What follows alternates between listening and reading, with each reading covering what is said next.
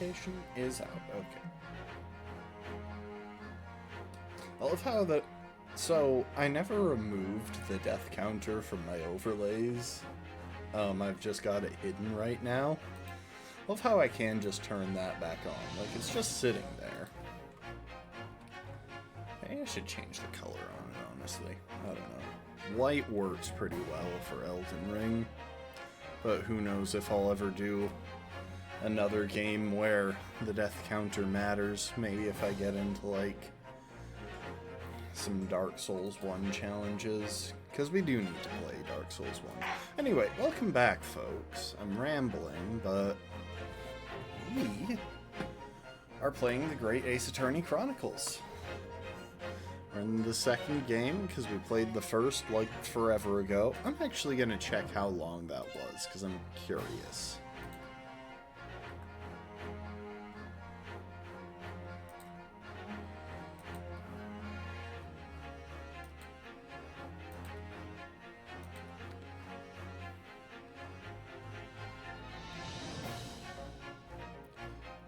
Okay, so it was only April of 24. It's not as long ago as I was thinking.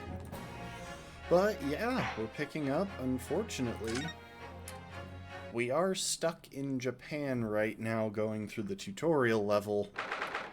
So we haven't seen Transylvania and Edgeworth, and that's just about all I care about. No, that's an exaggeration, but I do enjoy doing the Transylvanian voice, and, well, we shall see when we find them again. I do have to remember to distinguish between that and my Russian accent, because those are slightly different. On the bright side, I can do like a semi-passable Russian and a semi-passable Transylvanian, I say as someone who's not really familiar with either. Whereas I can do a decent Scottish accent, but I literally can't do an Irish accent, which always bugs me. Anyway, 13th August, 10:41 a.m., Supreme Court of Judicature, Defendant's Antechamber 3. Oh, my neck. I'm so sorry, Susato. I should have told you about the toxin. Ray. You have a strong sense of responsibility, I know. That's why you decided to shoulder the burden alone. Welcome to the stream, bro.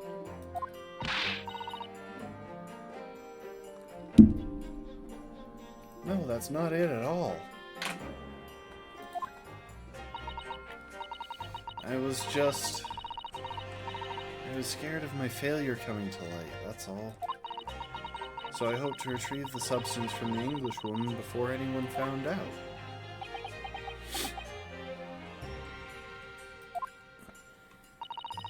Before the trial started, do you remember what you said, Susato? That you had no doubt in your mind about my innocence? That you'd stand by me to the last? I remember. And yet I didn't deserve your trust in me. I hid important details from you, Susato. I completely betrayed your faith in me. Hit me, Susato.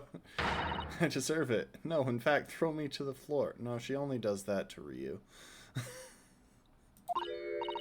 No, that's too good for me as well. Drag me through the city. Okay, I'm starting to get weird vibes off of Ray. I'm no better, you know. Even though in my heart I knew that you'd pulled the knife blade from Miss Brett's back. There was just a brief moment when, in my mind, I doubted you. Susato. So just a recap of who's here. We got our dad, Eugene Mikotoba. We got the defendant, Ray Membami. This is the deceased. Our opposition, Taketsuchi Ouchi. The detective from the case, Satoru Hosonaga, and Soseki Natsume, a writer. I'm so sorry. After I stood here and promised you that I'd stand by you and always be on your side, I betrayed your faith in me, too. And as such, I've failed you as a lawyer. Oh, no, no. I think this situation has taught both of you a valuable lesson. Placing your unbridled faith in another is no easy task. Yes, Father. That fact has certainly struck home. Which is why I can see more clearly now. So, Ray, can you find it in your heart to forgive me? It'd be so funny if she said no, but it wouldn't fit the humor of these games. Oh, Susato. You know you'll always be a gallant, dashing lawyer in my eyes now. Alright.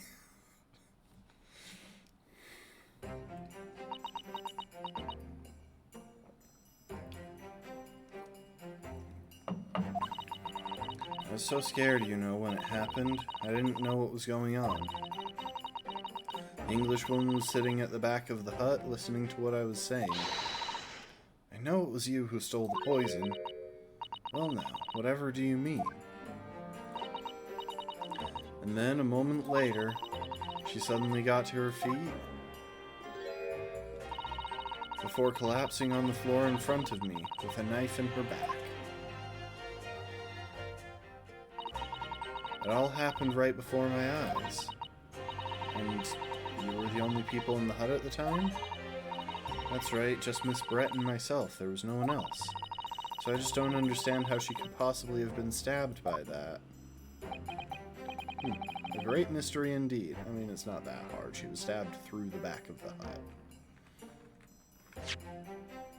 It's not that hard to piece together once you realize what happened, once you hear the description of things, see that little crack, and see that there was indeed someone behind the hut taking this picture. However, I'm not sure that it's actually going to be the photographer who did the murder. But it's going to take a titanic effort to get the information out of him, so that's fun. I still can't believe it happened. That's why I just couldn't bring myself to speak up. It will be alright.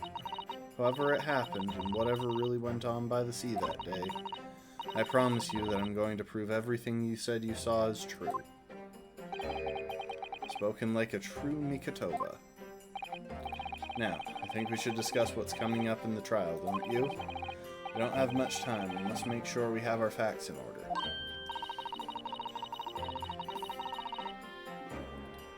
I mean, first of all, we probably should have done that before the case. But on top of that, I'd just like to know how she didn't see the photographer taking this picture, because he had to, like, break the wall to take it.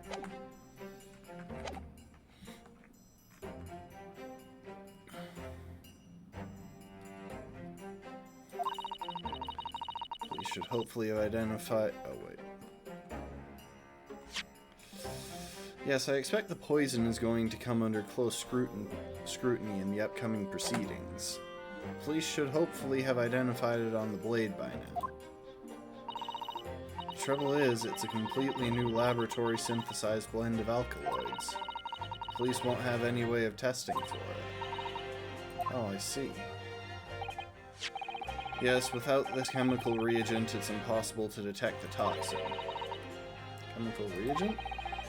Sent a colleague of mine off with some earlier to deliver to police headquarters. I think perhaps you should have some as well, though, just in case. Ooh, so we're going to be able to test that on stuff. That'll be good, because there was some poison in the pen. I'm fairly confident with it. If we open this up...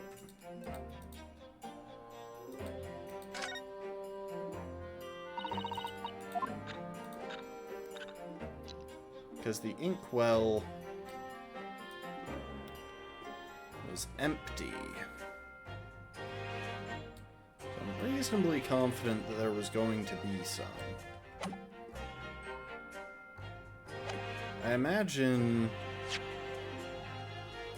that at some point in the process, the cup is also going to be submitted as evidence, or maybe the bottle, and we'll be able to demonstrate that that didn't have any. Of course, we'll be forced to, and the prosecution will make it look like that's destroying our entire case. But anyway.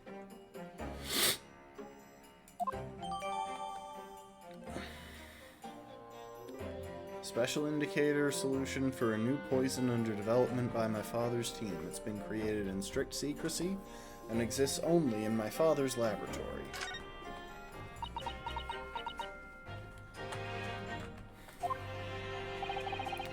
What's the matter, Susato? You're suddenly very quiet. It's this newspaper article. Exclusive. Deadly poison stolen from Yume Medical Research Laboratory.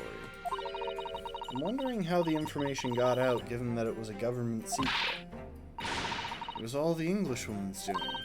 What? It was when the professor and Soseki-san were being interviewed at the laboratory. The so-called English lady swanned in and without any compunction said to Professor Mikotoba, "Oh, Professor, surely your guest would love to hear about your work on that substance there." It put me in a very awkward position, to be frank. But Soseki-san's curiosity had been piqued, so I had little choice but to give him a cursory introduction. So then, Soseki-san knew about the poison? I don't feel like you did have any. You can just say that's a confidential study project, and academic intellectual property. Throw around a bunch of big words, it'll work. I guess maybe the idea of intellectual... I wonder when the concept of intellectual property was defined, because it feels like a very internet concept.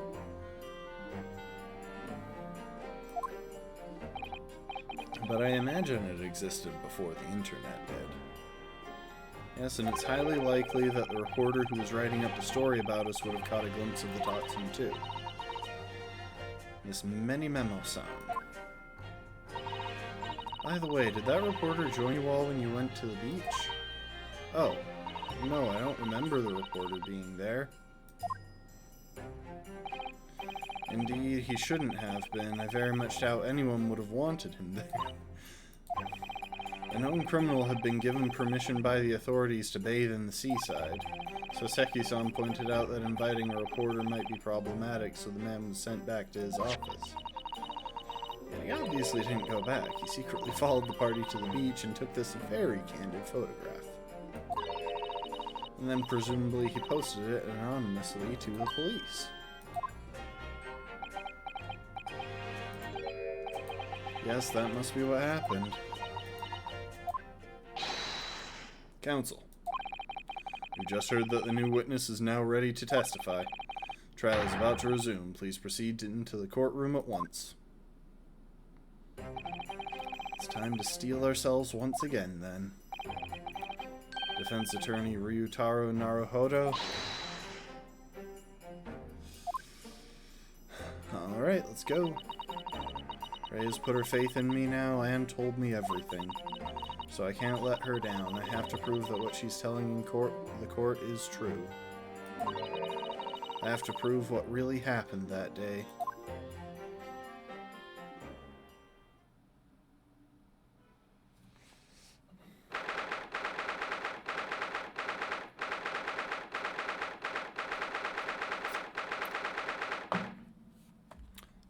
August, 11:30 a.m. Supreme Court of Judicature, Courtroom 1. I do have to pace myself with the juice, because I'm using it to try and make sure that I don't get a sore throat from all this. I hereby call this court to order as we reconvene the trial of Ray Membami. Prosecutor Ouchi, you have summoned the new witness? Before I address that question, Your Excellency, I have some very important news to share. Oh? What news? And why does he look so happy about it? During the recess with the collaboration of Professor Mikotoba's laboratory at Yumei University, the police re-examined the knife that was used to end Ms. Giselle Brett's life. Excellent. I admire your rapid handling of the matter. Oh, too kind, Your Excellency, too kind. I was merely carrying out your instructions, of course. I had the reagent delivered to the police headquarters by rickshaw so it would be there in good time. But judging by the man's swagger, I fear we might need to brace ourselves for the inevitable. And, Counsel, what were the results?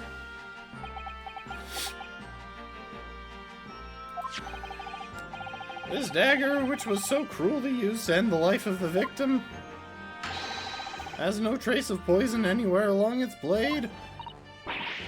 What? Are you sure about that? Oh, also, I have this now.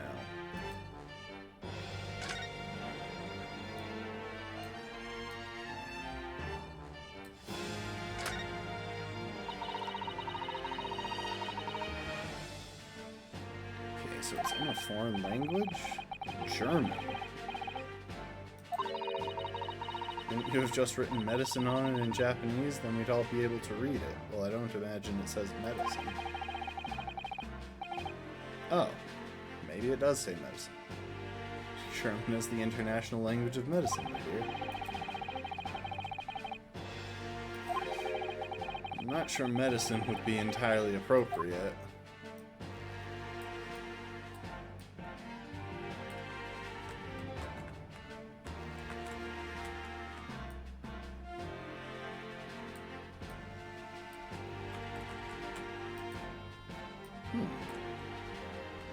That's interesting. I really expected there to be more ways to examine it.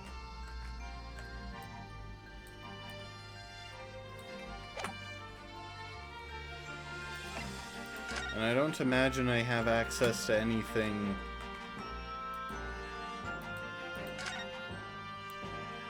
new.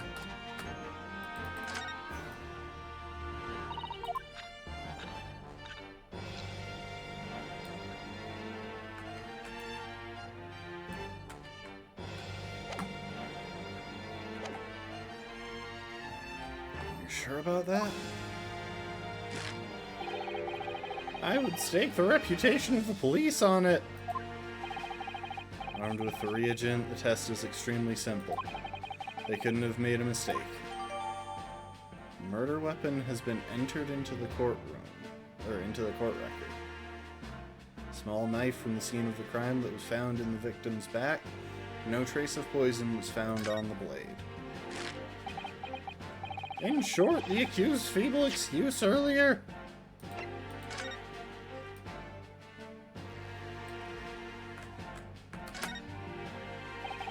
Ah, yes, this must be the victim's blood.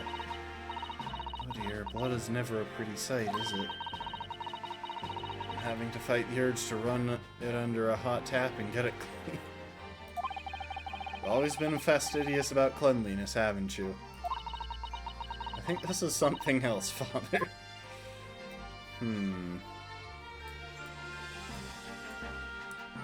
Well, it's not a broken knife. That's been a thing before. There isn't a tip to match to it.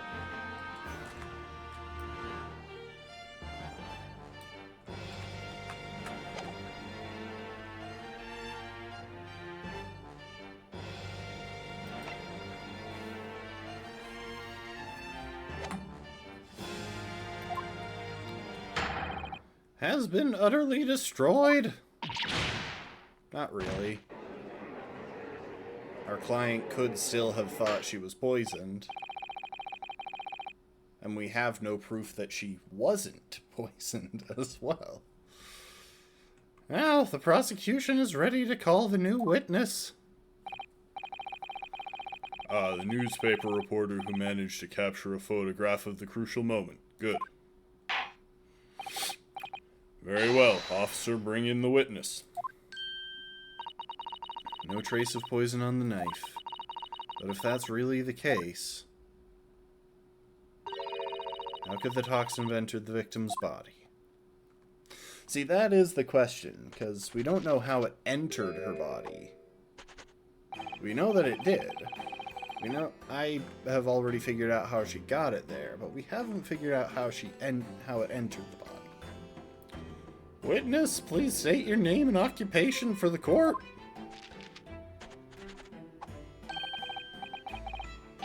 Item many memo of the Shoyu News. I'm what people like to call a journo. What's a journo, Father? Do you know?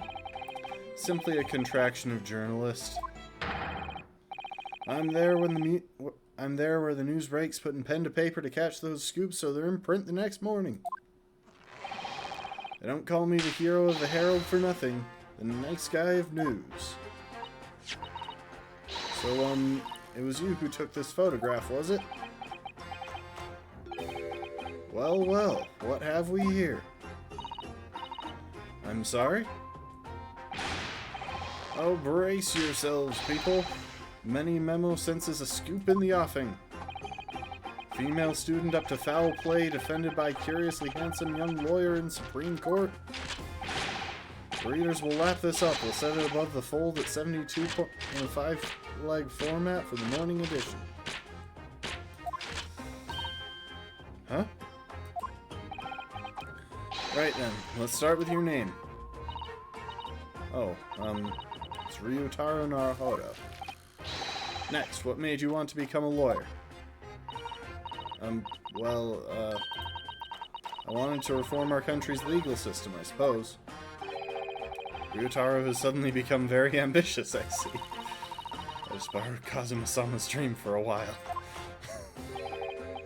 By the way, my name is Taketsuchi Aochi. That's Taketsuchi Aochi. The so-called dark horse of the Supreme Court. My objections strike fear into every defense lawyer's heart. No, the readers won't buy that.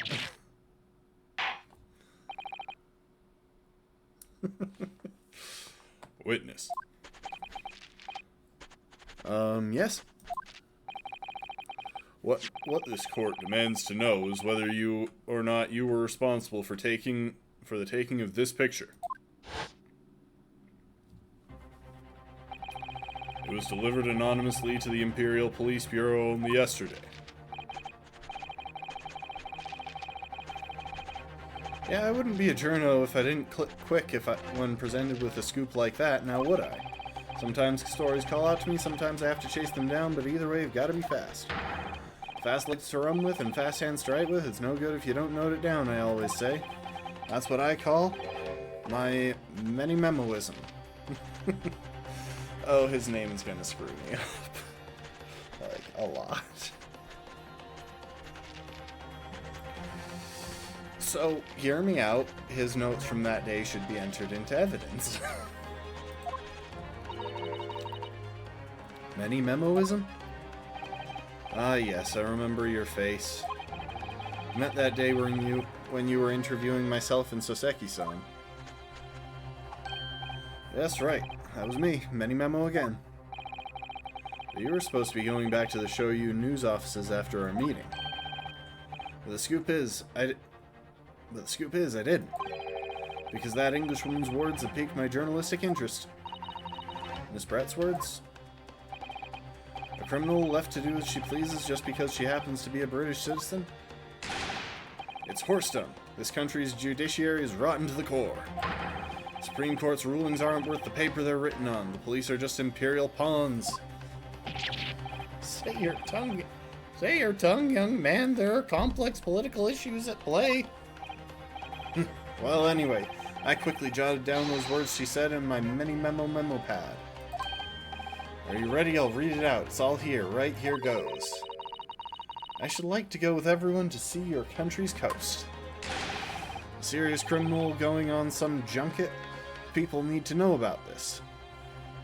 I'm assuming junket is like a synonym for jaunt or something.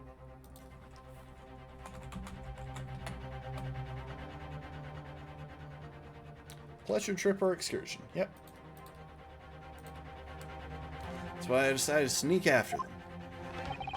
To get the woman's story so I could hammer her in the press. You mean to say that you did indeed witness it firsthand? The grim scene portrayed in this photograph. Oh yes, I saw it with my very own journo eyes, from the start to finish, through the viewfinder of my trustworthy camera.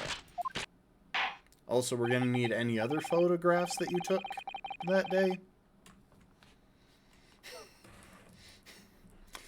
We have to acknowledge that the judicial system in these games is extremely broken. And so we have to essentially catch witnesses in purgatory to get the evidence that we need to prove our client's innocence.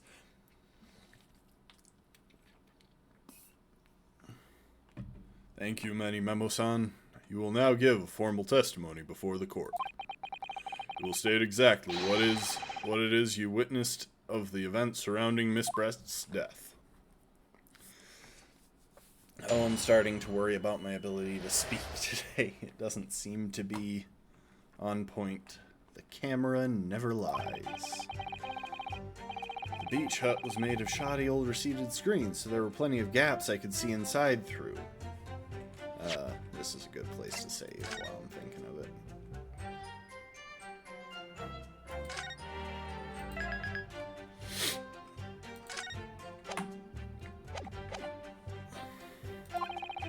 The Englishwoman was sitting on a stool when the student girl came in and started arguing with her. Seconds later, the girl pulled out a knife, throwing the Englishwoman to the floor as she stabbed her in the back. My smoldering journo spirit burst into flames. Quick as a flash, I whipped out my camera ready to click. I pulled apart the rough weave of one of the screens and poked the lens through for the perfect shot.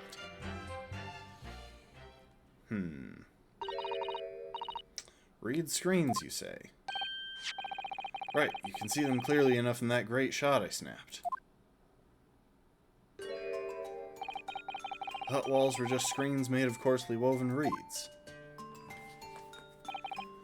Yes, it allows the breeze to pass through and bring some relief from the summer heat. And it was a breeze for me to poke my camera through and see the whole thing hotting up. Ignoring for the time being the appalling invasion of privacy involved, did you witness everything that happened from the moment the defendant entered the hut? Oh yes, I saw it. I saw the whole thing from start to finish. And you say that you took the photograph through a gap in one of the screens. Luckily for me, they were pretty shoddily woven. I pulled the reeds apart and thrust the lens of my camera through the gap. Would I get away with it, or would I be seen? It was the gamble of a lifetime. A tenacity of purpose that's considered admirable in a journalist, I suppose. Run a risk on one day, run a scoop the next. That's Manny Memo-ism in a nutshell. At last, it would appear that we have a genuine witness to this wicked crime. The evidence and testimony are extremely compelling. I believe we may be close to a verdict. No. Wonderful news, Your Excellency. Wonderful. Nevertheless, it cannot be denied that this testimony begs one very large question. What question? Exclusive news, a startling photograph, all the markings of an exceptional story for the reporter. Why then was the story never published? Oh, that's right.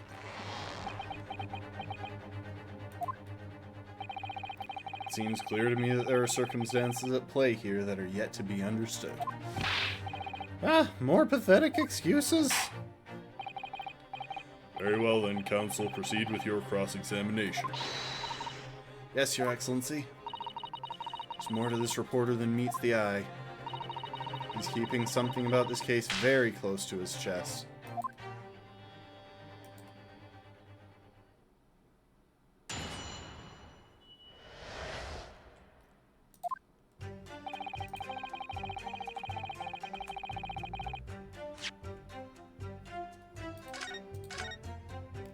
Okay.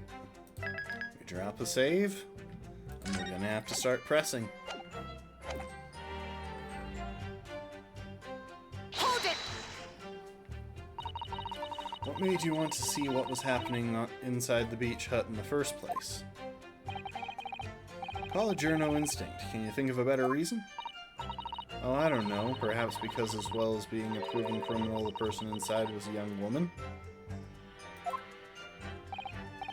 Ah, I see where you're going with this. Brace yourselves, people. He's painting the journal as a voyeur. It's hardly slander, sir. You had a camera and you were taking pictures without the woman's knowledge. Nope, you've got it all wrong, little student boy. Sorry? To my mind, all that was inside the hut was a scoop. Nothing more, nothing less. Scoop knows no gender, man or woman, it's all news. That's not even many memoism, it's basic journalism.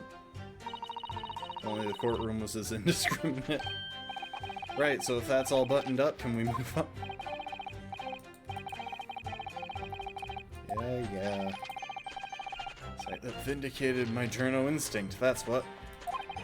When I pulled back the reeds, I could see it all as clear as day. The Englishwoman was sitting on a stool when the student girl came in and started arguing about her. Hold it! Or with her. So you actually saw Membami-san entering the hut. Yep, and she was raging. Raging like my journo spirit. And the argument you mentioned, what was that about exactly? You stole it. I didn't steal it, that kind of thing. Okay, you're supposed to be a journalist. You should have more detail than that. You're telling me you plan to sell half a story? Talking about the poison, I suppose. The student girl walked right up to the Englishwoman and really started laying into her. I mean, if she laid into her anymore, there would have been eggs. That's a heck of a phrase. This man should have been an author. His descriptive talents are wasted on journalism. But the student's rantings fell on deaf ears, like a Japanese person listening to English for the first time. You really ought to work on his similes first, though, to be honest. Anyway, the point is, that woman in the dock was mightily angry. And her temper finally got the better of her, it seems, dear me. Which was the climactic moment that I caught on film. Seconds later, the girl pulled out a knife, throwing the Englishwoman to the floor as she stabbed her in the back. I gotta check something about the knife. No trace of poison was found on the blade. I suppose fingerprints might not have come into play here. I can't recall if we ever used fingerprints in the previous game. In the previous game. Hold it! You swear before this court that you actually saw the precise moment when the stabbing took place. Ah, the precise moment? I didn't see just that. I saw the whole hellish scene play out from start to finish. I have here a simple plan of the beach hut that should have been entered into evidence from the start, but wasn't because I'm a prick and this legal system is broken. Perhaps you could use it to explain to the court exactly what you witnessed.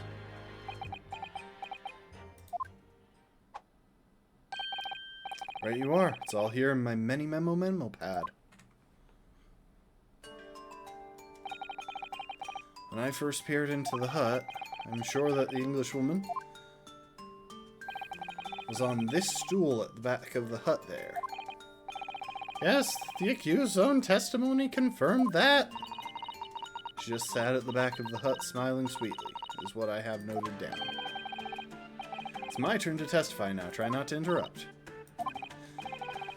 Then, the next moment as I was watching, the evil student girl entered the hut. After a while, the pair of them ended up in the middle of the hut, arguing furiously. The Englishwoman went for the student, but the girl dodged out of the way. Hang on, what? And in a flash, plunged the knife into her adversary's back as the two passed each other. Yeah, that doesn't really work. What you describe is grim crime indeed. Never sugarcoat the truth. That's what many memoism says. The beach hut plan has been entered into the court record.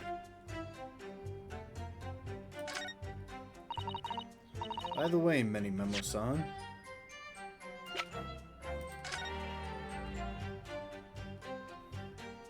Yeah, so that's just full-on a contradiction. I mean, I can zoom in on some stuff. Also, I'm not sure what this is. I need to double-check the other picture. This is her suitcase. This is a dress that was in the corner that I think she changed out of.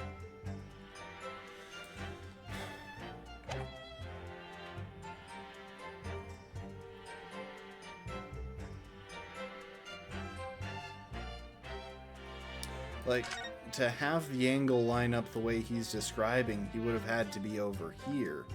But we've seen the scene, and over here would have put him in full view of the people coming over from the water.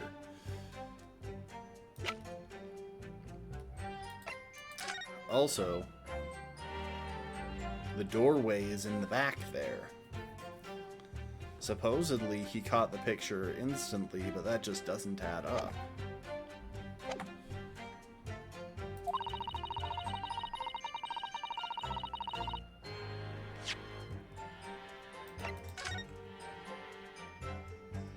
Ah, it's the hangar where she had her purse. Got it.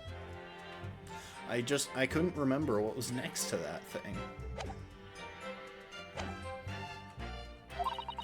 Did it not occur to you to try to prevent the tragedy rather than capture it on film? Journos have to be observers. We can't get involved. That's a great excuse for being complicit. At minimum, he's criminally negligent here.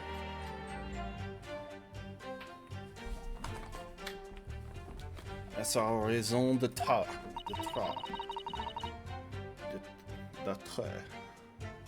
Our raison d'être, I think, is about it. So you didn't converse with Miss Braille at all?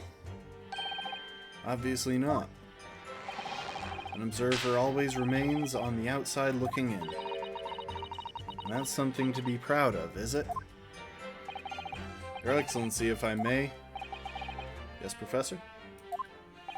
I think the witness's last expertly phrased statement should perhaps be added to his formal testimony. Father, what are you... No, he's right. I will grant the defense's request.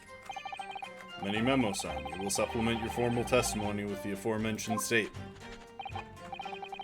Well, nihilism is the foundation of many Memoism, but I'll be glad to prove that my words aren't meaningless. I never once set foot in the hut nor spoke with the Englishwoman. I was there only as an observer. So, the thing that we're going to wind up presenting on that is the fountain pen. Because we do need to... Oh, wait, we're there.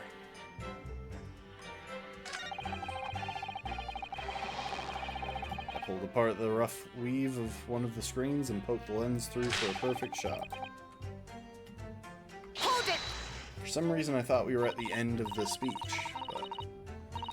Didn't set foot inside the hut at all, are you quite sure? I think you have the wrong impression of me. We're talking about a murder scene here. My nerves were stretched to the breaking point already. Oh, I see. You were scared? Maybe I didn't have the wrong impression of you. Maybe I did have the wrong impression of you, yes. It's all I could do to stifle a scream and hold my hands steady enough to snap the shot. I really should have summoned help before thinking of your camera. Many Memoism and humanism don't always agree. Again, criminal negligence, buddy. And most of the time, in those instincts, many Memoism comes out on top. As a sculptor of stories, sometimes I have to be cruel for my art. Yes, that's spot on. Surely he's making all this up. Claims to have spied the whole affair from start to finish. If true, his testimony is devastating. It does seem as though he's holding something back, doesn't it? If that's how you feel, I suggest that you trust your instincts and press him on everything he said, as you've no doubt done many times before in your role as judicial assistant. Yep. Okay. Oh, I didn't realize it had circled back to the start.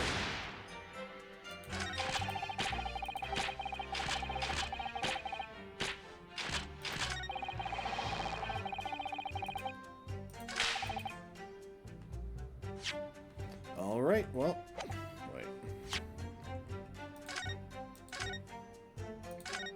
Let's get our save in place.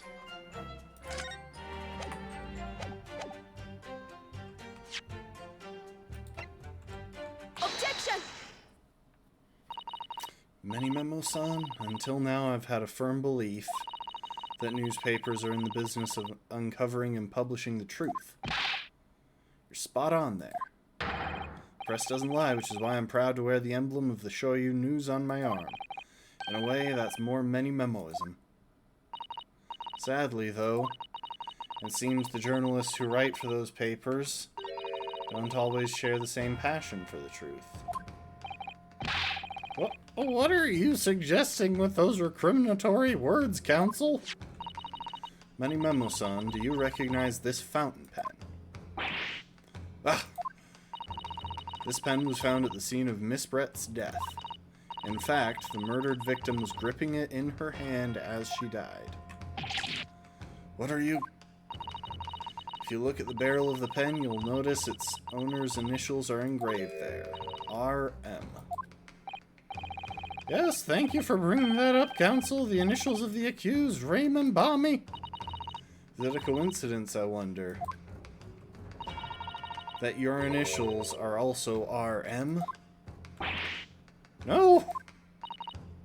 Write in Many Memo. RM. That's horse dung.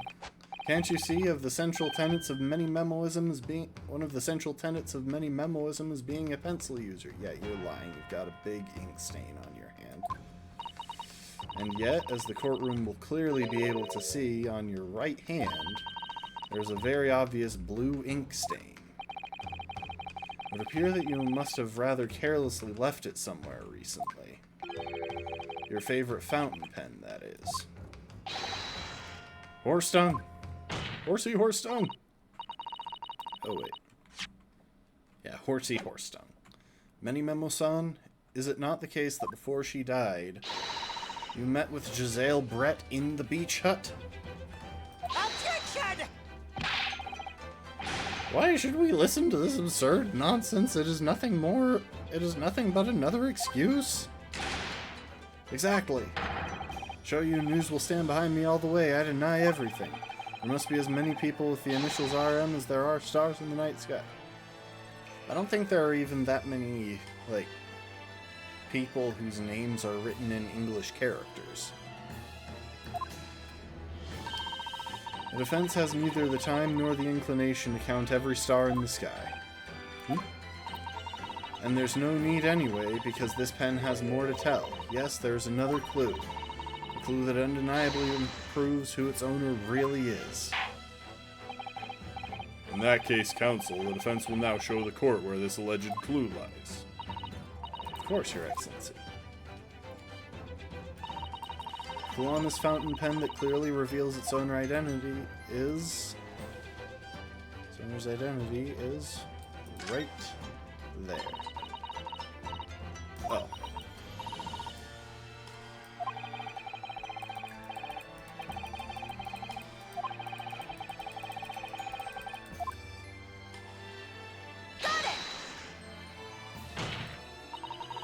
As well as the initials, there is also an emblem on this fountain pen. An emblem that you will of course recognize, Many Memo-san. Goodness me, it's the emblem of the Shoyu News. In other words, the owner of this pen... Actually, I want to check something real quick. Unrelated. Does that emblem show up anywhere on the newspaper that he was published in? A bit weird for them to have an emblem for the publication, but not...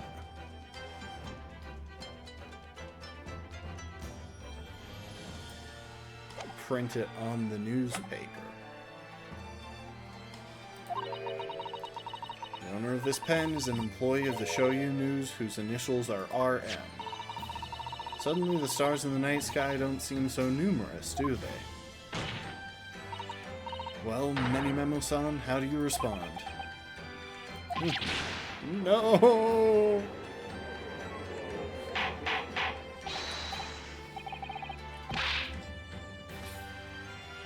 Order, order. Explain yourself, witness.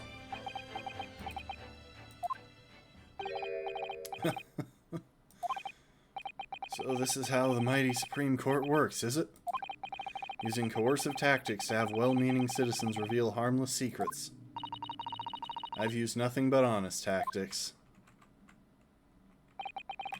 Alright then, fine. I won't try to hide it anymore. Yes, not long before that grim tragedy unfolded, I, a Show You news reporter on behalf of the public, conducted an interview with the Englishwoman. An interview? You never mentioned this before. When exactly was this? As I said, it was before that evil little student girl showed her face in the hut. It couldn't have lasted more than 2 or 3 minutes, that's all. It was just a brief exchange.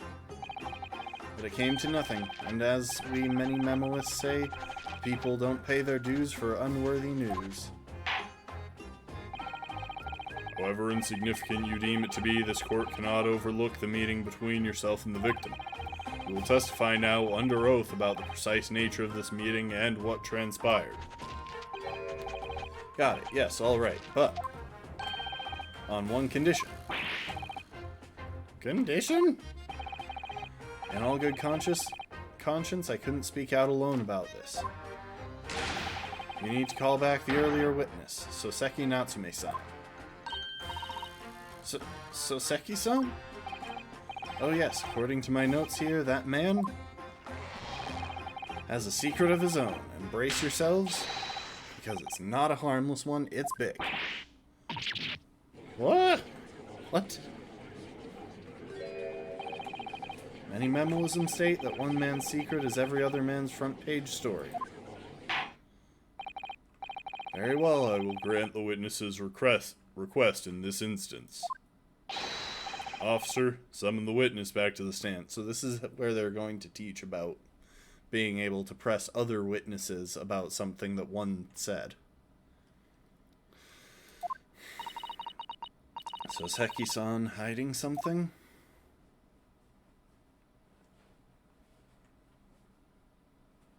Well, we knew that he knew about the poison. The witness's secrets. I asked the Englishwoman for an interview, but she declined, so I left the hut without making a fuss. Then, watching secretly from outside, I saw the woman being stabbed and the other witnesses come running. The detective realized that the victim still had a pulse, so he ran off to fetch help. That's when this writer man here asked the woman a very significant question. But he didn't say anything about that in his testimony, which is why many memoism demands I reveal it now. Okay, he's really trying hard to ignore saying anything about what actually transpired between him and the victim.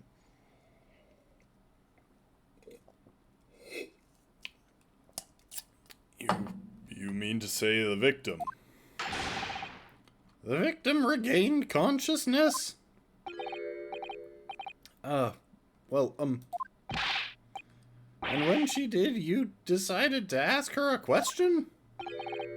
That's, true, yes. He did, and that's not all. The woman gave him a very definite answer. Her answer that incriminates, an answer that incriminates the accused. This is preposterous. Preposterous? Why am I only hearing about this now? Why didn't you mention this before, you yokel hack? Is he talking to me again? Because that's how he was referring to me, but, like... Or is he talking to Soseki? Like, he has a habit of throwing around the term yokel. I want to check something. Okay, so we're only seeing the one glass. Which means it's likely that the only person who took a drink is her. I don't think that's a glass. I think that's for serving something else. I guess I could look closer. Yeah, okay. So there's a stick of some kind in there, which means it's used for that. I don't know what rich people do on the beach, I'm gonna be honest with you.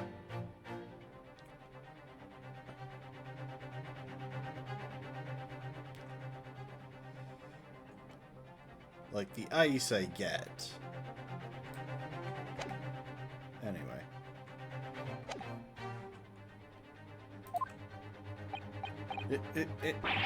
It wasn't even a conversation. Yes, I did pose the withering English rose a question, I don't deny it. She could no longer speak. She was barely conscious, even... Counsel for the defense, I expect a thorough cross-examination to be conducted here. This court must and will know the truth. Absolutely, Your Excellency. The reporter is claiming that Miss Brett implicated Ray somehow. What on earth could have happened in that hut?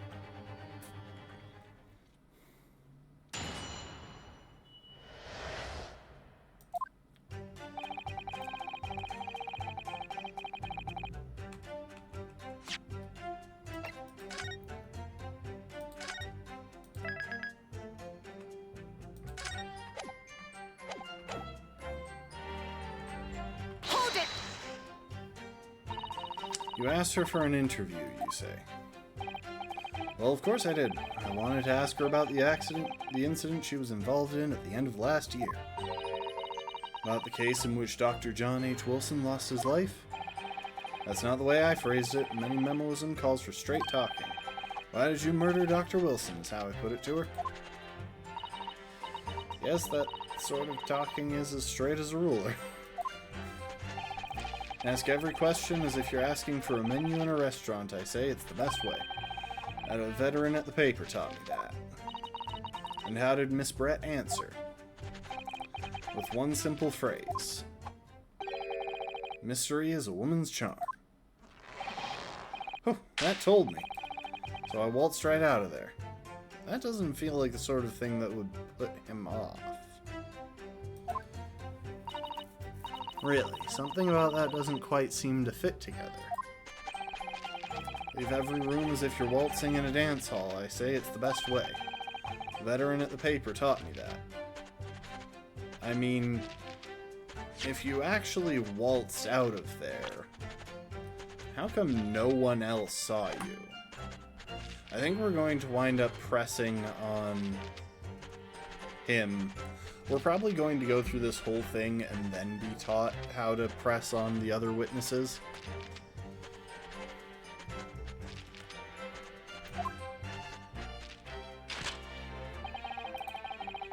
Then, watching secretly from outside, I saw the woman being stabbed and the other witnesses come running. Hold it! It was very persistent of you, considering that Miss Brett had just turned you away. Persistence wins the prize. Many memoists will tell you that. Let them think you've left, then just when they lower their guard, that's when you swoop in for the scoop. And the fruits of your labor are all too apparent in this telling photograph.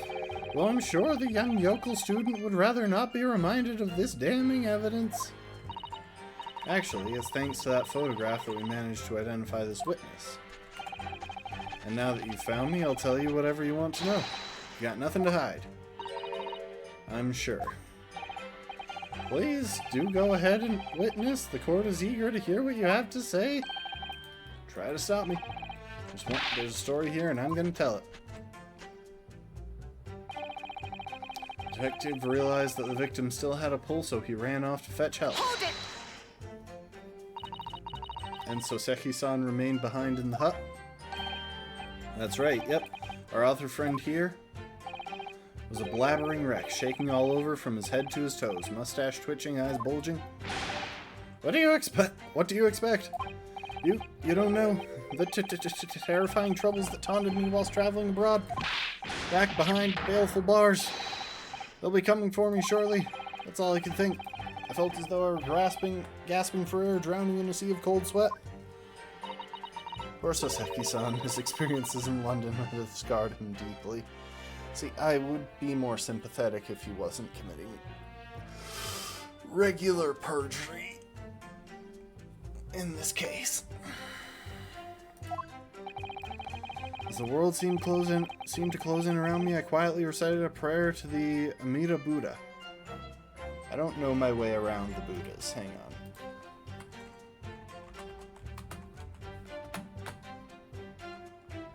Central Buddha in Hang on.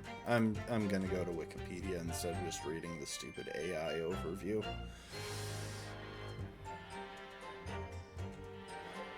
Main figure in two influential Indian Buddhist Mayan scriptures, the Sutra of Measureless Life and the Amitabha Sutra.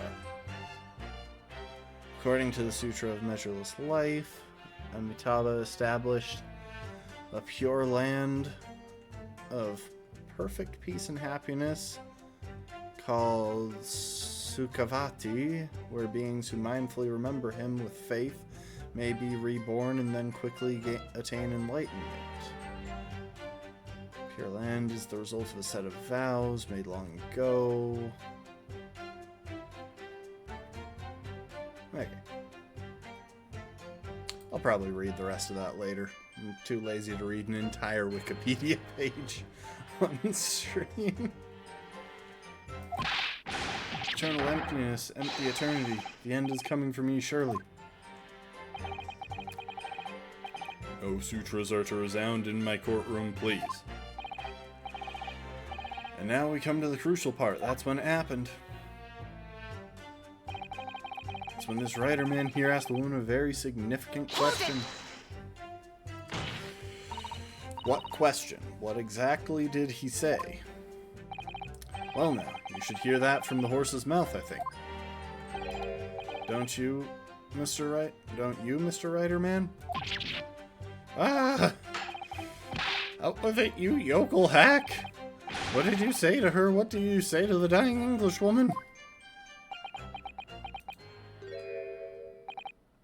Well, in truth, I'd been catching crabs at the water's edge and building castles in the sand, you see.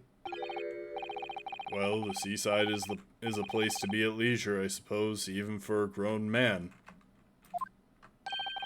But then all of a sudden, from that little beach hut, the young girl's panic-stricken cries for help pierced the air. Ray! I ran up to the beach to see what was happening, to find the defendant leaning over the collapsed victim. As soon as Inspector Hosonaga saw Miss Brett on the ground, he sprinted off to get help. And then, just a moment later, I heard a faint moan. A moan from the dead Englishwoman. I nearly jumped out of my skin. Well, what did you ask her, Soseki-san? I asked her who did this to you. Don't protract this any longer. How did the woman respond? She didn't. She said nothing in response. But.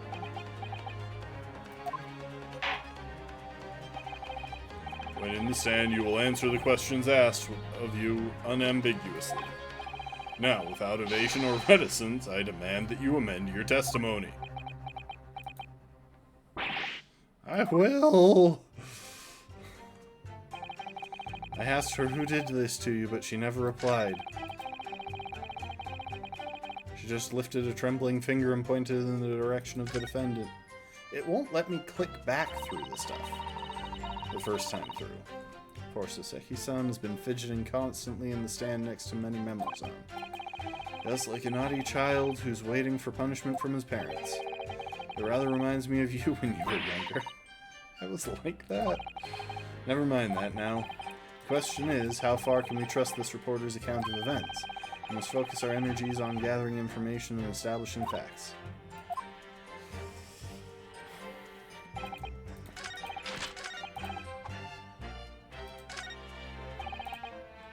Hold it! So you tried to find out who the culprit was. You who asks a question is a fool for a minute, he who does not remains a fool forever. And having been labeled a criminal twice during my crime in Great Britain, I was quick to make up my mind. Better to be a fool for a minute than remain a fool in prison forever.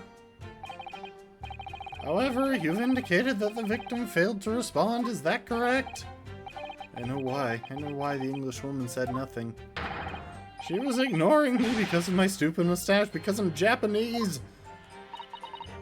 Oh dear, Soseki-san has really developed a dislike for the English, it seems. Having read the report on his time in Great Britain, I can't say I'm surprised at his xenophobia. The Englishwoman didn't ignore you at all. Did she, Mr. Writer Man? Well, yes, all right. She did respond in a manner of speaking, I suppose. She just lifted a trembling finger and pointed in the direction of the defendant. I'm curious, could you show us on this chart where, assuming she was right here, where exactly did she point? Come to think of it, that statement might itself be a contradiction. No, okay, so she has a hand free.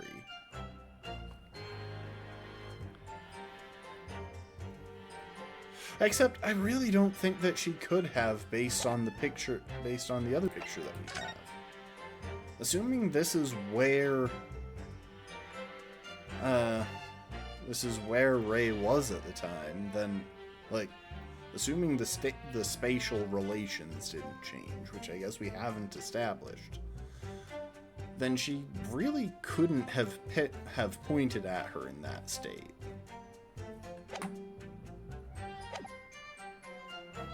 Hold it! Miss Brett pointed a finger at the defendant. Soseki-san, is that really true? It's not easy to stand here and say this, but when we first entered the beach hut, the Englishwoman was sprawled on the floor before us, with the student girl standing on the far side of her. When I asked who did this to you, the Englishwoman summoned her last ounce of strength to point a trembling finger at the back of the hut, which was, it can't be denied, in the direction of the student girl who stands accused today. Okay, that's easy enough. She pointed at the back of the hut. Like... Soseki-san, why on earth did you neglect to mention this in your testimony? Fiddlesticks, I say. This is not a British court of law. You will respond in Japanese. Yes, of course, the Englishwoman did point her finger towards the back of the hut, but I was trembling, and she was trembling, and everything was a blur. And thinking about it, I feel as though perhaps she was pointing in a slightly different direction. Actually, no, not slightly, in a very different direction to where the student girl was standing. Somewhere at the back of the hut where nobody was standing at all. You mean that your memory of events and the direction in which the victim was pointing are both unclear? Yes, that's it, unclear, and very, very unclear. Objection! Your Excellency, surely this proves this matter beyond all reasonable doubt. The fact that she pointed in a direction other than at the defendant? Yes, the woman may barely have been conscious, and yes, perhaps her finger wavered slightly, but there can be no doubt that this was an attempt by the victim to confirm the identity of her assailant. Why? Because she, as the court can see, there was no one other than the accused in the direction the victim was pointing. It is now abundantly clear that no one besides the accused could have possibly committed this crime. Not even close to true. I'm inclined to agree. And in the absence of any credible argument to the contrary, I believe we can now conclude this trial. Objection, please. The headline's right in itself. Dashing Lawyer's Hope Stash, 92 points across the whole page. We'll do an extra edition. This is a serious blow, Susato. Unless we're able to identify the true culprit and substantiate our claim with evidence, the judge will give his ruling and the trial will be over. But that's impossible, Father. We don't even know how the crime was committed yet. Impossible though the task may seem, we have no choice. We must think back over everything we've learned thus far. Somewhere in all those details, I'm confident we'll find the clue we need. They gave us her account of how events unfolded in the defendant's antechamber before the trial resumed. She told us what happened at the precise moment Miss Brett was killed. The Englishwoman was sitting at the back of the hut listening to what I was saying. And then, a moment later, she suddenly got to her feet before collapsing on the floor in front of me, with a knife in her back. How could Miss Brett have been stabbed in the back in a beach hut that was empty but for herself and Ray? I want to check something real quick.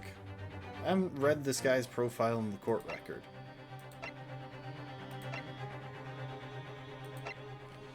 Journalist for the Shoyu News who's currently following Soseki-san everywhere, reporting on his every move. As a result, he's an eyewitness to the incident. Somewhere amid all the information we've gathered so far, there must be an answer to that question. I take it then the defense has nothing further to add.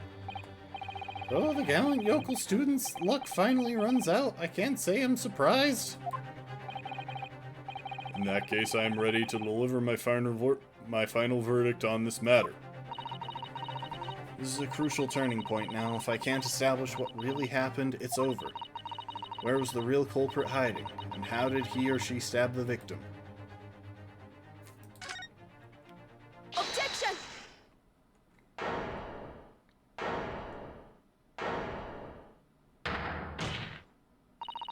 Your Excellency, I respectfully ask you to postpone your adjudication for the time being.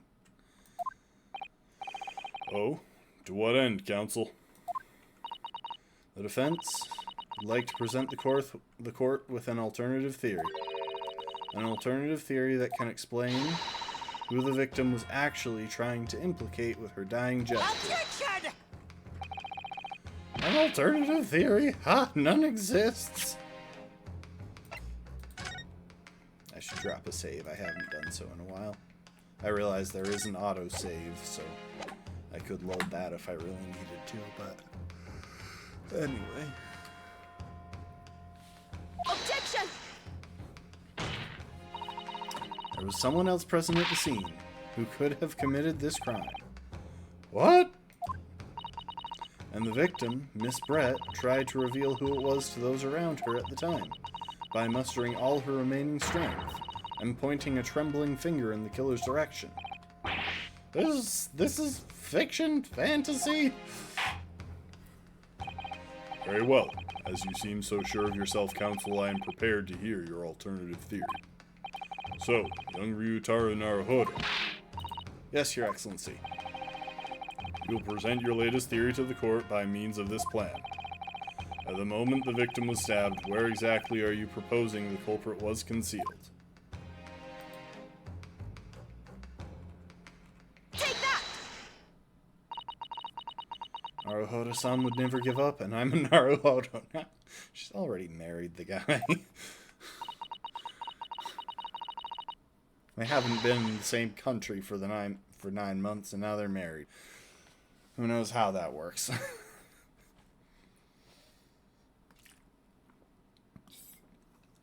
The true culprit who fatally stabbed Miss Brett was concealed in this location here. Are you mad, counsel? You're suggesting the culprit was outside the hut. What? Order! Order! With student lawyer Naruhodo-san, Esquire, that makes no sense at all. You've just pointed out the exact spot where I was hiding to get my scoop snap. But I didn't see any suspicious individuals loitering about, I can swear to that. Obviously, if the culprit had been outside the hut, there's no way that he or she could have stabbed the victim who was inside the hut. Actually, Prosecutor Ouchie, there is a way. Ah. And, in point of fact, the defense can prove this evidence strongly suggesting that... can provide evidence strongly suggesting that this is precisely the way Miss Brett was killed. You're bluffing! You're bluffing, you yokel! The defense's assertion is clearly too fantastical for the court to comprehend. You will need to give us more guidance, counsel. What piece of evidence corroborates your theory that the victim was stabbed from outside the hut?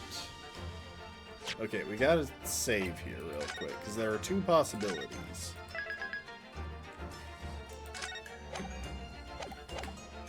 I think the one we have to present is the incriminating photograph, and at some point we'll present the crime scene photograph to show that there was a slot back here, essentially. But it could be that things happen in the other order and that we need to show that this picture proves that something could get through the hut. I'm going to try the crime scene photograph under the assumption that we have to follow it up. Take that! The original photographic print of the crime scene. Yes, it's clearly visible in this print. A trace of the fatal thrust that was delivered from outside the beach. Objection! Do you take us for fools? There's no hint of any such thing. Not sure that everyone present would agree. Someone, at least, appears to have noticed what it is that I'm referring to. Counsel, once again I must call on you to be explicit for the court. Where in this photograph is the trace of the stabbing which you claim took place from outside the hut? Take that! Look closely just here. In the screen at the back of the hut, you can see the effects of a blade having been forced through the reeds. No, I can't see any such thing. It's true that the hut in question had 4 walls as you'd expect, however, by parting the reeds, a knife blade could easily penetrate them. This is extraordinary. Yes. The true culprit actually stabbed the victim from outside the beach hut. The thing is, though, this is going to be proven incorrect.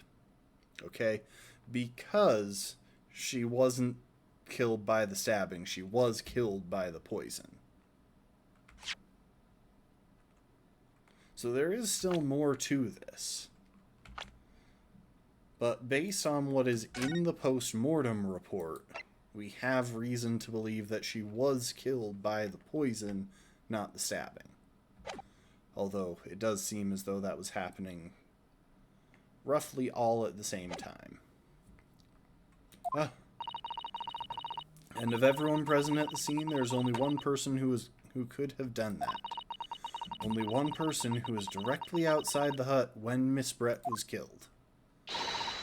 Right in Many Memo-san, it could only have been you. No! Objection! This preposterous idea leaves me almost speechless. Just look at the photograph again. The victim lies in exactly the center of the beach hut, does she not? Are we to assume as part of this farcical scenario that the assailant was a knife thrower? Objection! No, of course not. We're not. If you recall the testimony of the defendant about the events just before the victim's death, inside the beach hut, I confronted Miss Brett. But she just sat on a stool at the back of the hut, smiling sweetly as if she knew she was untouchable. A stool? Have another look at the photograph. The slit in the reed screen would align perfectly with the back of a person who was sitting on that stool. My word. So, in fact, the victim was... killed while sitting on that stool by a stab wound to her back, delivered through the reed screen. Ah! Having been attacked, Miss Brett rose to her feet instinctively, but then, unable to speak, she collapsed on the floor in the middle of the hut, before the defendant, Membami-san's appalled eyes. And that, Your Excellency, is the truth of what happened on the beach at that day. And now he's going to change his testimony, reveal his purgatory, as well as his, what was it? Obstruction of justice, criminal negligence. Like, there are a lot of ways that we could frame his complicity in this crime, even if he probably didn't kill them. Give me 1 sec.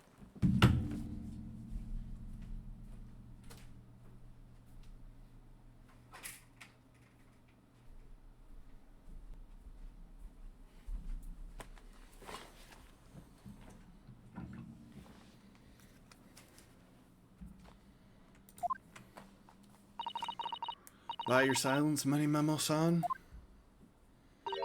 I take it that you don't deny the charge. This is absurd.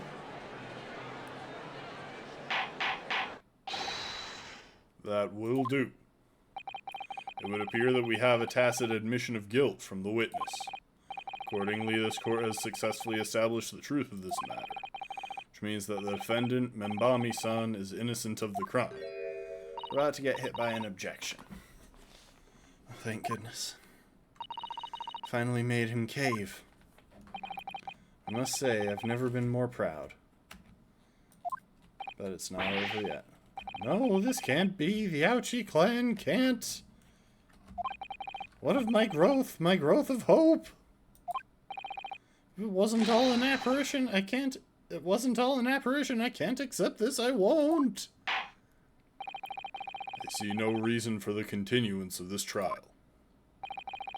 I will therefore move to conclude proceedings by delivering my final verdicts.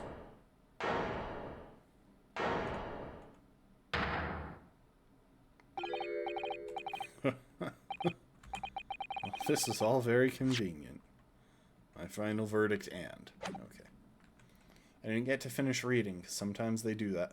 I'm at least glad that the history option exists, because it doesn't on the, at least the Switch version of the Phoenix Wright games. So the times when something like that just scrolls past really fast, you kind of just miss it if you can't read fast enough, and some of them go by really fast. Usually nothing that's actually important to the case, it's just someone exclaiming something, but still. I like to know what was said. This is how the highest court in our mighty empire delivers justice, is it? Suppressing well-meaning citizens' freedom to speak and branding them as criminals? You were given an opportunity to speak, you remained silent. But we've established that the victim was stabbed from outside the hut through the reed screen walls. And no one but you was in a place at the time to have his hand on the hilt of the blade.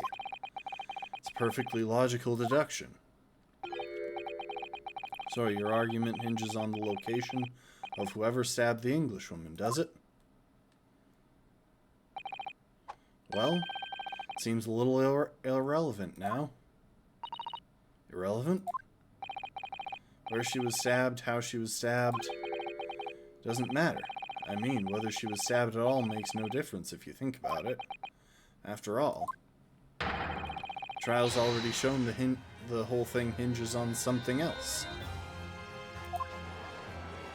Okay, so he's going to bring it back to the poison. Yeah, that's fine. What are you talking about? Brace yourself, little man. I'm talking about the fact that everything's changed. Because of the dirt you dug up. What? Enough obscurity, explain yourself, witness. What's to explain? I'm talking about the poison, of course. The poison? Let's ask the professor for a comment on the situation, shall we?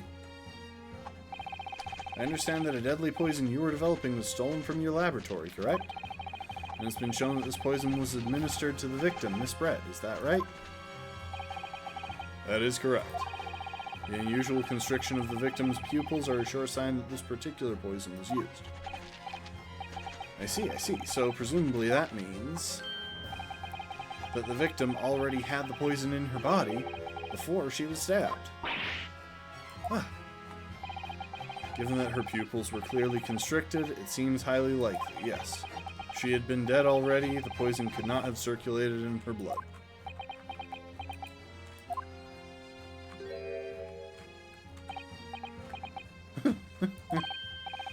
How refreshing to hear the argument of a metropolitan mind. Precisely, it matters not a jot who stabbed the woman in whose back and with whose blade. Because, quite simply, the Englishwoman's life was taken not by the knife, but the poison. Wow, you're jumping. You're changing directions fast. I can't judge you for it, don't get me wrong, I've been doing the same thing all case, but you have judged me for it, so it's kind of sad that you're going this route.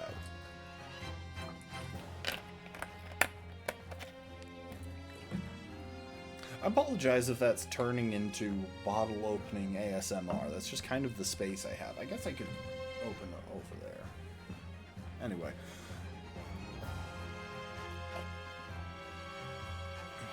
Objection! But that can't be explained by the poison being on the blade, as I already... Objection! Forgotten ye already, have we, yokel?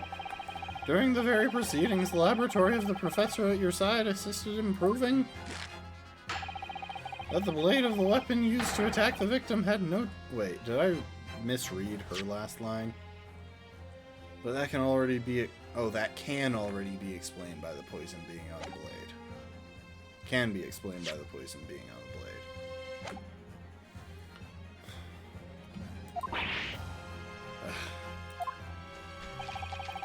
So let me get this down. The facts, as skillfully established by the defense in this trial, turn out to be a headline-making red herring. Is that about right? Hang on, you stabbed a woman. Let's not get distracted here. Kindly explain why. Let's get the whole context before we bounce to another note. Order, order, order. But where does this leave us? How, in that case, did the poison enter the victim's body? There is an undeniably obvious answer that the lady most likely imbibed it. You mean she drank it?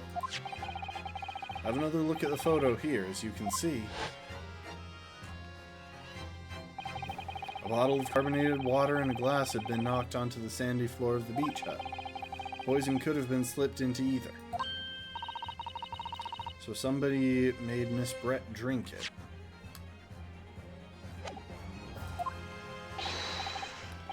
Well, what do you know? Look at those dashing eyes. This will make a great front page shot.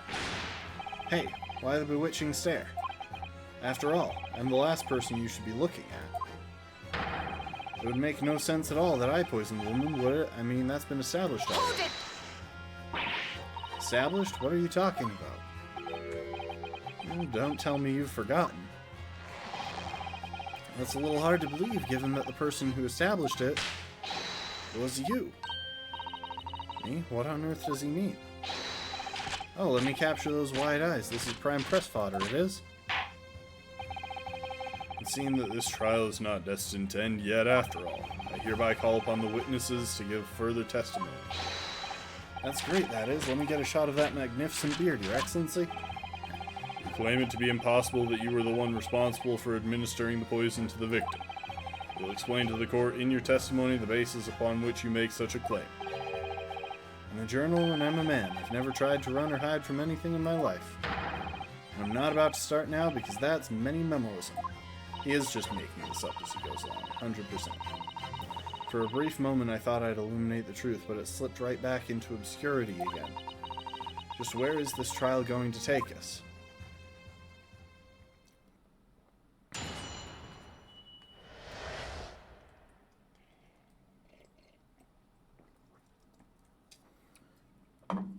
Complete innocence. Oh yes, I stabbed the Englishwoman, and that's the very fact that proves I'm innocent. Because why would I have bothered to stab the woman if I had already poisoned her?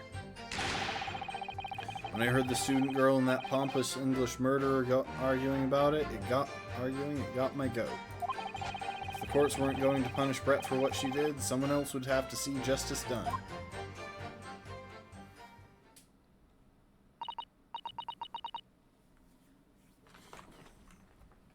So, you admit it then?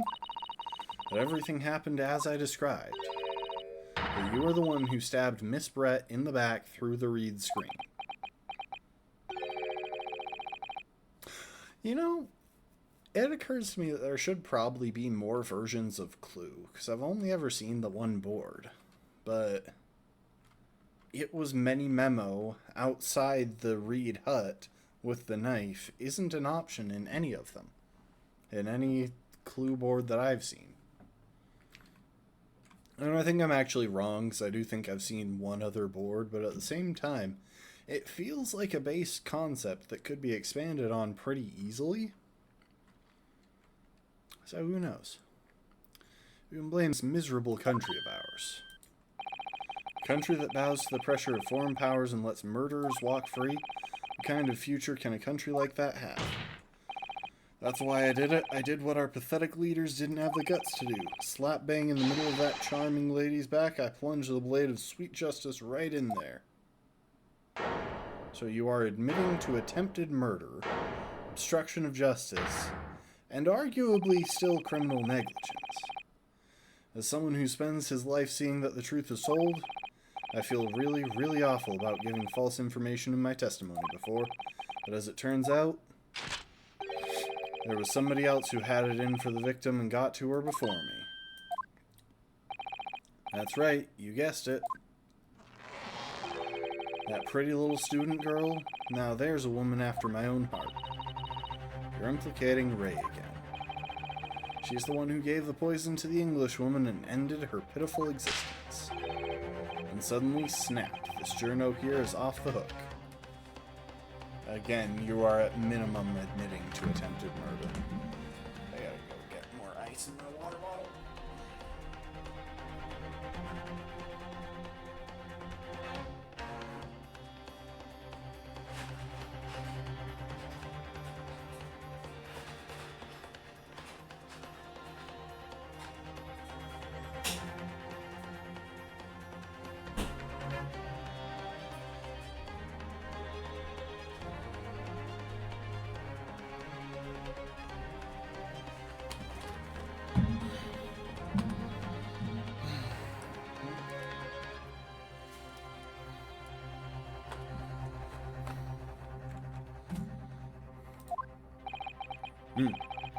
The argument is sound, certainly.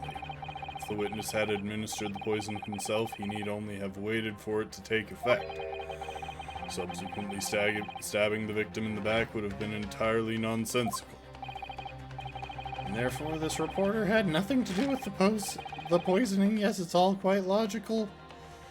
Except she was holding evidence that he had poisoned her. It's not that hard. Like, I still don't think it's going to be him who's the culprit. But I also don't think he had no reason to do it.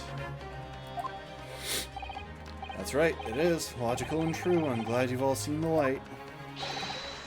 Justice at last. This is unbelievable.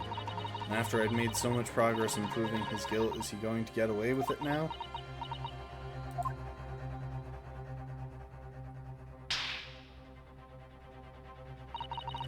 Think of Kazuma-sama and Naruhodo-san. They never stopped looking for a way forward until the judge's final gavel. Very well then, counsel. Proceed with what I assume to be your final cross-examination in this trial.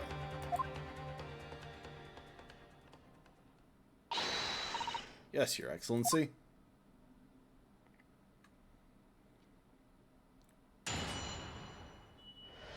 See, Soseki is still up there, so we are definitely going to get hit with the tutorial on pressing other people on someone's statement.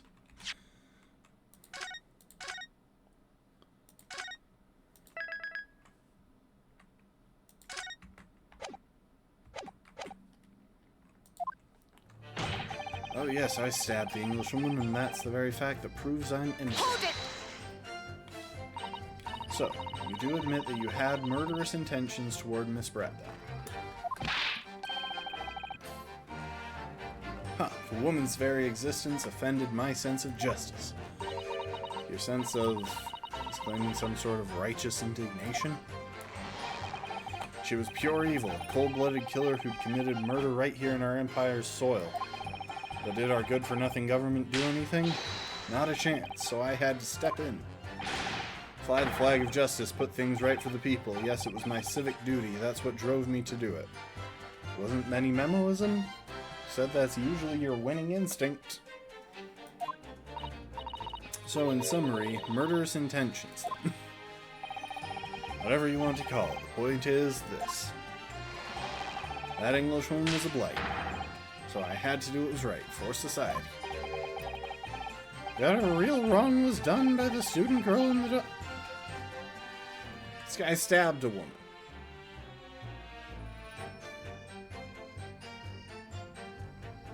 I kindly request that you act as his defense attorney in his trial.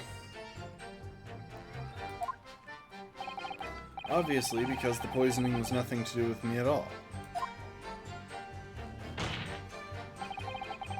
Because why would I have bothered to stab the woman if I'd already poisoned her? See, this is the point where I could present this thing. But I don't think we're there yet. Hold it! So you still maintain that you didn't give the poison to the victim? Obviously, that'd be like putting a belt on your trousers when you were already wearing bracers like these. The accused administered the poison, following which this witness stabbed the victim. An unforgivable act, certainly, but not one of murder.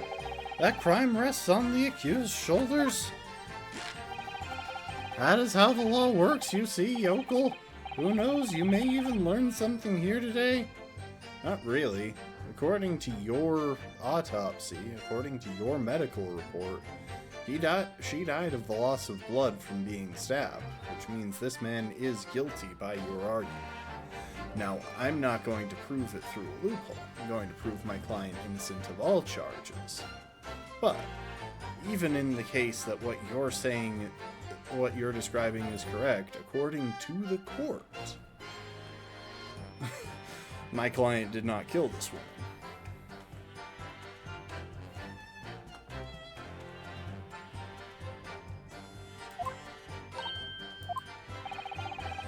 Two consecutive attempts on her life in the space of minutes. Quite a day for the victim. Do something that evil and you've got it coming. That's how the law works. The law of reckoning. That's not the kind of law that this court upholds. You will reiterate why you were compelled to stab the victim, then, witness. When I heard that student girl and the pompous English murderer arguing, it got my goat. Hold it! I didn't even know you had a goat. What exactly were they arguing about? About what happened in the restaurant 9 months ago, that's what. Student girl was laying into the Englishwoman for killing her beloved mentor, Dr. Wilson. Yes, John H. Wilson. Professor of medicine invited here from England by Professor Mikotoba, no less. Right, but the Englishwoman just jeered. Her case was to be heard by the British consular court in Shanghai. However, there is little doubt that she would simply have been acquitted and sent back to her homeland a free woman. It was eating that student girl up inside. You could see it. I really felt for her.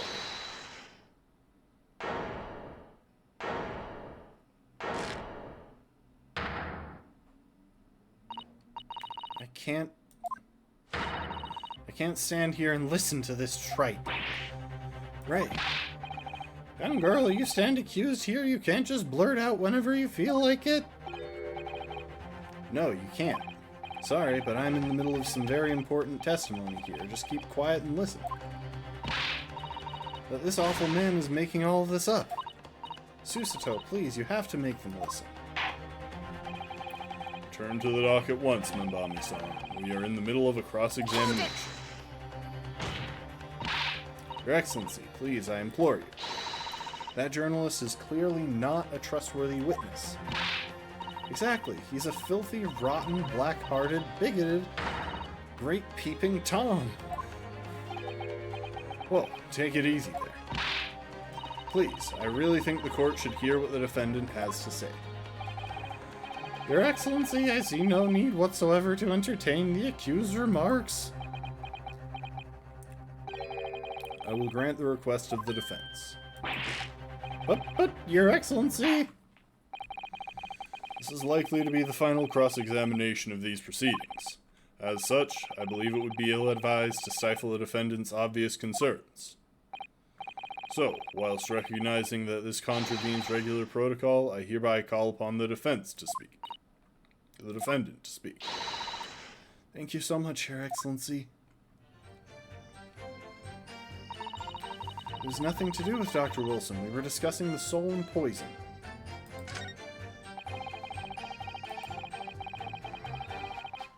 Okay, I'm going to press on her in a sec. Someone else you, Mini Memo-san? No comment. Sorry? It was the accused who sent the Englishwoman to hell. I just waved her off, that's all. Alright, yes, I got my hands a little dirty in the process, it's true. But you listen to me. My blade was restless at the injustice of it all. The woman got what she deserved. We should all applaud the young student girl having the courage to rid the world of that menace. It hasn't been proven that the defendant did anything of the sort. Sorry about that. Slip of the tongue. The victim had unwittingly taken the poison already. The reporter would have had no reason to stab her. On the face of it, that logic sounds reasonable. There's no question that this man was responsible for Miss Brett's murder. If we could think of a plausible explanation as to why he might have stabbed her even after the poisoning, I feel sure that everything would drop into place. That's what we should be looking for. Yes, I agree, and in order to do that, I must try to glean more information.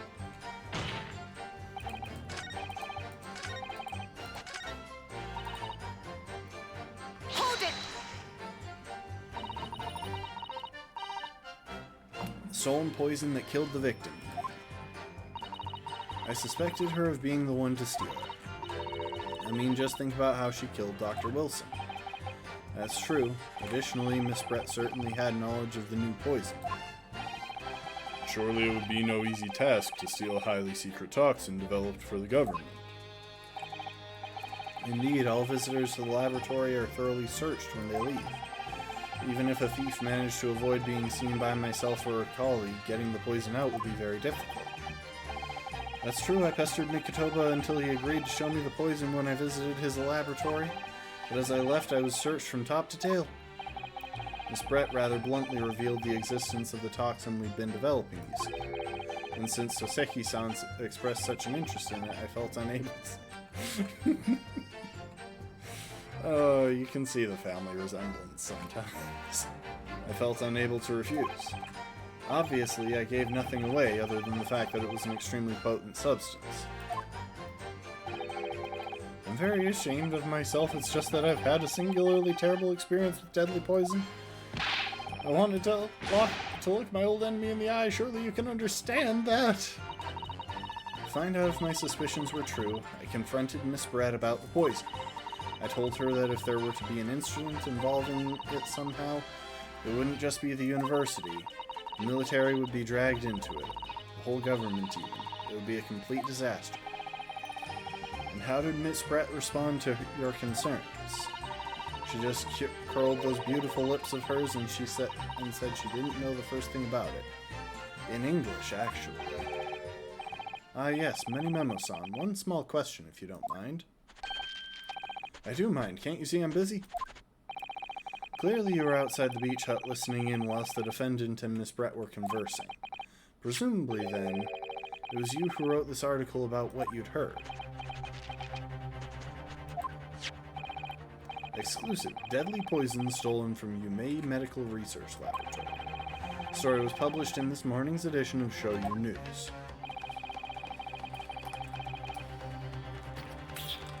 It's kind of sad that I'm just now realizing that the name of the news agency is Shoyu News.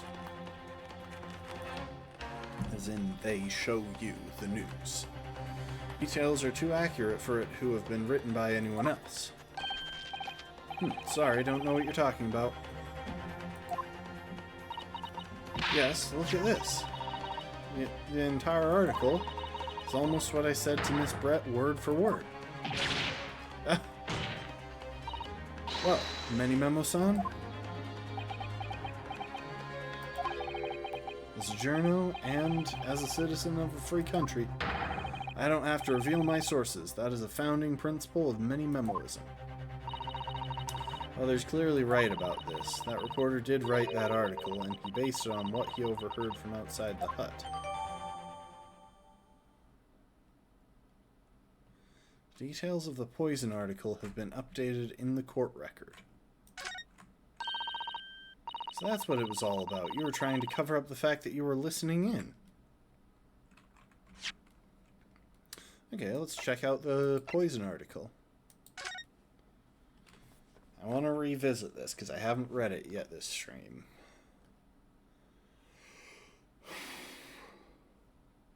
Deadly poison being secretly developed in the university's forensic science laboratory was stolen.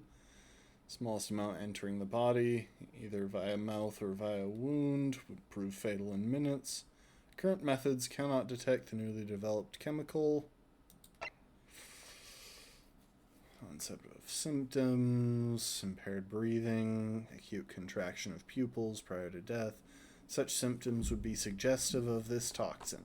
It's apparently an entirely new synthesis of alkaloids rumored to have been commissioned by the military. Okay.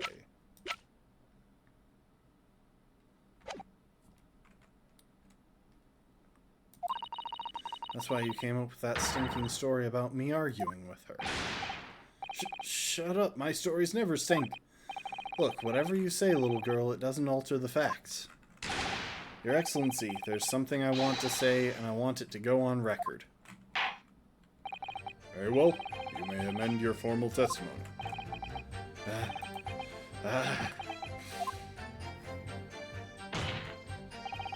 Point is, if you poisoned someone, there'd be no reason to go and stab the person as well. Okay, real quick, I'm gonna save, because I feel like we're about to hit a time where I'm gonna want to save.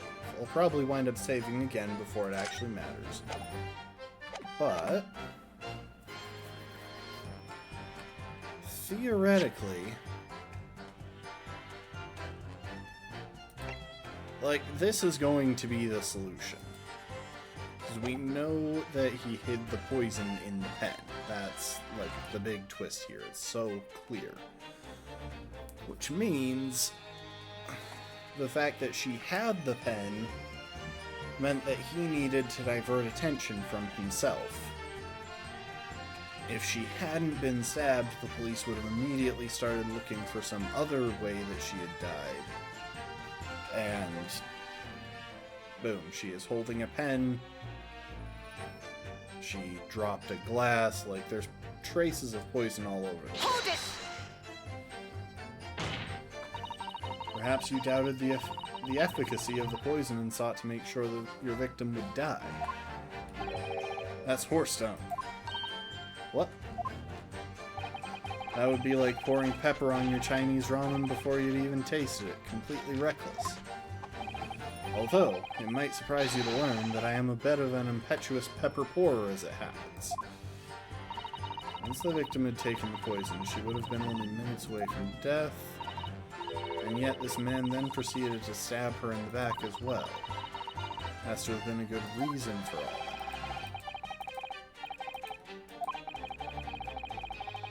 Must have done it prior to Ray entering the hut. Between him leaving the hut and the victim being stabbed, there was one very crucial change in the situation. What change? The reporter overheard the conversation. Oh, it's just the fact that someone else knew about the poison. He knew someone would look for it. Yes, that's it. That's when Many Memo-san first found out the exact nature of the poison he used. That could be the key here.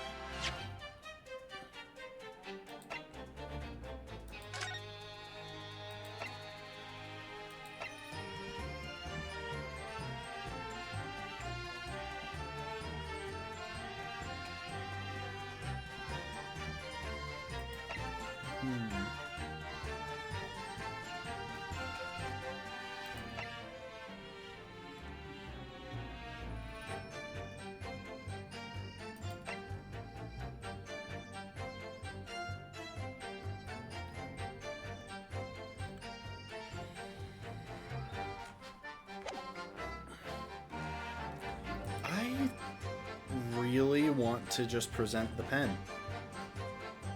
But I think that's the wrong choice.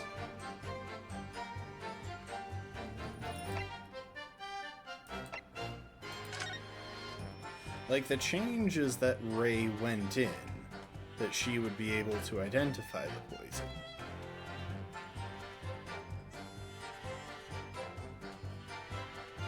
In fact, she might have even been able to save Miss Brett by recognizing the signs soon enough.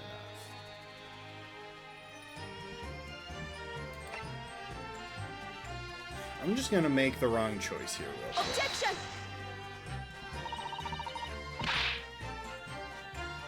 Okay.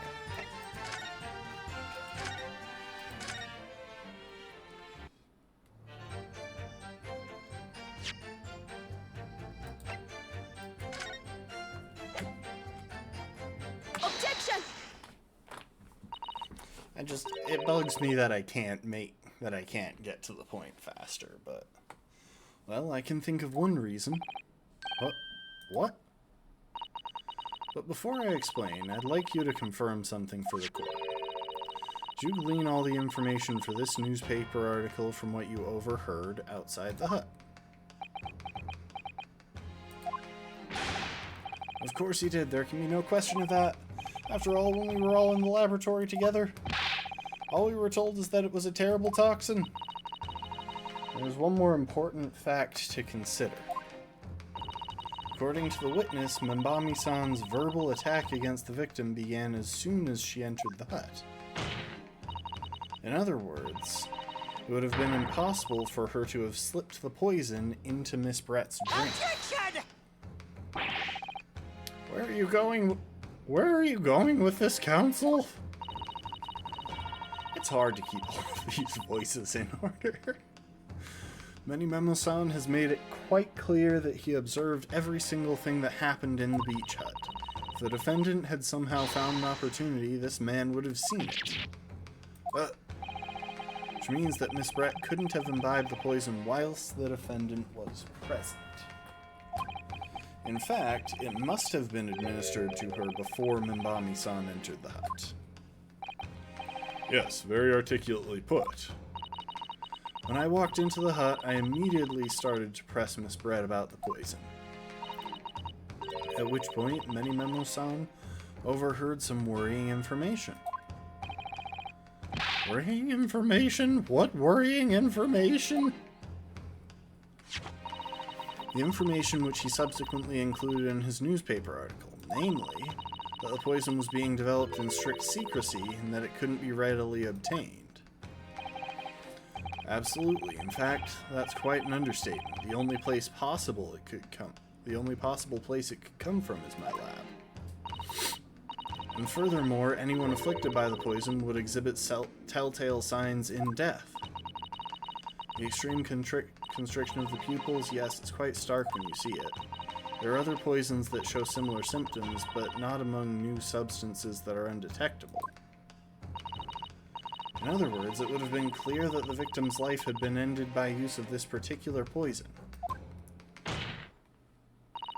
which would reduce the number of suspects to only a handful of people. Everyone in my laboratory is aware of the unique properties of the toxin we've been developing. None of them would be foolish enough to attempt to use it for some nefarious deed.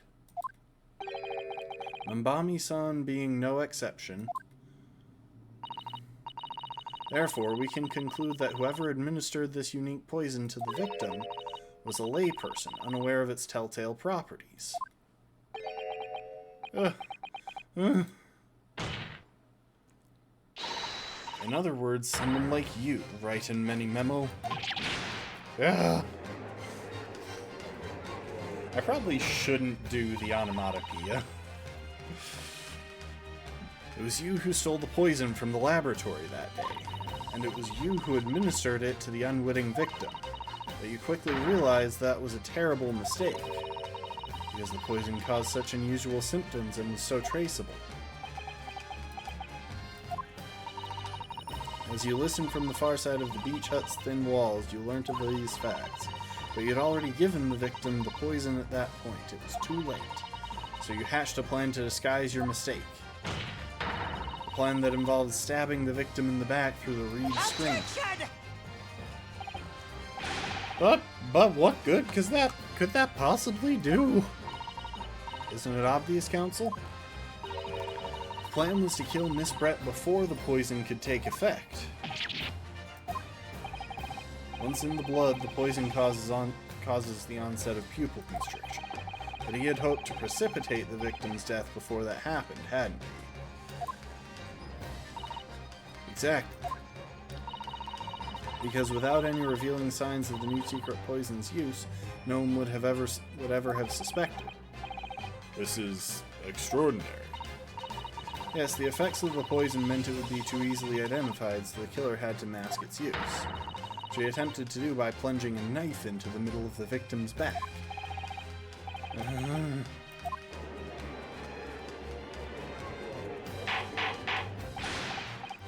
Order! Order! The argument presented is sound. The court is satisfied that it warrants consideration. Does the prosecution have a counter-argument it wishes to put forward? Well, there are a number of, yes, I counter completely. Attention! Prosecution's evasive response clearly shows that in much the same way as he nurtures the remnant of his top knot, he is clinging to lost hope. What? Lost hope?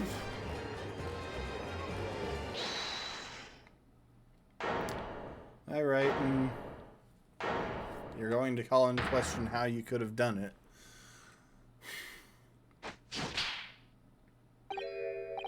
Ah, you pathetic, useless fallen samurai.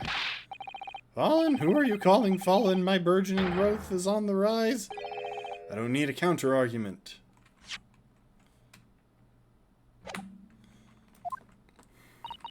What? What are you talking about? It should be blatantly obvious. I stole the poison, you say. Gave it to the victim, you say. Stabbed her, you say. Lots of fine theories. You confirmed one of those. But I don't need a counter-argument because you don't have an argument yourself. Where is your evidence? Yes, you make it all sound so plausible, don't you? But without evidence, it means nothing. Whereas I base my news on facts. Facts? What do you mean? Explain yourself.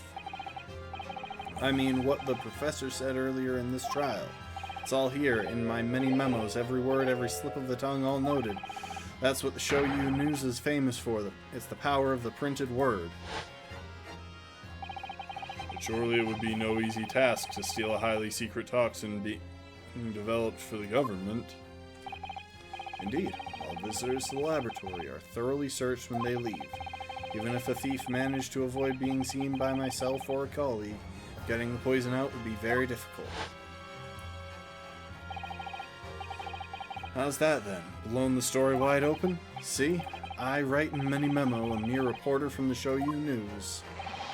Couldn't possibly have stolen that poison from the professor's laboratory. Ah! Come on. Come on, Susato, it's not that hard to deal with this. There can't be any question of it. He must have stolen the poison that day. He stole it and used it to kill. And if that's the case, as you've identified, the poison itself is the definitive evidence we need. Because whoever stole it from the laboratory that day is the true culprit here. What's your point, you annoyingly handsome country bumpkin? My point is this. There's one way that you, Many Memo-san, could have stolen the poison that day. I have heard enough verbal conjecture now, thank you. What the court must be shown is evidence. What proof do you have that this witness stole the poison on the day in question? I'm going to save just in case I'm wrong, but I'd say there's basically no chance of that.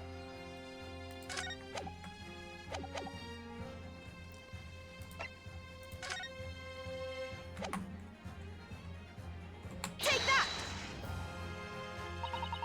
The proof, Your Excellency, is this fountain pen. A fountain pen? How can that possibly be relevant? These magical pens somehow seem to have enough ink to write many thousands of kanji characters. I believe they arrived in our country for the first time some 15 years ago. Well, I swear by a weasel hair calligraphy brush and nothing else, these newfangled pens are merely a fad. Well, as a forward-thinking man of words, obviously I love my fountain pen. Suck up a soup can of sumptuous ink and one's work is washed with words in the blink of an eye.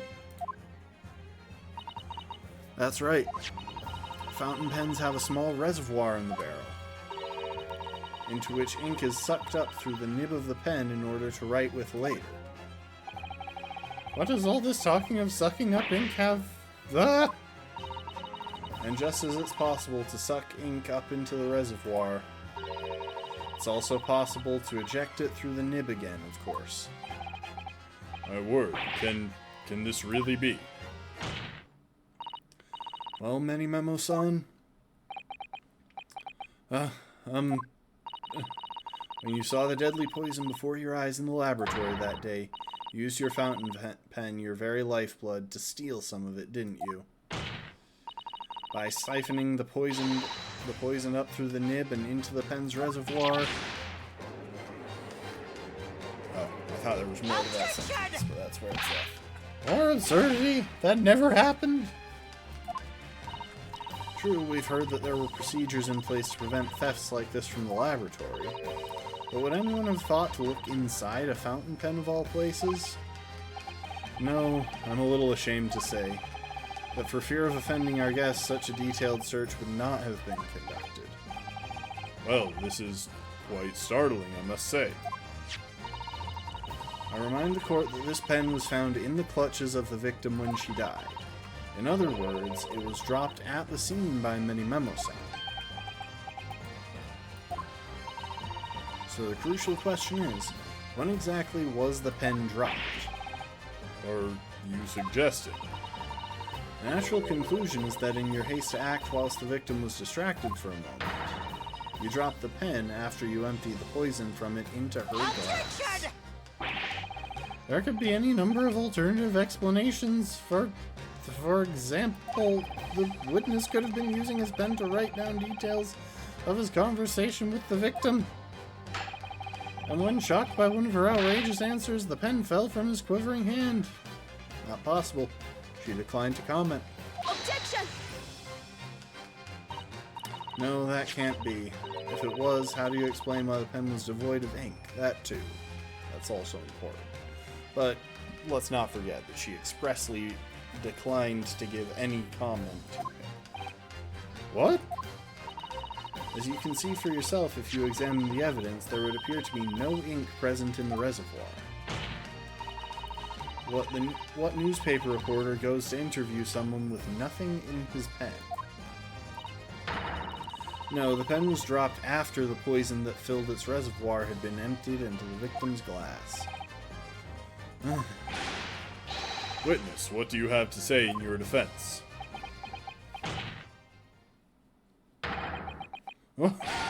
So this is how the modern justice system works, is it? So what if the ink in my pen runs dry? So what if my pencil snaps? I can always claw my way back into the game. I have plenty in reserve. But please don't stab us with pencils.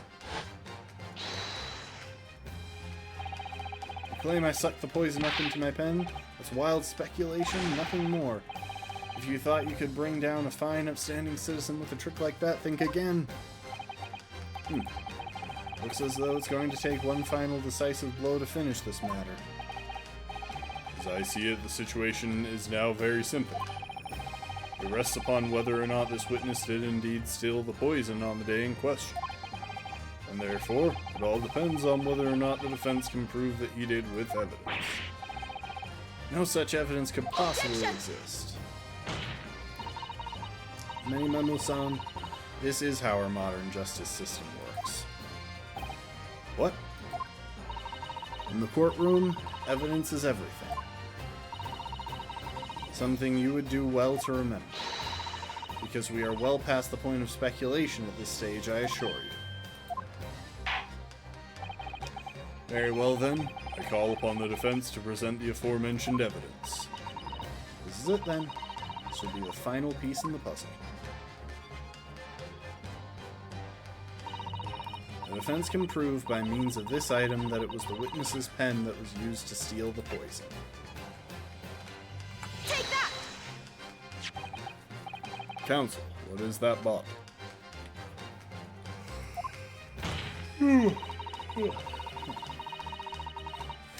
This bottle contains the unique chemical reagent that can identify the poison in question. Thanks for the hydrate, last one. Ah! Yes, that poison is an entirely new synthesis of alkaloids developed by my colleagues and I. It would be impossible to detect traces of it by any other method.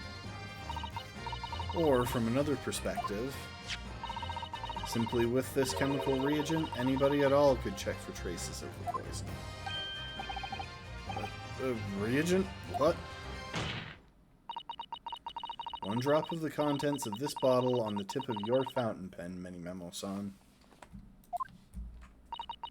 is all it will take to solve this case beyond all reasonable doubt.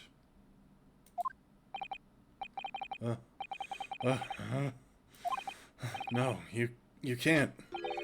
I won't. The crimes are bad enough, but at least know when to admit defeat. Your Excellency, the defense requests permission to carry out the tests on the fountain pen at once. This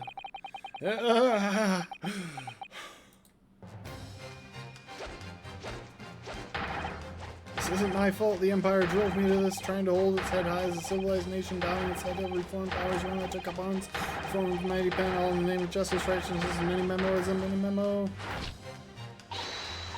Susato. And there.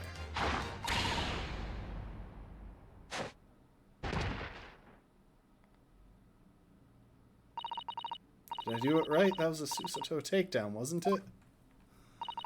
Not quite. That was a Ryutaro takedown.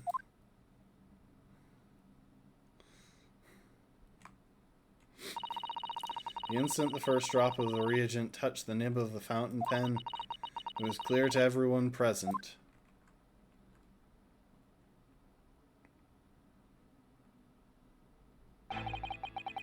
When I saw it there in the lab, the poison, the devil got hold of me, and I decided to do it on a whim. I excused myself and emptied all the ink down the sink in the bathroom, washing the reservoir out carefully. And you waited for an opportunity to suck up some of the poison, didn't you? Into your fountain pen. You know, that was probably the first justified throw that she's done, because she kept doing it to Ryunosuke, and like, he never deserved it. This guy was actually getting violent in a courtroom. I don't know why the bailiff didn't bother to deal with him, but at least he deserved to be flipped in the air. Answer me one thing, Many-Memo-san. Why did you steal it? For what purpose? Isn't it obvious? To find out what it was made of and expose it in an article. I mean, it was a secret project after all, too juicy for a journal like me to pass up. Then why did the Englishwoman end up dead?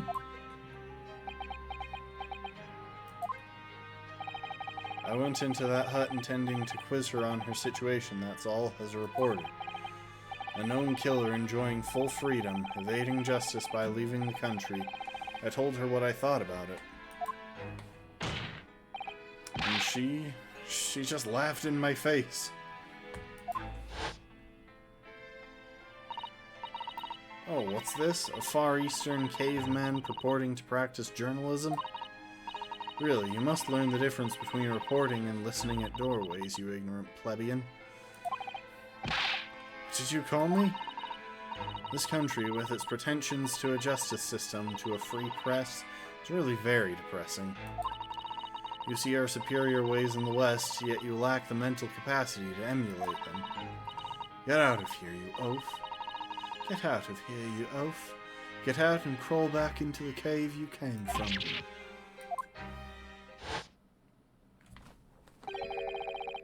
That's when I remembered about the deadly poison I had happened to have in my pen at the time. What a terrible tale. In my head, I knew I should just get out of there as quickly as possible, but I couldn't. I couldn't let her get away with what she'd done, when she clearly had no remorse at all. I suppose it was my journo spirit, getting all fired up. You've got some garbage excuses, buddy. So did she. Don't get me wrong, but you have some really garbage excuses for all this. I'd like to ask you something. Yes? You often talk about justice, but surely as a journalist you could have used other means to deliver the justice you sought. There's no justice in the press. Sorry? After that trial 9 months ago, I kept digging and digging to find out what had happened in that courtroom. And finally, I discovered the truth. It was a cover-up, that's what it was. Cover-up? What do you mean? I would remind you of your position, witness. Be careful of what you say. Oh, come on. Doesn't it strike you as strange? We're suddenly not allowed to convict a foreign national? Consular jurisdiction should never have come into it. And yet that puffed-up Englishwoman was going to sail away into the sunset a free woman. The only possible explanation is that behind the scenes, some deal had gone on between Britain and Japan. What sort of deal, then? I'd done my research, dug up all the dirt, it was ready to be published. But you know what happened? The editor just tore the article up. Came under pressure from the government, you mean? If our government is going to let criminals walk free, they're going to crush the free press. And what choice do I have but to see that justice is done myself? Let's not forget, Memo-san, that you committed murder yourself, and you tried to lay the blame at the defendant's door. I'm sorry, but you're no better than Josiah Brett. Oh.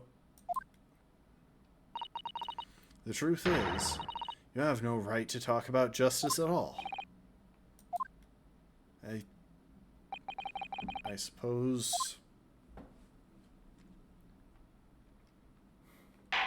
It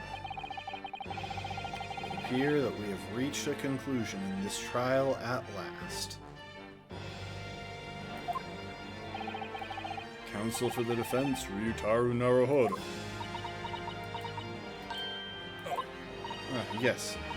Sorry, Your Excellency. Just musing in a manly way. Suzuto, no.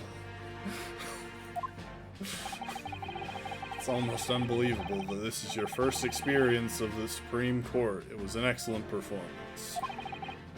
In truth, it very much reminded me of your cousin's exploits. Oh, Ryunosuke, you mean?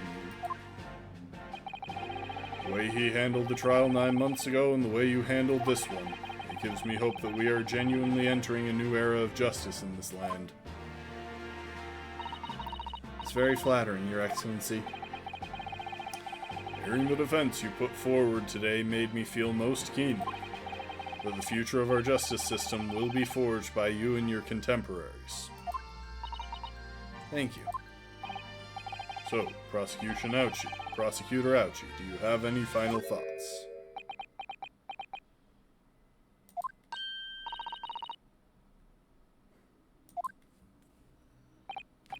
I, Takatsuchi of the Ouchi clan, have been bested by a callow youth not once now, but twice. If there was any shred of my former self left, it has withered and died here today. Gosh, your journey to cultural enlightenment sure took a while, didn't it? Violence? Rather than living on in shame, I will end it all now with this blade. For that is the true path to Ouchiism. Ouchiism. One hopes that's the only way in which he'll be modeling himself after the witness.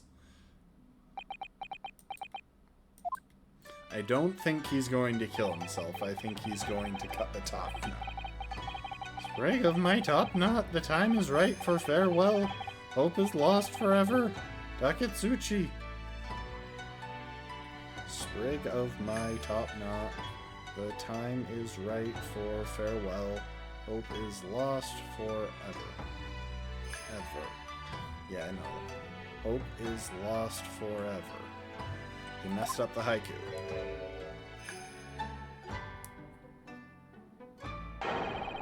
Ah!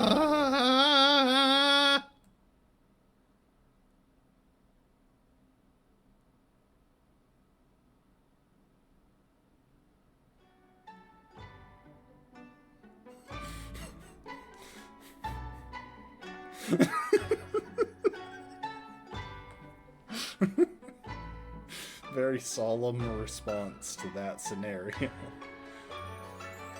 I imagine someone from Japan would probably take that a lot more seriously than I did, but what can I say? I'm Western.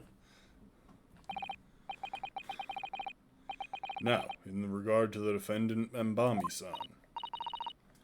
Yes, Your Excellency? I have reached my final verdict. I hereby find you not guilty. Yay! And Sakura petals, that's very nice.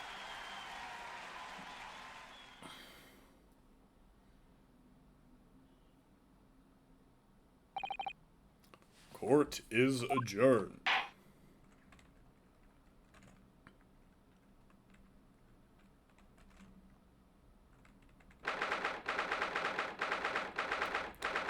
August, 2:38 p.m. Supreme Court of Judicature, Defendant's Antechamber. Defendant's Antechamber 3. It's over. My heart is still pounding in my chest, though. It's all I can do to just to stay standing. Lawyers have such great responsibility, such a great burden to bear. Don't they, Naruhodo-san? Susato. Thank you so much. You were so dashing in there. Ray and Father. Honestly, I'm so touched by everything you've... Oh no, I think I'm going to cry. It wasn't easy, but together we made it. I was on the verge of tears at the end, too. The only reason I'm still here is because of you. Oh no, I can't take all the credit. It took courage to tell the truth in there. You did wonderfully, Ray, so I would have to say that the congratulations belong to you. Susato, don't be so standoffish. Sorry? We're friends, equals, and the trial's over, so no more of this formal super humility nonsense. It's time to celebrate with swagger, to throw caution to the wind. Caution to the... what? I'm the great defense lawyer Ryutaro Naruhodo, and I'm taking you out to a milk bar tomorrow. Or something. Right, I see. I'll, think about it, right? At any rate, we really knocked the wind out of that horrid man, and it felt so good. Yes, it was satisfying. It really was. Isn't there anybody else we could throw together?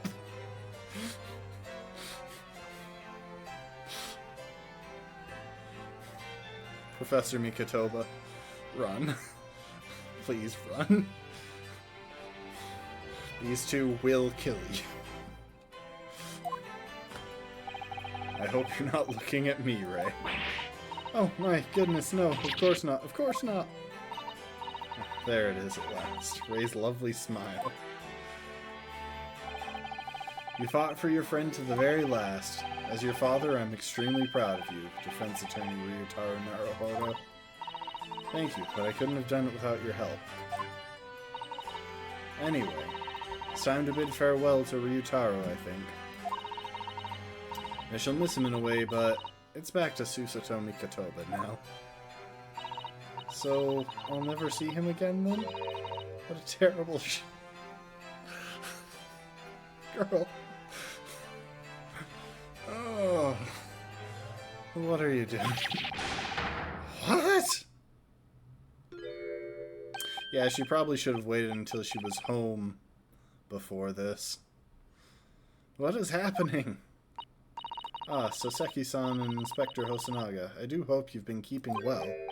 Is that really you? Yes, I had to change my appearance for, well, obvious reasons, I hope, but it's me. Susato Mikotoba.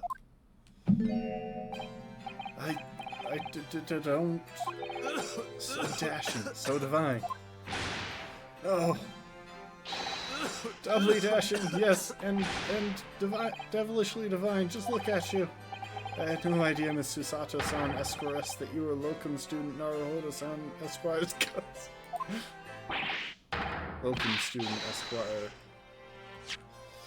Right.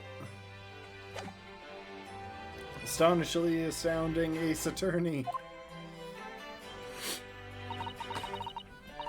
Poor Soseki-san. So confused. I still remember the first time I ever met him. He was in a prison cell in London. What an extraordinary conundrum it was that the unwitting student from Japan found himself embroiled in. But after Naruhodo-san's skillful defense at the Old Bailey, Soseki-san was free to return to Japan. And now he seems to have earned himself great fame as an author. I'm stunned. That's a truly impressive disguise. Even I had no idea, and I'm the chief inspector at the police bureau, who came up with Mr. Turtle, no less. I'm not sure you should be admitting to that, Inspector. Amazing. You're a woman of many faces, I see. Just two, really. And this was a once-in-a-lifetime event, I hope. Well, I'm not a patch on you, though, Inspector. Well, I am a professional, of course. Seriously, what is wrong with this man, and why is he always coughing up blood? I don't think it's ever been established, it's just a thing. I do worry about Inspector Hosonaga sometimes, I really do. 9 months ago, when he appeared here at Supreme Court to testify, he was undercover disguised as the head waiter of a restaurant. And then on the steamship to Great Britain, of course, disguised as a sailor to keep us safe on the journey. Though that didn't help you, did it, Kazuma-sama? From my perspective, I have to admit that I have mixed feelings about all this. I mean, now the truth has been lost forever. What do you mean? I'm talking about the murder that the Englishwoman committed at the end of last year. Yes, it was an English doctor she killed, as I understand it. Dr. John H. Wilson, yes, the man I invited to Japan personally. The mystery is, why did she kill him?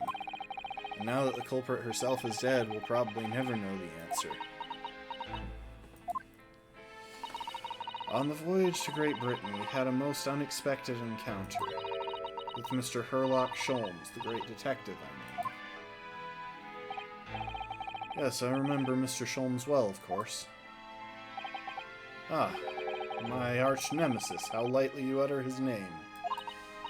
Well, according to the stories published about him in The Adventures of Herlock Sholmes, the detective once had a partner who helped him solve crimes, a best friend. And that man was an exceptional doctor of medicine by the name of John H. Wilson. What? Dr. Wilson? I just can't believe that it's a coincidence. I think that the English doctor of medicine killed here in Japan 9 months ago must have been the friend and partner of Mr. Sholmes. And if that's really true, and the poor girl who won't ever see her beloved father again.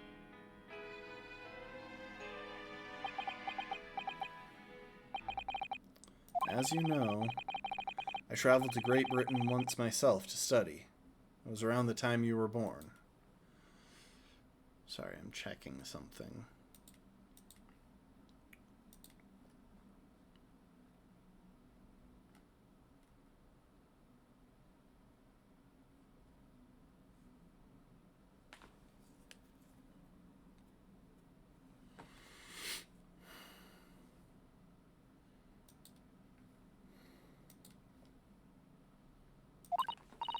Yes, grandmother told me about it.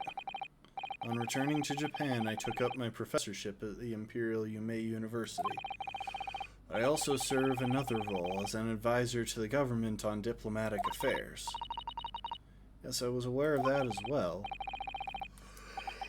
In that case, I'm sure you understand that there are some confidential matters I cannot divulge to you. Could you just tell me one thing? Why did you summon me back to Japan? What? It's been 2 months now since I returned. When I left England, it was because an urgent telegram had arrived from Japan. It said that you'd collapsed with a high fever and you were growing weaker by the day. What? Where did that news come from? I kind of forgot about that, to be honest. It's what I'd like to know, because after that long sea voyage, I found you in fine health, Father. Is there something in Great Britain that you perceived might inconvenience me in some way or harm me? It's really the only explanation I can think of. Or that someone else sent the telegram, but I don't think that's the case. Dear me, do you reserve your most cutting glares for your father, Susato? I'm sorry, my dear. I simply can't. Let me go! Why is this murderer running loose? Many Memo-san. So, one throw wasn't enough for you? I've got one last thing to say before they take me away, Professor. Me? I know the truth. I know you had a hand in what went on. That visiting student's fate. Visiting student? Josiah Brett, you mean? No, not her. Student of law who left for Great Britain 8 months ago. What? Student of law? He must mean Kazuma-sama. What are you talking about? What does any of this have to do with Kazuma-sama? Nobody here in Japan knows anything about it. They don't know that the guy never made it to England, that he died on that steamship, and that he'll never... Well, I didn't expect to find him in here. What were you officers playing at? Terribly sorry, Your Excellency. Well, now the judge has seen us without our disguise. I was coming to tell you that the rickshaw has arrived, Eugene. And it's a good job I came by. Yes, thank you for dealing with him. I'll be there shortly. Oh, Your Excellency. The trial's over. I'm not Your Excellency anymore. Merely your father's friend, Seishiro Jigoku. Okay, so this feels like a conflict of interest, if I'm honest here. And may I say that since I saw you last, you seem to have taken on a more dashing appearance, Susato. Did you know all along, from the start of the trial? A judge sees everything, Susato. Couldn't let you take the risk. If Seishiro hadn't known, and then he'd recognized you. So I had a word in his ear beforehand, as an old friend. So, Seishiro, shall we? Yes, having ruled on that case, we now have various diplomatic issues to address. Before you go, Father. Sorry, my dear. We shall have to return to our earlier conversation at a later date. But well done again, both of you. You did admirably. Oh, thank you very much. What did you think of my Seishiro sling, eh? It's been a while since I sent a man flying like that. I'm suspicious of these two at this point.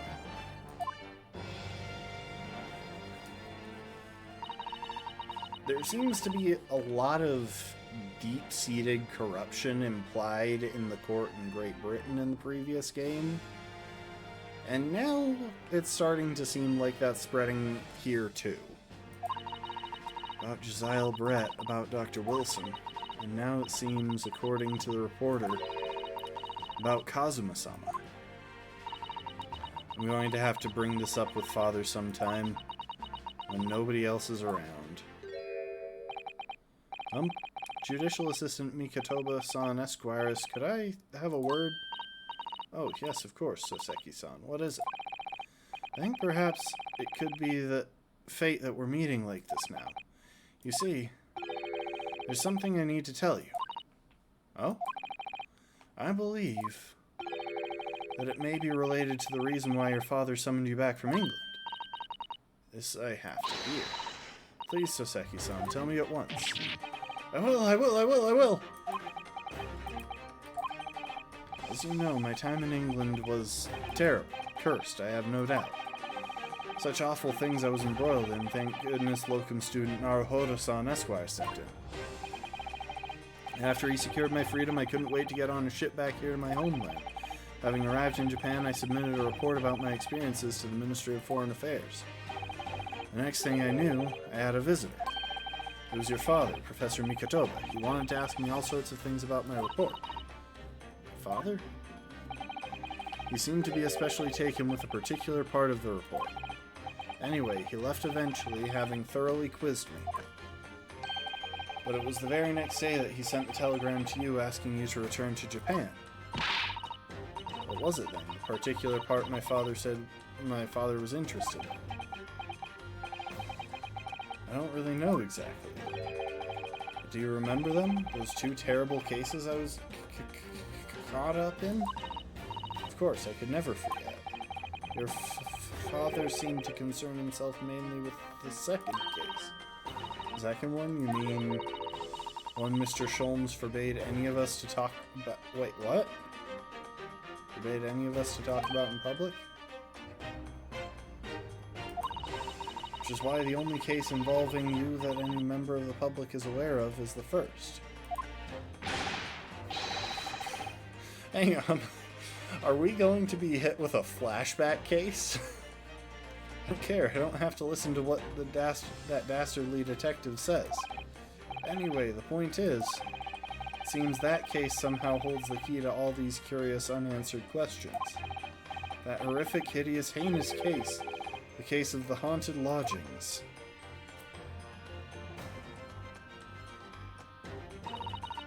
That case somehow caused my father to summon me urgently back to Japan? I thought that whole business was over, but it seems I was wrong. Perhaps that was only the start. Perhaps the story is not yet told.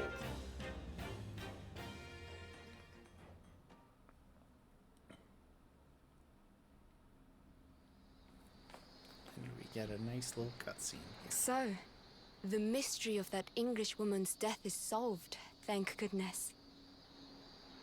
And having stood in the Supreme Court now, I think I can comprehend a little better. How you must be feeling as you fight for people's freedom in a foreign land, Naruhodo-san.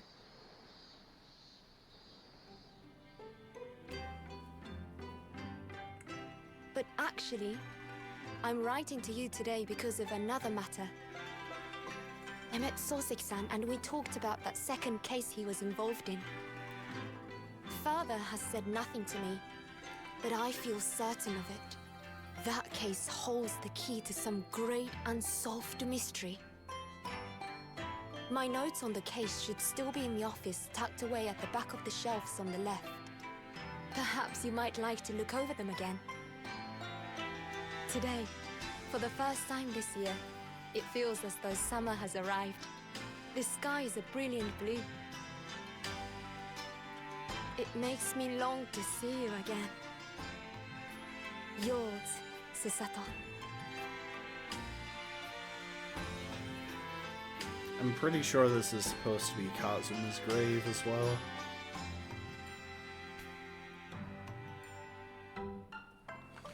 Okay, that is one case cleared. I'm gonna take a bathroom break in a second here.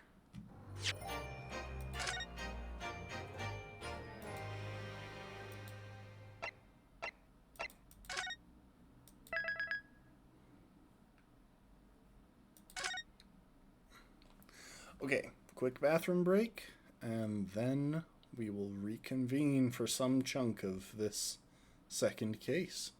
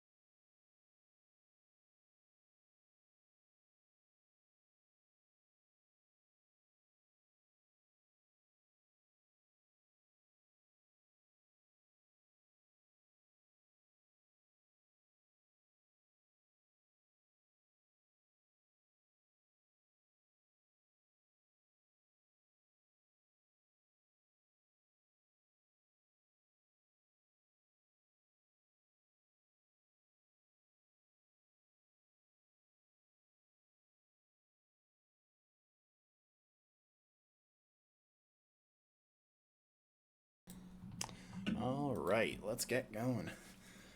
Let's get into the next case.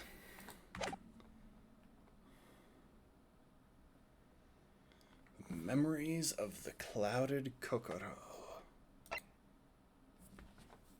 You know, I just realized. So originally I thought that this was going to be either the person on the other side of the courtroom or the person in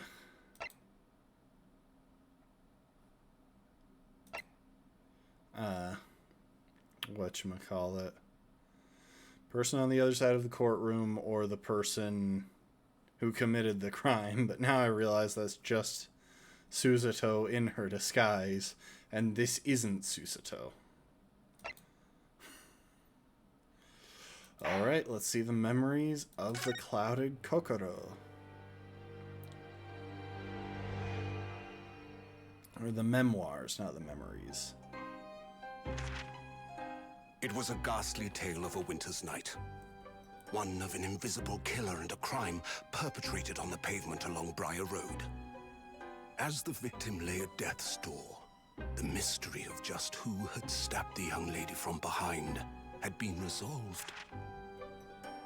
But no sooner had my friend saved that Eastern Exchange student from his harrowing plight than in the dim, flickering shadows of gaslight did a second bizarre crime rend the stillness of that very night. I dare say most can still recall the sensational headlines of the day. Haunted apartment of death, the condemned criminal's curse, the dread demon of coal gas. Yet, though the great detective had at once discerned the truth upon his arrival at the scene, it only proved to be the overture that announced the rising of the curtain on a most tragic play.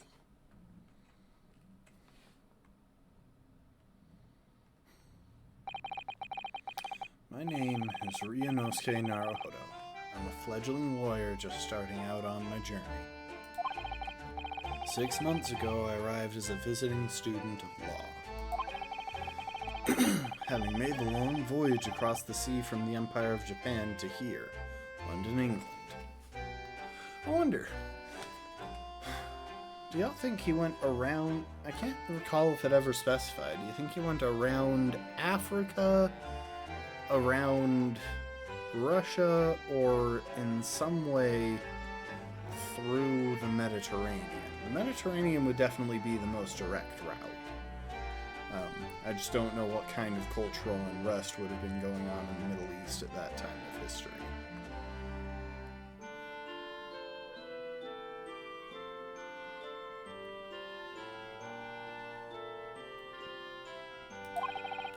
On the way, in quite extraordinary circumstances, I made the acquaintance of a world-famous detective. Wait, hang on.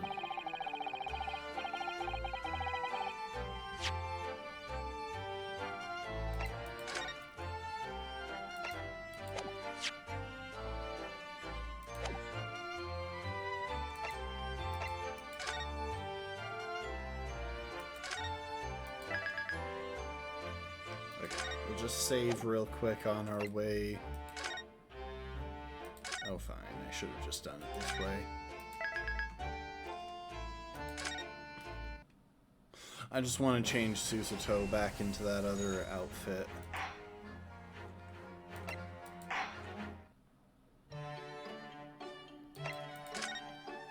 And I am intensely considering changing this one, but no, we'll go back to Iris's homemade dress. Honestly, I'm not sure that I prefer this look. I think I honestly prefer this one on him. Like, this one has more style, but I feel like this one suits him better. It's probably mostly the goggles. If he didn't have those, this would really work. Also, I don't know what the deal is with the thing on his shoulder. Oh, interesting. You can only use them in the second game anyway. Apparently.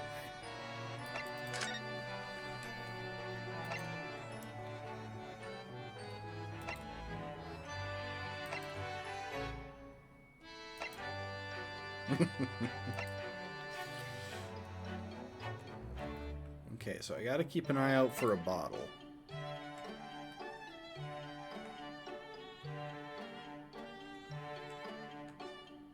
Okay. And who might have something that belonged to the convict?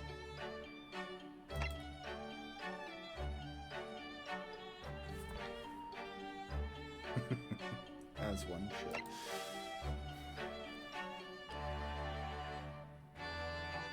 Every argument about shovels and spades. Every debate about ladders and stepladders. Extra escapade adventures. Oh, we have to do that.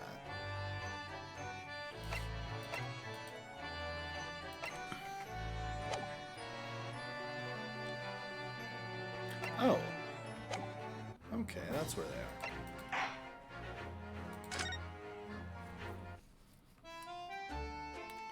Currently, I reside in the attic of the detective's own lodgings, from where I run my legal consultancy of sorts. I've successfully defended a number of clients in Britain's highest court, the Old Bailey.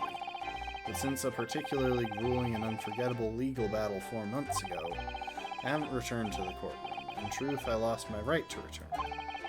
But that epic trial was just one small part of an epic tale, a tale which was now about to awaken from slumber. Thanks to a letter that arrived this morning from my homeland.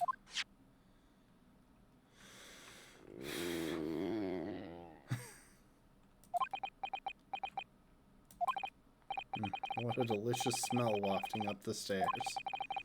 It must be nearly time for breakfast. I better go down to Mr. Sholmes' suite and say good morning to the great detective and his flatmate.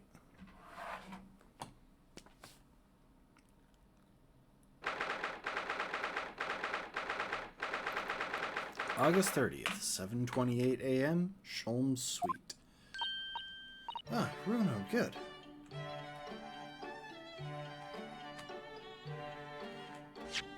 take a look in the court record. Well, we have the armband, first of all, so that's important.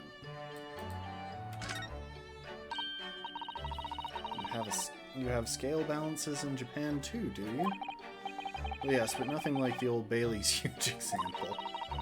The thing about those scales is they're only ever in balance right at the start of the trial, aren't they? Otherwise, they always seem to be hanging over one way or the other. I'd noticed that exact same thing.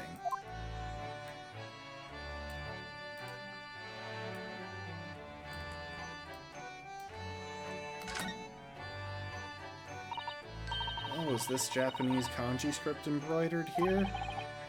That's right, the name of the armband's owner. Ah, so that's how you write Naruhodo, is it? Actually, no. It's my best friend's name, not mine. It's pronounced Kazuma Sogi. I actually believe this armband in some way embodies his spirit, you see? So you have to write all those lines just for one person's name? Kanji is funny, isn't it? That's right, never mind my feelings about my best friend. It's lines I really want to talk about. I'm sorry, Naruhodo. And we have... Why is Susato the only person in this list? Okay, whatever. Why isn't Iris even there, for crying out loud? She's right in front of me. A judicial assistant sent to Britain on a study tour. She's the epitome of a refined Japanese lady and a huge help to me always, except right now, because she is not present. Also, I don't think that shoe was there in the last game. I think the background has changed pretty drastically, to be honest. I could be wrong, but I think it has. Ooh. Oh, Bruno, good. I was just about to call you. The bacon's ready. Morning, Iris. It smells delicious as usual. Before we eat, though, I have some news. I had a surprise this morning. Oh my. Shh, not another word, Mr. Naruhodo. This could be just the abstruse thing for my pre-breakfast stagnation-repelling mental stimulation, my dear fellow. I don't know what abstruse means. Hang on. Abstruse. Difficult to understand, obscure. Fair enough.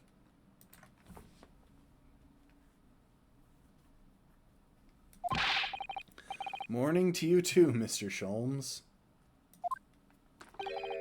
Ah, yes. I see. So that's it. Could I please have some space?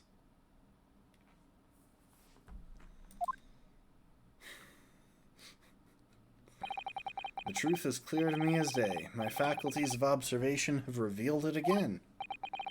What are you talking about? You, Mr. Naruhodo, you have this very morning met with a surprise. Well, is that not the case? Really, my dear fellow, it barely warrants explanation.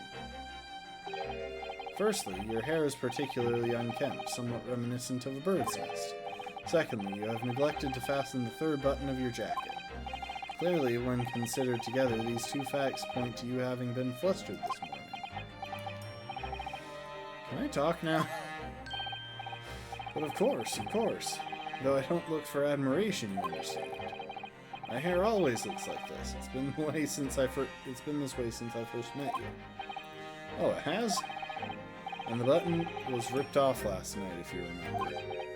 By you. Really pulled your button off?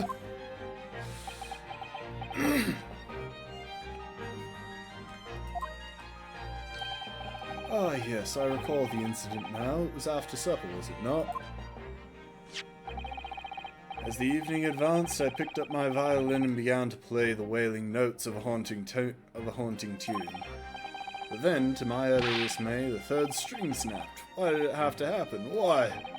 Little wonder, then, that in my vexation I grabbed the first button I saw and ripped it from its proper place. Well, I'd like it back now, please. It's troubling me that I can't fasten my jacket. And it's troubling to me that you expect me to know where it is, somewhere thereabouts on the floor, one presumes. Helpful. What matters is the present time, my dear fellow. At the present time, my dear fellow, is simply whether or not my deduction was unerring. But Hurley, Runo said it when he came in, didn't he? I had a surprise this morning.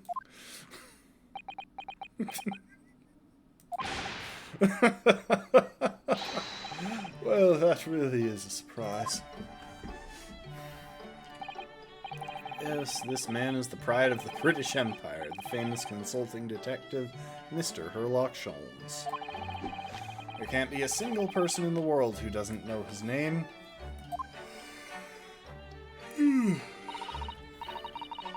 Alright then, enough of this silly conversation. Come eat this bacon before it goes cold. And I have a new herbal tea for you to try too, my latest special blend. And here we have Iris Wilson, Mr. Sholmes' lodger and companion. A truly exceptional young girl who's the author of a highly successful serialization here in London. Yes, The Adventures of Herlock Sholmes, as published in Rance magazine.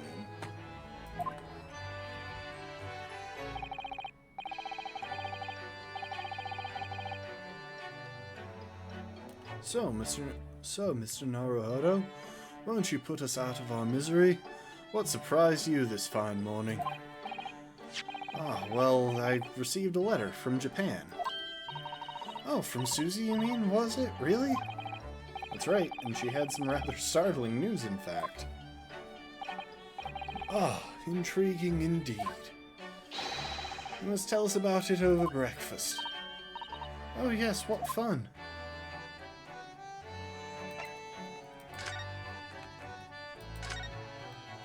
Okay, let's see if the green bottle...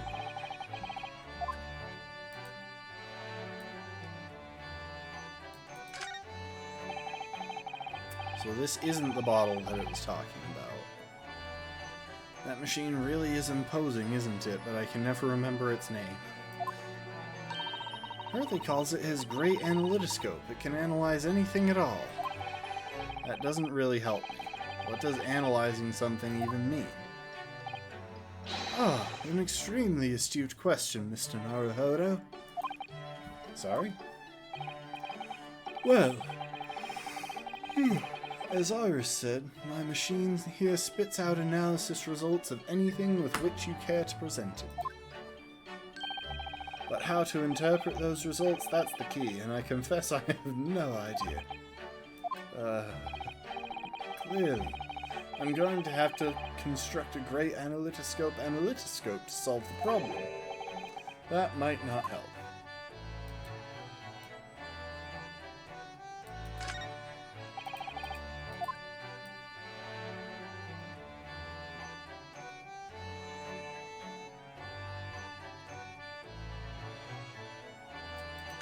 I'm just going to try and look at anything that even resembles a bottle in hopes that I don't miss anything. Oh, maybe this? Books, papers, scientific implements, these shelves are stuffed to the gunnels.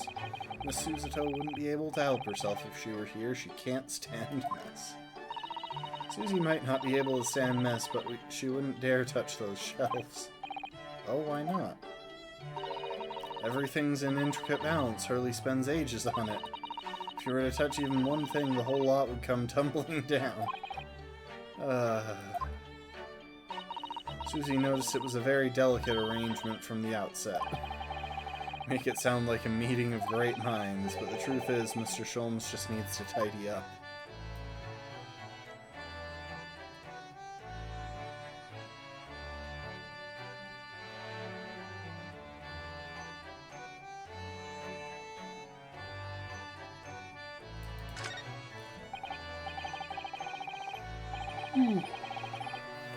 Ah yes, Mr. Sholmes' faithful musical companion. Wasn't this violin made by somebody famous? Yes, it's a Stradivarius. Well, I'm afraid you'd have to save up for 100 years before you could afford one, Runa. But didn't you buy it for a song, Mr. Sholmes? I found it at a pawnbrokery among the forfeited articles. It clearly said Stradivarius on the label. What? The ignorant broker had no idea of its true value, you see, so I paid a mere 55 shillings for it. Yes, I have something of a turn for shopping. Sherlock Sholmes, bargain hunter. But is it really a Stradivarius then? But of course, my dear fellow, it said so on the label. I think perhaps the ignorant broker had something of a turn for selling.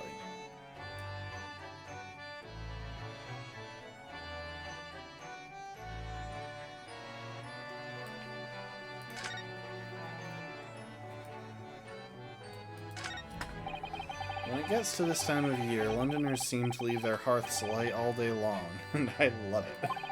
There's something very relaxing about watching the flames flit and dance about. But a fireplace in days of summertime is a waste of space, really no use at all. Rather like a great detective in days of no crime and no criminals, Hurley? But consider this, instead of a fireplace, a frost place. That's my latest idea. An extraordinary hearth from which emanates a cool breeze in hot summer months. What do you think? I think if you invented such a thing, your name would go down in history. I wonder who did invent air conditioning. Like, the cooling system part of air conditioning, because this is a pet peeve of mine that I don't think anyone else shares. That's a slight exaggeration, but when people say heating and air conditioning, heating is one of the options of air conditioning. It is conditioning the air to be hot, as opposed to conditioning it to be cold. But it is still air conditioning. The principle is extremely simple. One must, of course, light a cold fire in the hearth. Yes, of course. Brilliant. The trouble is, none of the fires I build ever burn cold. How it taunts me. So, as you British say, it's a bit of a damp squib?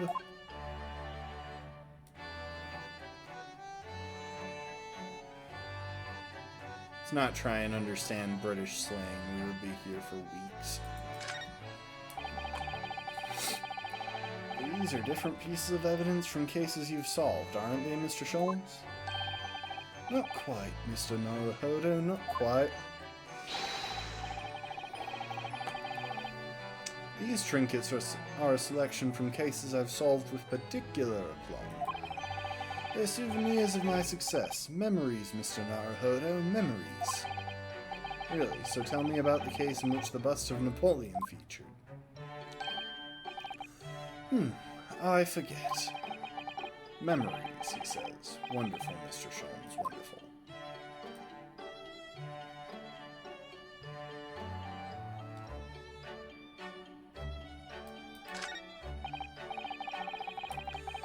Ah yes, the huge metal chest with the lace cloth laid on it, being used as a table for tea and coffee. A great play, by the way. You want a nice coffee table? Get yourself, like, a Siemens trunk or something. Use it as a coffee table. And you can store some stuff inside. It's extra storage space. They also tend to be really easy to move. And you can even use it as a trunk in the case that you actually need a trunk at some point.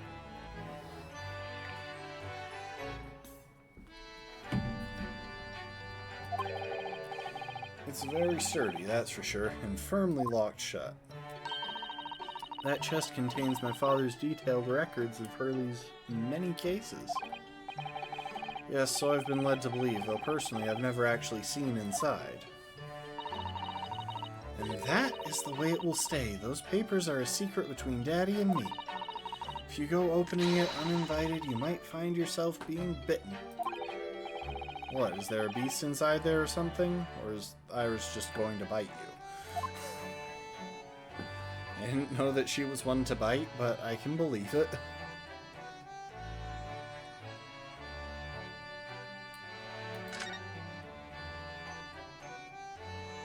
I keep looking to see if I spot the button on the floor, but I haven't yet. I look forward to finding out what aroma your tea will have. Iris, every single day. Ah, well, I infuse different concoction of herbs from the garden every time, so it's never the same twice. When you call it a concoction, it sounds more like a science experiment than something for tea time. Oh yes, that's because different blends can have very different properties. Some calm you down, some make you feel jolly, some give you energy. Today's particular blend is something quite special, so you're really in for a treat. That sounds ominous. I worry about Ryu. Ah, yes.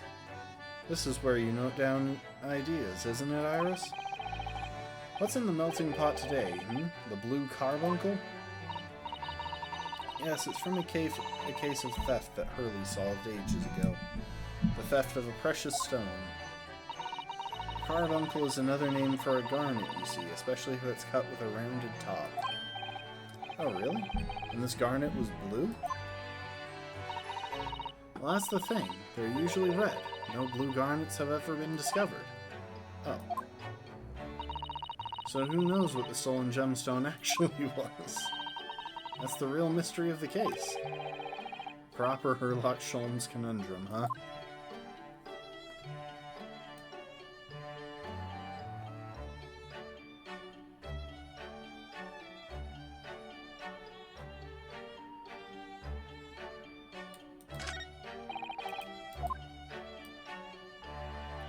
Dog.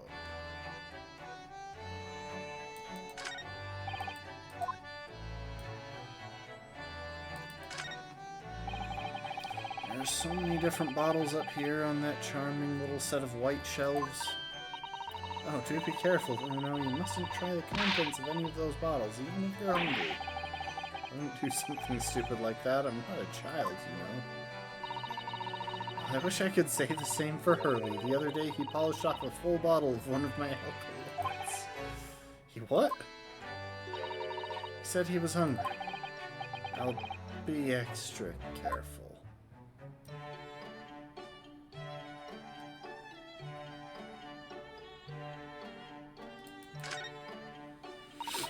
I can type with my eyes shut, you know. I can believe it. When the deadline's approaching, you sound like a Gatling gun. That reminds me of a dream I had the other day. It was such a funny one. It woke me, actually. I was typing for a whole hour in the pitch black, but I didn't make a single mistake. It's incredible. But then, when it got light, I found that there wasn't any paper in the machine. Now I wonder if I'd actually been typing at all. I think you might just have fallen asleep on the job.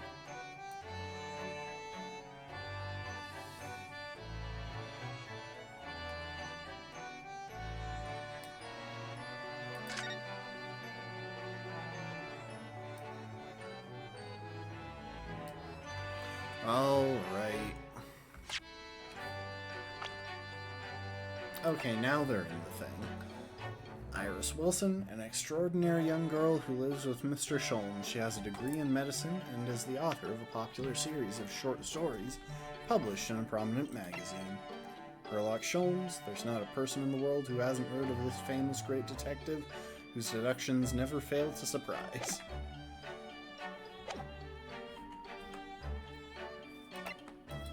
By the way, this is my armband. Oh, Mr. Sholmes, about this. Another word. Ah, yes, I see. This would be a collar for a breed of miniature canine with a particularly long neck and for winter use. Actually, it's the armband I always wear that symbolizes my role as a defense lawyer.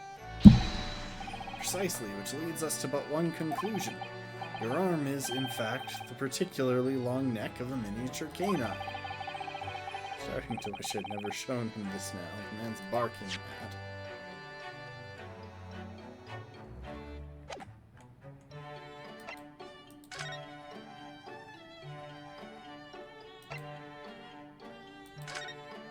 I'm just gonna ignore them for a sec. Wander around up here. Naruhodo's Legal Consultancy.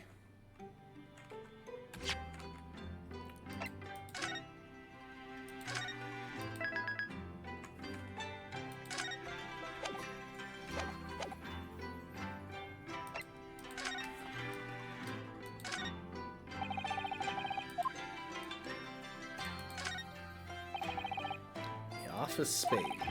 Now that Susato's gone, the shovelers aren't represented to correct me. Maybe I'll have to do it myself. That's not a spade, Naruhodo-san, it's a shovel. Working our way toward that achievement. Susato-san's tea set she left here with me. I still think green tea is just too bitter, though. Thank goodness for sugar and milk. Mr. Sholmes certainly wasn't expecting the acrid taste that one time. I never heard anyone let out a scream like that before, or seen anyone fall down the stairs quite like that either. It always brings a smile to my lips when I'm feeling a little down. The kettle's gently simmering away there on top of the stove as usual. It was kind of Susato-san to send that Japanese tea. Iris really likes it. But for me, it's the sound of the stove bubbling and burbling kettle that I like the most. On biting winter mornings. What the heck is that? Ah yes, the Daruma doll I brought with me from Japan. I always intended to color in the other eye once I'd become a fully fledged lawyer. But it's still winking at me, like it's trying to say, I can wait, take as long as you need. Or maybe not. I'll just have to keep on doing the best I can, I suppose. I mean, that's a pretty good attitude, to be honest.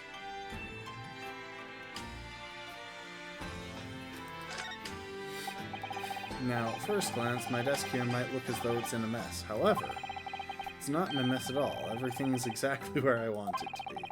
But whenever Susato-san looked at it, she'd put her hands on her hips and say, "Oh dear." A way of saying that I should make it a more orderly and neat mess. I miss that. It's okay, I'm guessing she'll be back before the end of the game.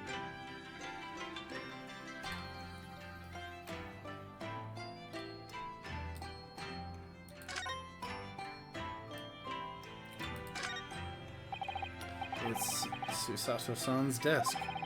Suppose it won't get used now that she's gone back to Japan. I'll just have to wait here patiently for its old friend to return.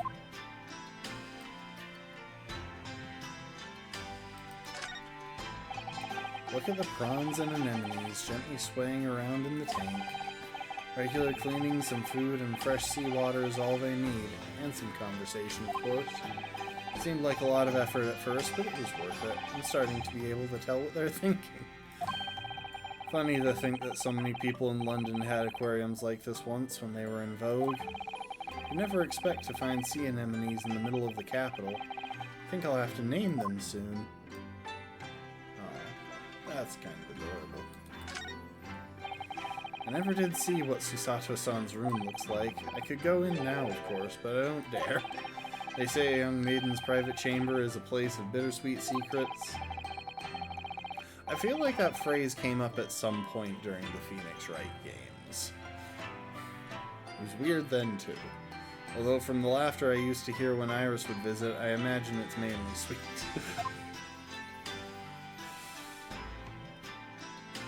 For a second there, I thought he was implying that they were snacking in there, which I would be prepared to guess they were.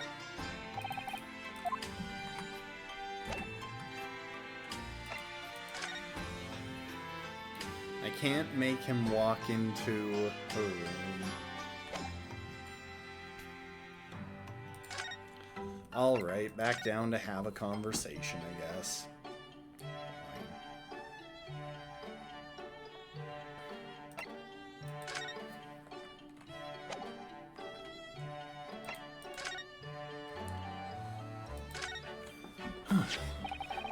This is a letter that arrived from Japan this morning by International Post. Oh, how lovely. Look at Susie's beautiful writing. I wish I could read it. And how is your judicial assistant faring, may I ask? She's very well, thank you. In fact, according to what she's written, she actually appeared as a lawyer at the Japanese Supreme Court and won a case. Ah, really? Oh, isn't she wonderful? Cut above your good self, my dear fellow. I've won cases too, you know. Apparently, Mr. Natsume appeared in the trial as a witness. Natsume. No, I don't recall the name. Of course you do. We helped the man. Twice. You know, in those 2 cases that took place on Briar Road 6 months ago? Ah, the mustached twitchy man, with the somewhat feline eyes and the mustache? You said mustache twice. I didn't have 2 mustaches, really. Yes, who could forget those 2 cases? They made a very deep impression on me. Although I must confess, the details are a little hazy now. A very deep impression they made on you, clearly.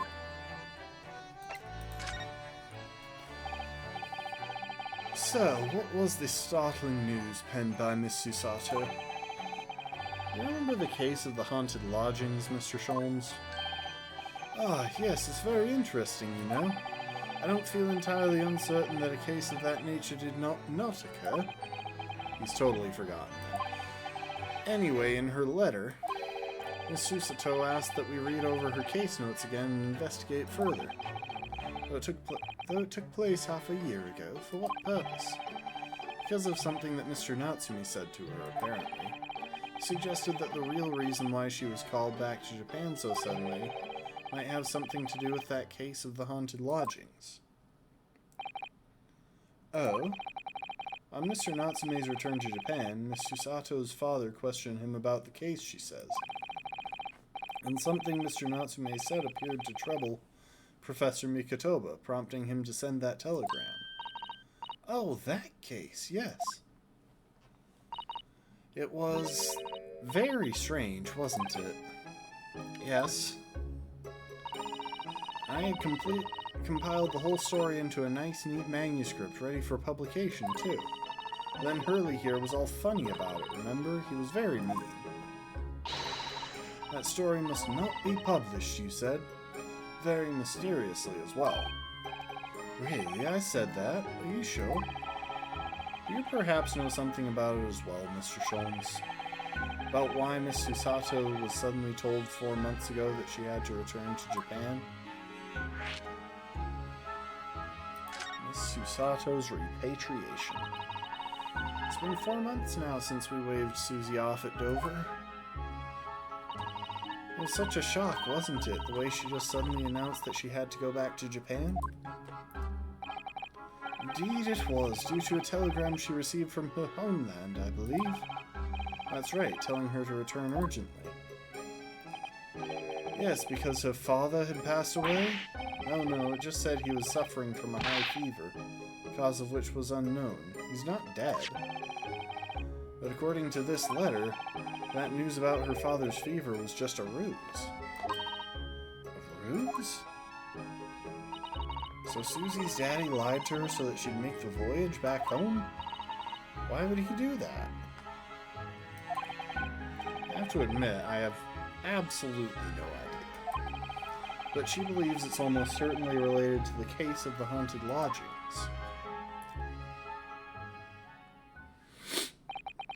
Summoning her back to Japan so suddenly like that, I wonder what Miss Susato's father is hiding. Really, do you know what it's all about?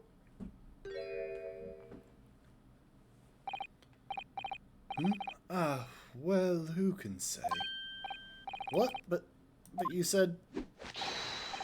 Please, I have engagements, my dear fellow. My calendar is quite surprisingly full today. And a stringent analysis of the matter would be excessive, I feel, even if I were quite at leisure. So, man the fort in my absence, won't you, Iris? I will, Hurley, don't worry. See you later.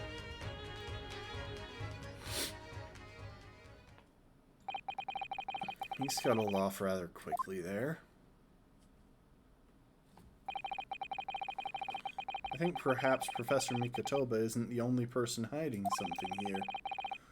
Soseki-san was involved in 2 cases, but only one of them was forbidden from being published. By, of all people, Mr. Sholmes.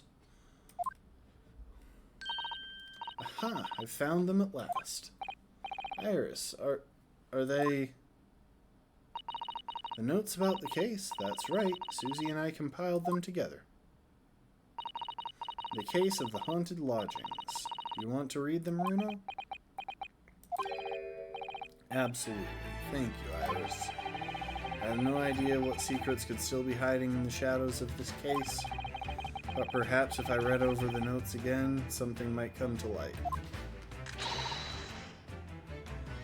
That's the spirit. I'm trying to decide if I should get a snack. And so, Iris and I decided to read over the case notes again together.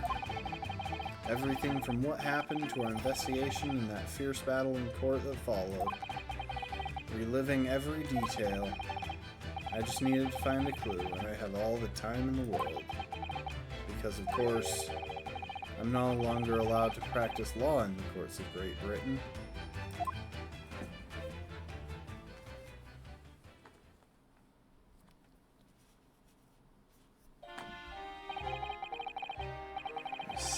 Months ago. I'm gonna take care of something real quick.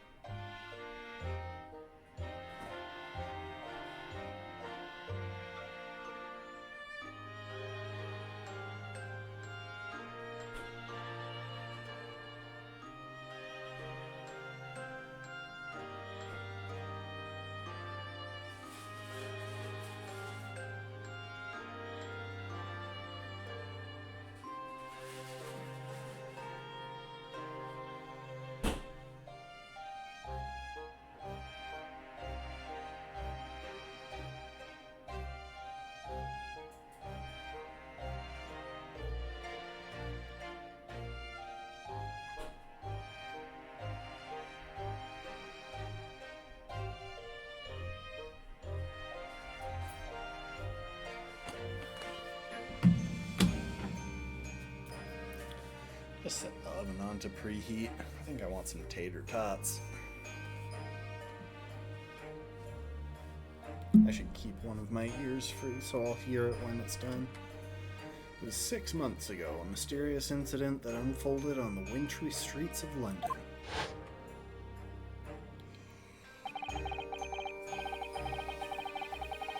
A young woman was found lying on the snowy pavement of Briar Road with a knife in her back. Fortunately, her life was spared, but she was unconscious for several days following the incident. I should say.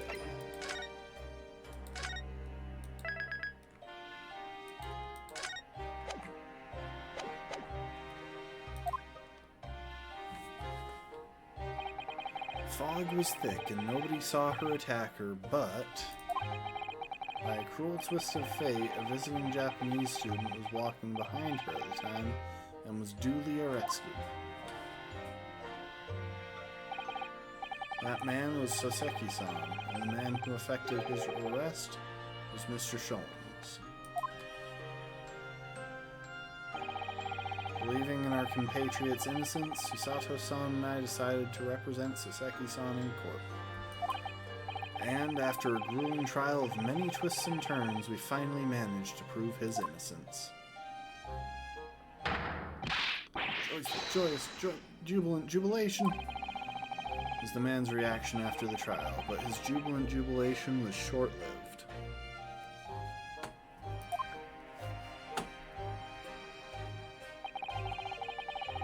We received a telegram from Mr. Sholmes the following morning. The victim of the Briar Road stabbing has regained consciousness. Hurry to Bart's at once. Susato-san and I summoned a hansom and headed immediately to the hospital.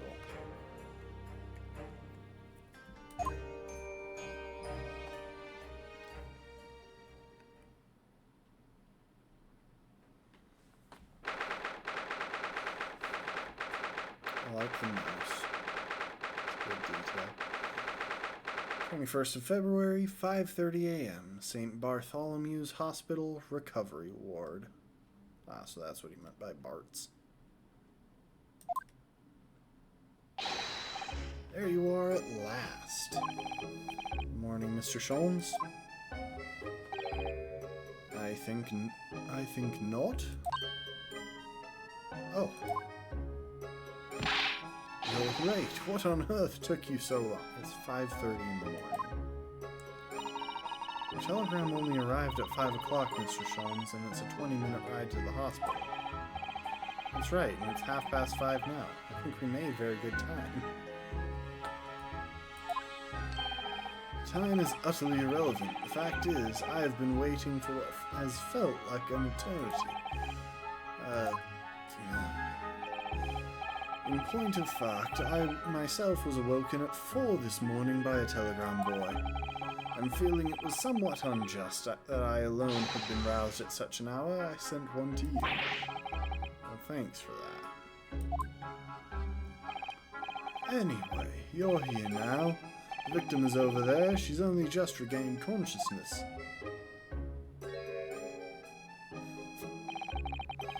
You should introduce yourselves, and I shall observe from here. That's the lady who was found on the snow-covered pavement with the knife in her back. Her name is... yes, here we are, Miss Green.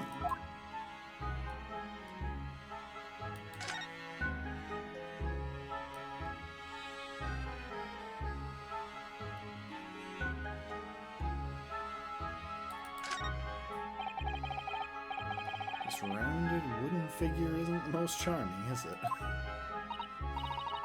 I don't think that's a decoration, Mr. Naruhodo. It's an artist mannequin, I believe, used when practicing sketching the human form in different poses. Really? It's not exactly what you'd call a typical figure for that purpose, though, is it? No, I suppose not. I confess I've never seen one quite so full-figured before. Well, if you want to draw a full-figured person, it's the right tool for the job. Look, there's a photograph in this frame here.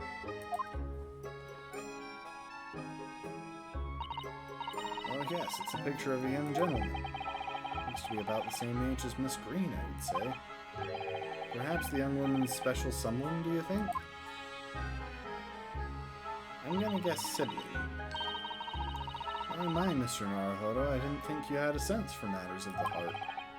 Not in the least. I sincerely said the first thing I thought of.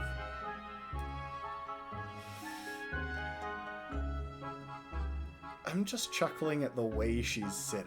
It feels weirdly comical.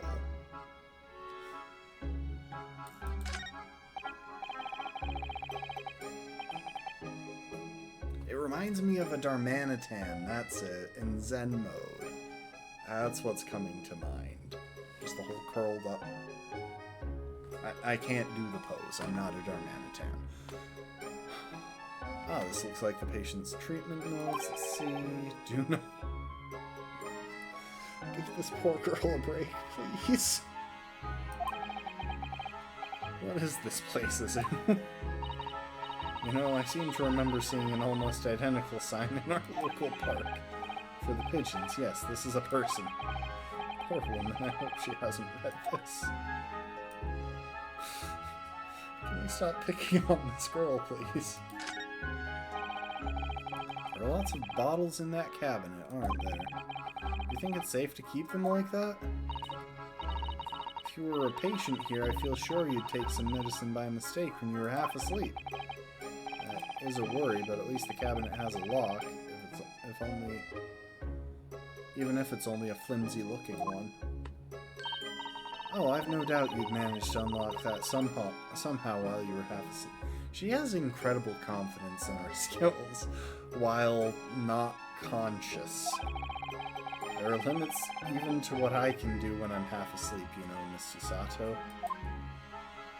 Anyway, I have a suspicion that she is going to get murdered.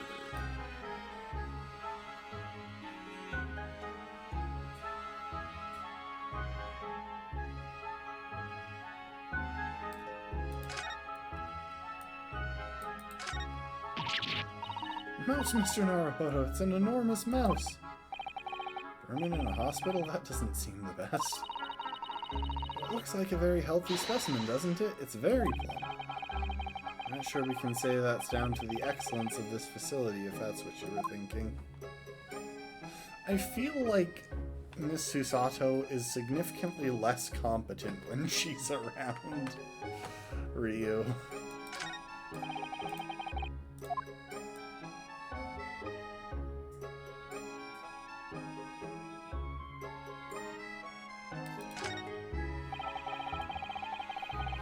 All sorts of medicines in this cabinet, look. I'm not sure if it's safe leaving them in reach of everyone like this. Yes, you're right. I can imagine if you were peckish, you might try a whole bottle or two. Well, at least there seems to be a little lock to... This is basically the same conversation. I don't imagine that would stop you if you were hungry. I worry that you'd break the lock. Hunger doesn't turn me into a criminal, you know, Miss Susato. Ah, this looks like the treatment notes for whoever's occupying this bed. Let's see. Do not permit to run around the hospital. Well, that gives me hope that she's been fed. Patient doesn't seem to be here at the moment, so here she is, probably running around the hospital.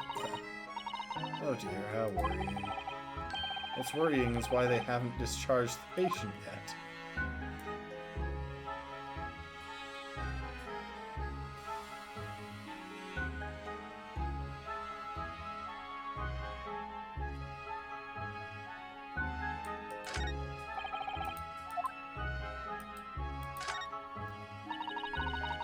Must be a bag of Miss Green's personal belongings. She would have been brought directly here after she was found stabbed on the pavement, though. I expect a friend or family member probably brought some things for her. Alright then, let's see what's inside. A change of clothes, no doubt, and... No, Mr. Naruhodo, you must never scrutinize a young maiden's personal belongings. The young maiden might have chocolates, or biscuits, or caramel. He is hungry.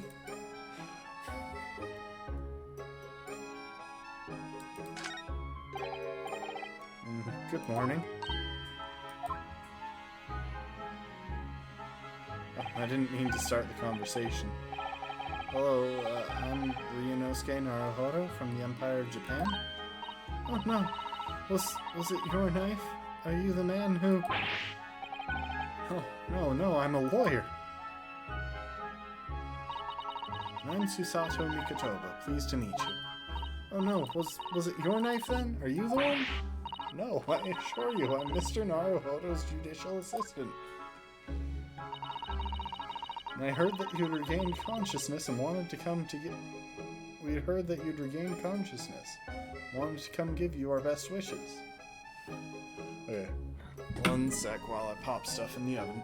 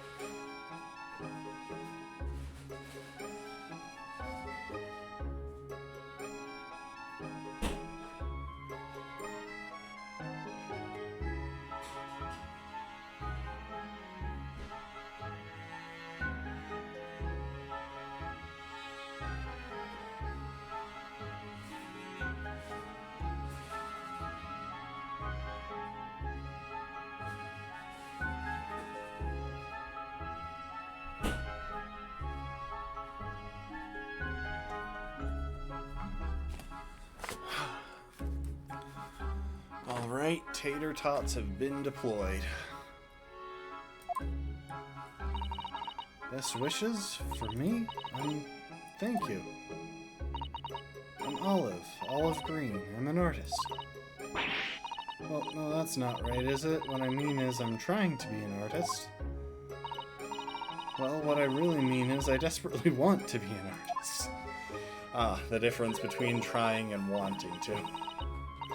Truth is, I don't have any talent. I know I don't. It's no wonder I was stabbed in the back. I don't think that's related, actually.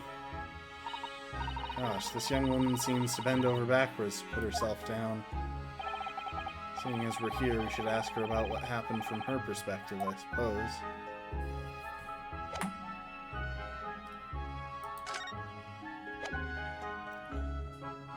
Okay. I thought Mr. Sholmes was here.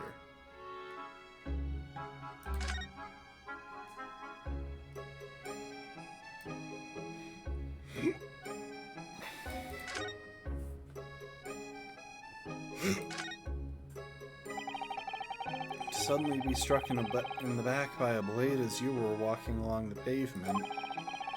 What a terrible experience you had, Miss Green. It was so cold that day and the fog was so thick, I couldn't see a thing. It was 4 days ago now, I think. Is that right? Yes, that's right. I'm afraid you've been comatose all that time. But the case has been solved, hasn't it? While I've been here in the hospital, I mean. Indeed it has, my dear madam. Spectacularly by none other than I, Herlock Sholmes. Ryu did all the work, but okay. Mr. Sholmes, as you well know, it was Mr. Naruhodo's hard work in court that solved the case.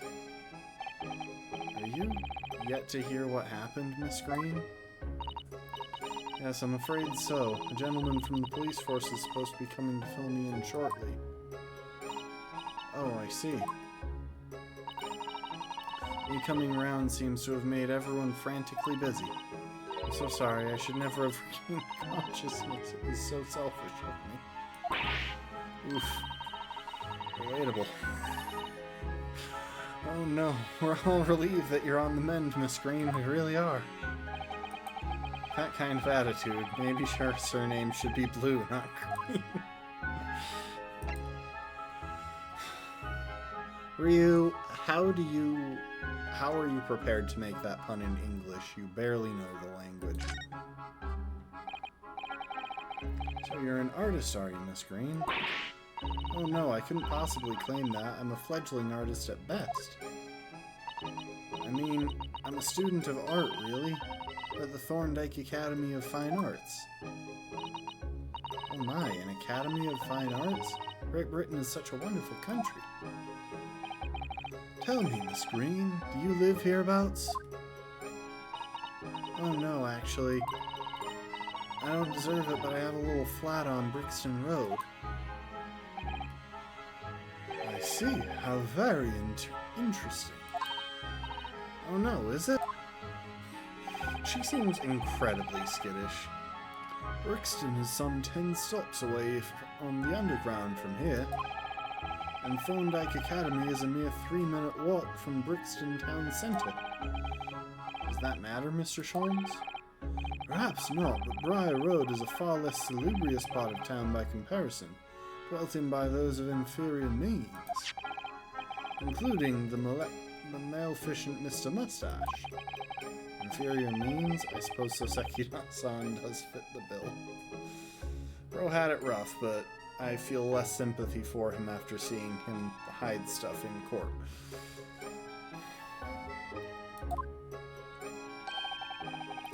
It struck me as somewhat out of the ordinary for a young fine arts student to be walking in such a district. That's all. What's this? She suddenly climbed up. Mr. Sholmes, you should be ashamed of yourself prying into a young maiden's private affairs. Dear me, forgive me. If you don't mind. I'm being discharged shortly, so I need to pack up my things. Yes, of course, we won't keep you. Thank you so much, Miss Green.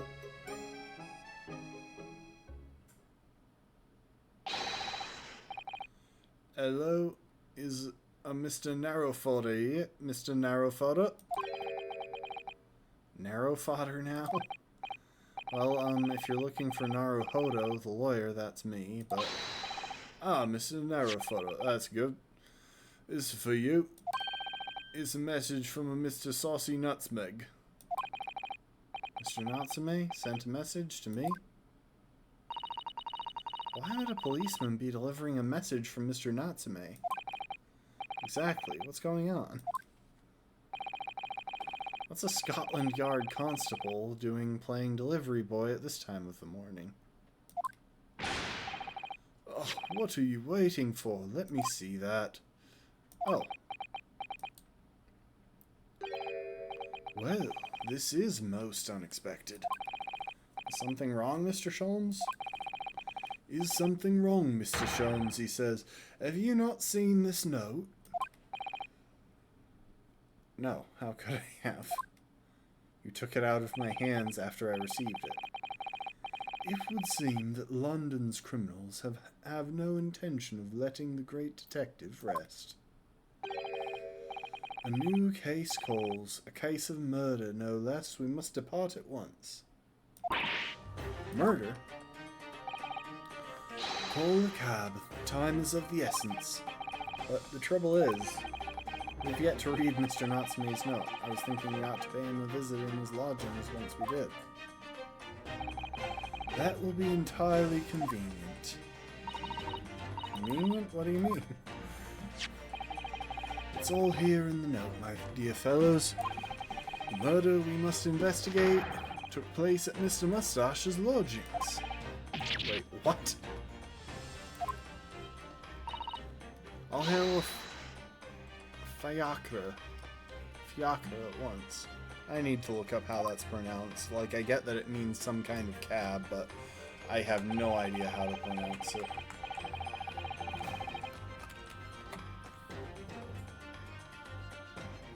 Fiacre. Or Fiac. Oh, Fiacre in British English.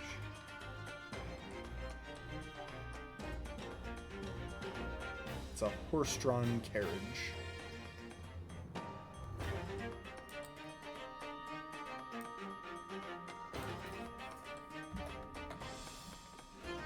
Okay.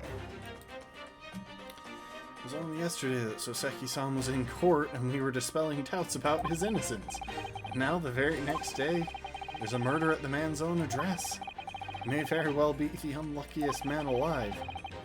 Or so it seemed to us at the time, but we were soon to discover that it was worse than we thought. I mean, of course he got arrested for it.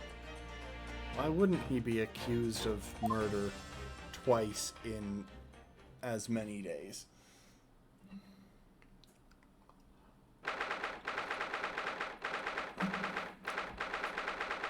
21st February, 7:18 a.m., Mr. Natsume's lodgings, ground floor. The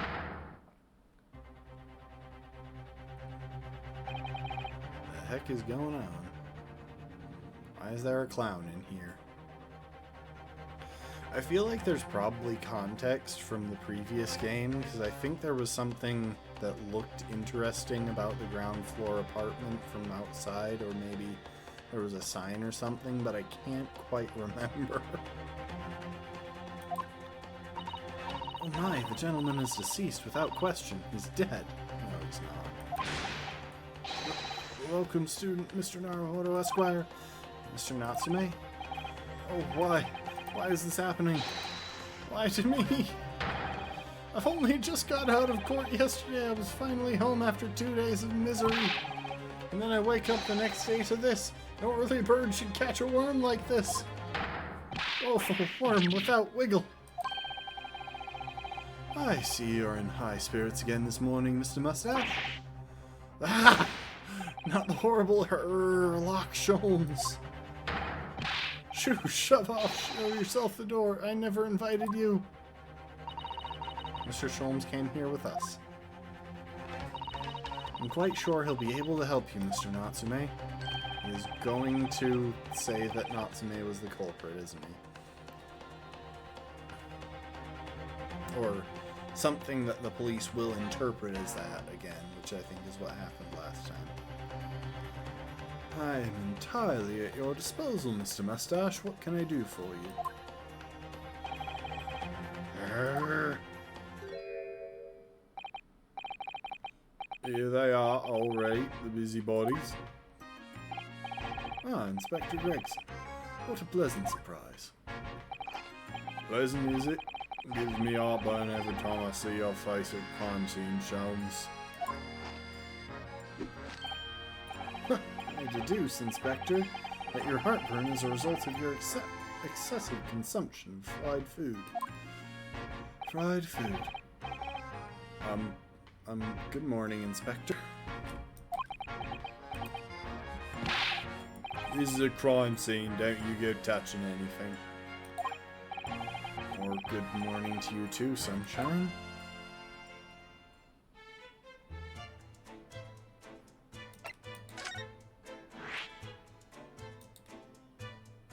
Okay.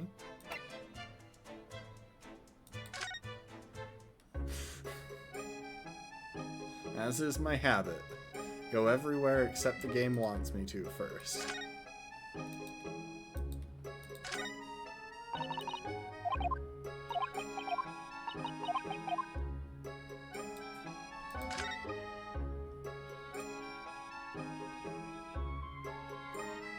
I thought she was supposed to have a bottle or something that was going to get knocked over according to the achievements.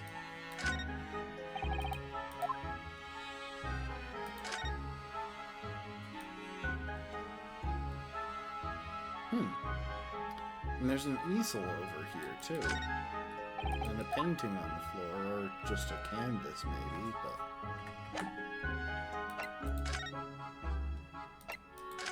Is Iris back at Mr. Sholmes' suite? We haven't actually come here yet.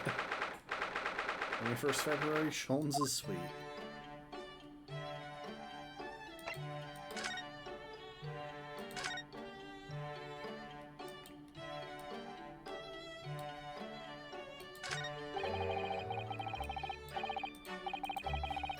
Might skip through this a bit.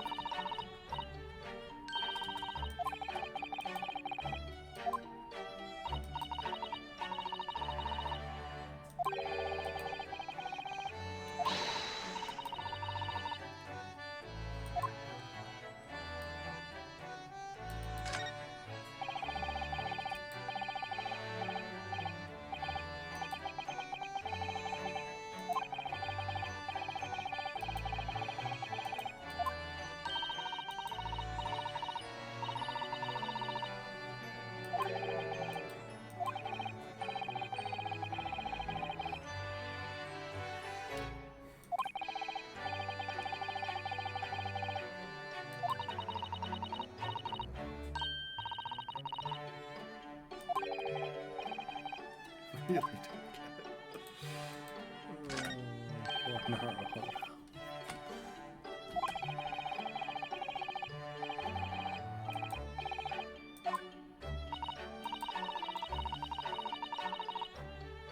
This wonderful instrument features in his inventions.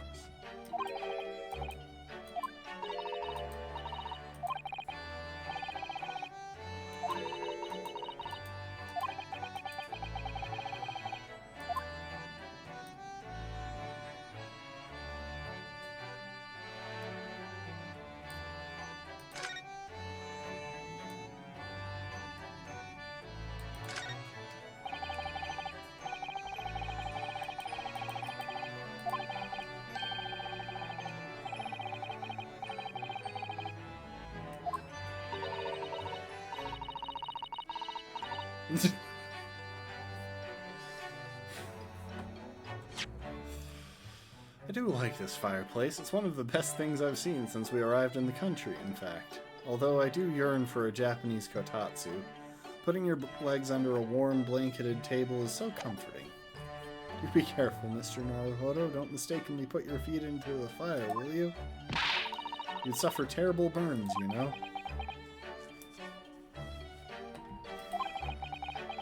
worry sometimes about how Susato-san sees me. It's curious how this enormous metal chest is being used as a coffee table.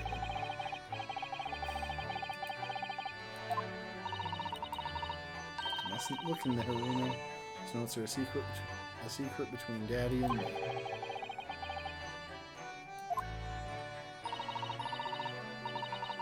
He tends to forget, you see, as soon as he solves a case, in fact. Once, when he read one of my manuscripts, we had a terrible argument about it. Never have I solved such a case, he said. He was absolutely adamant. Sometimes I wonder if he's from another planet, don't you?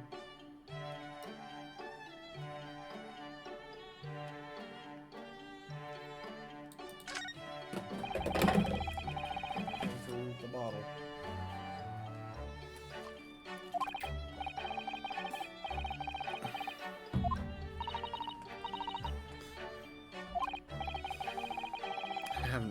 I have read The Adventures of Herlock Sholmes now, by order of Miss Susato. The trouble is, having seen the real thing in action, somehow the stories don't quite ring true for me. Well, he does solve the cases in the end. I suppose so. Perhaps there's more to that great detective than meets the eye.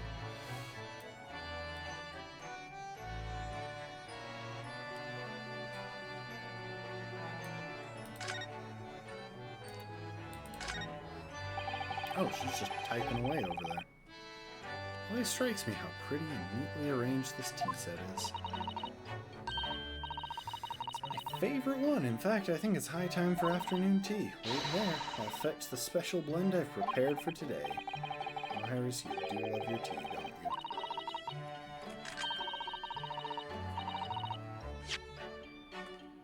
She looks so happy at the prospect. And after you've drunk it, I'll collect some experimental data, if that's alright. What is she about to make me drink?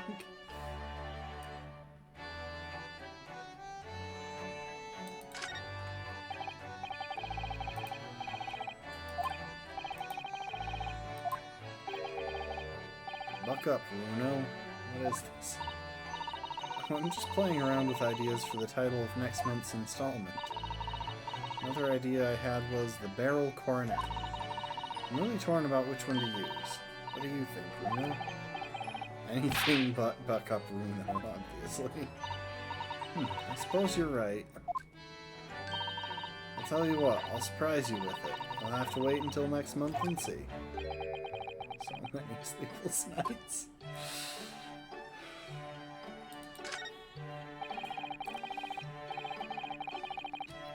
Charming little bottles. They might... Oh right, that's what she was saying all the time before. Charming shelf full of charming bottles full of charring ingredients.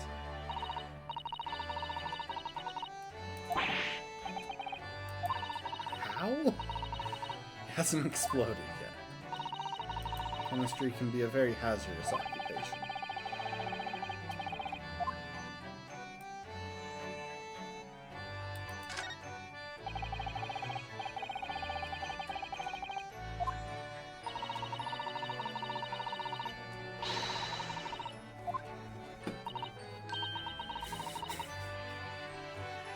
Susato, you're way too excited about this after having met the man. And even I know that he can be surprisingly competent when he sets his mind to it, but that's a rarity.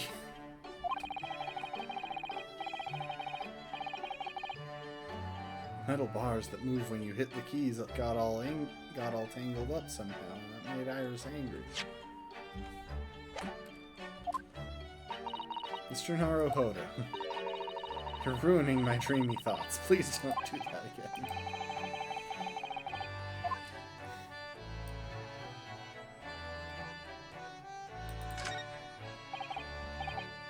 Iris? It's incredible concentration, that is.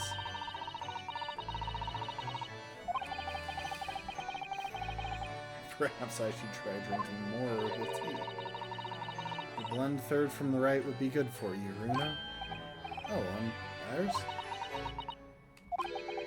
This girl is destined for great things, I'm sure.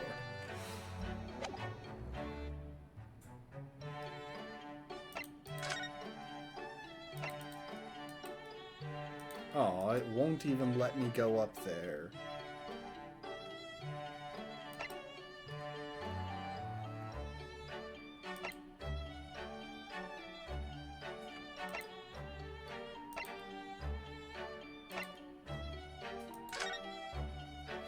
Let's go and see Briar Road.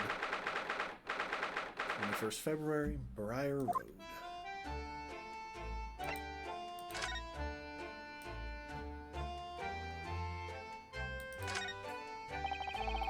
With the exception of the top floor where Mr. and Mrs. Garrett live, all the windows are bricked up. Guess that's because of an old window tax that was charged. Oh, right, I remember that. In order to pay less tax, the poorer members of society filled in many of their windows. They could be opened up now. But, yeah. The fact that it was less expensive to brick the windows in than pay the task is a frankly horrifying concept.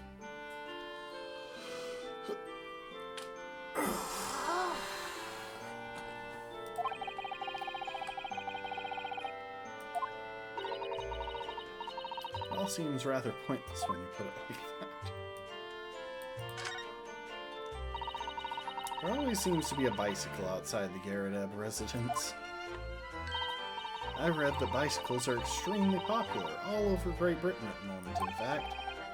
One seems very warped, though, especially the front wheel. That to make it more of a challenge to ride, do you think?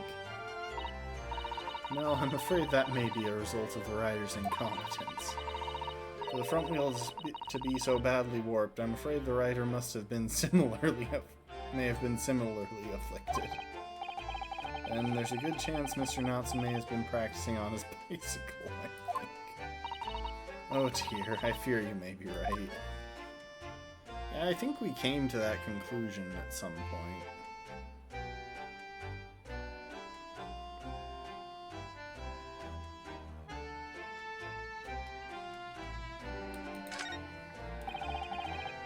Garrett household and Mr. Natsume's lodgings are in a prominent position there on the corner. Sometimes when I look at the building, I can't help feeling that it's at a bit of a slant. It does rather look as though it would collapse in even the smallest earthquake, doesn't it? And isn't it supposed to be haunted as well? I think I might have a hunch as to why Soseki-san has such a hunched back.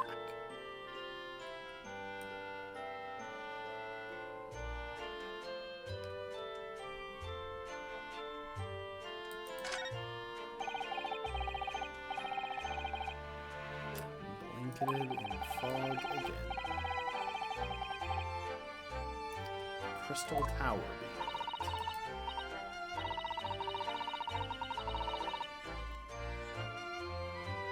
Right, they were building this up last time, I vaguely recall.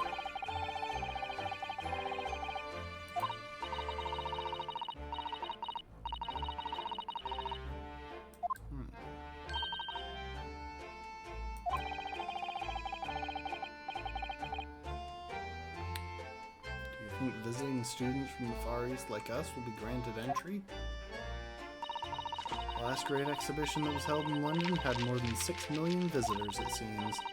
This time the British are determined to make it an even bigger success, to outdo the Paris exposition. I see. That's an incredible number of people. With so many people expected to attend, we should easily be able to slip in unnoticed. There's always the honest approach of buying tickets at the main entrance, Mr. Naruhodo.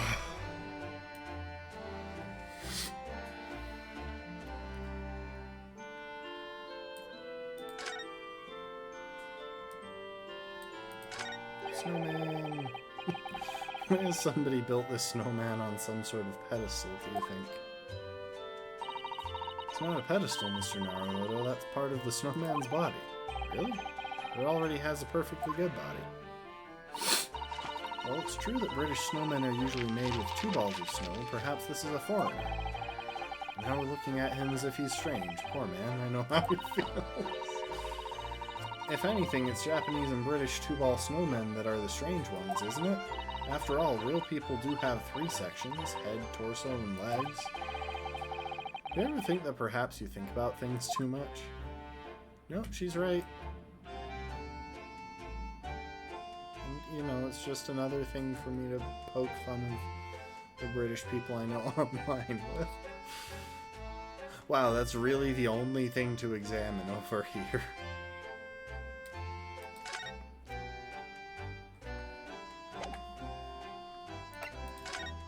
Alright, back into the apartment.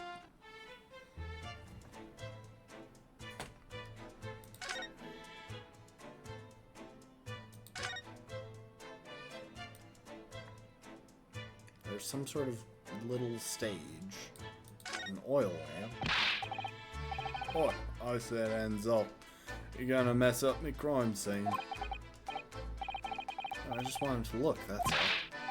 No chance. I know you're kind. You'll mess it up just by looking at it. That's pretty rude. I'm not even sure what he meant to imply by your kind. He's in a bad mood. Certainly some bad air in here, isn't there? Yeah, that's a reasonable thing to say, given there is a corpse lying there. Assuming that isn't a living person.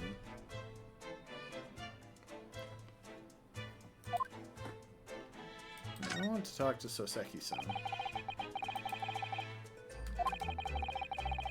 It's been 3 days since I was arrested for the incident on the pavement outside. And then, having finally regained my freedom, it starts happening all over again. Endless existence of excruciating experiences. So the victim lived here on the ground floor and your room is just 1 story up, isn't it? Yes, that's right. In a way, we were neighbors, I suppose. So did you know the victim? Were you friends?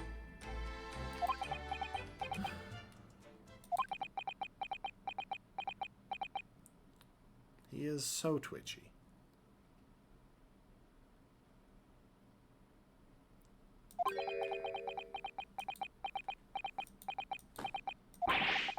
What's the matter with Soseki-san now? It was an innocent enough question, wasn't it? Why does he seem so shaken by it? Well, I suppose he wasn't a complete stranger. But did he ever invite me to his room? Never! On my honor, I swear it! What an extreme reaction. You're probably wishing you'd never asked now, aren't you, Mr. Naruhodo? When we found him here, I felt wretched, which is why I sent word asking you to come. Through that inspector over there.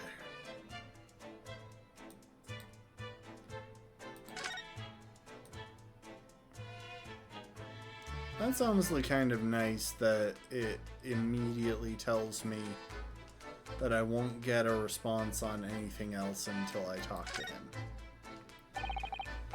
So, Inspector, what was the victim's name? Who was he? Sir William Shamspeare. Shamspeare, he was a lodger here. You can probably tell he was an actor. Bit of a dead loss as it happens, or just dead. Mr. Shamspeare?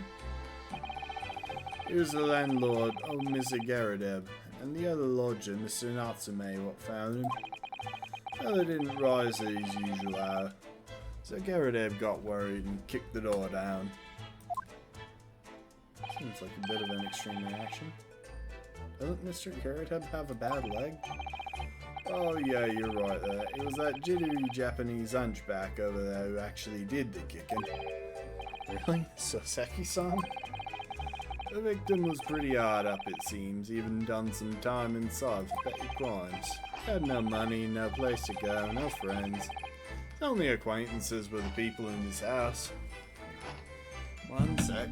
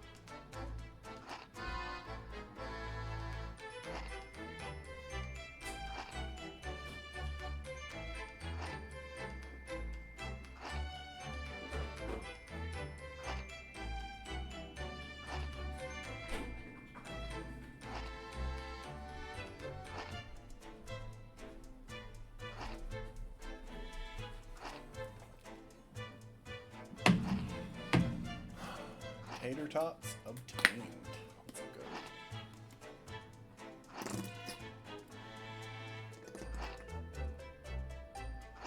Pardon the noise. Ketchup bottle is not particularly full.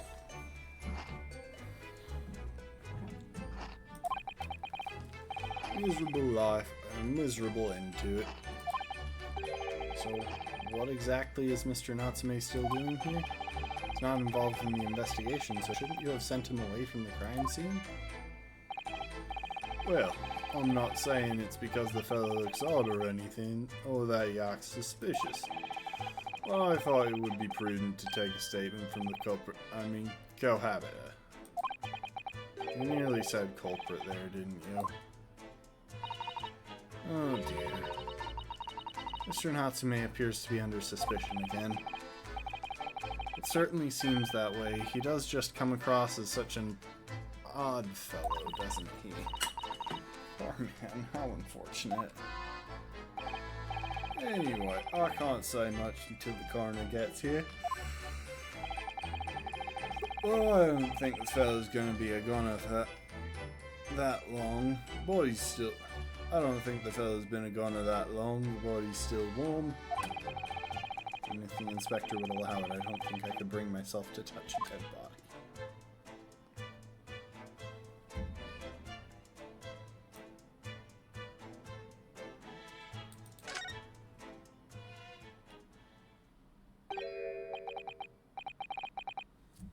Mr. Sholmes, what are you doing?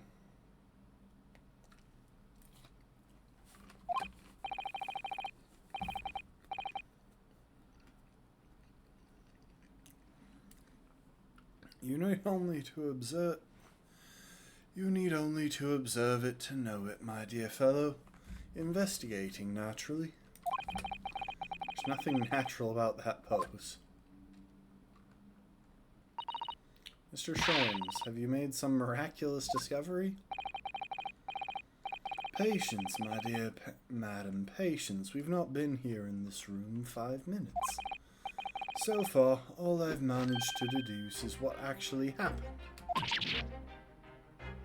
Goodness, but isn't that everything we need to know, Sherlock, Mr. Sholmes? Now that you propose the idea, I believe one could indeed see it that way. At the present time, I have managed to draw 2 incontrovertible conclusions. First is that there was a physical struggle here last night, in which the victim fought for his life. Ah! Mr. Natsume, what's wrong? Is something that Mr. Sholmes said significant somehow? No, don't mind me. Forget I was here.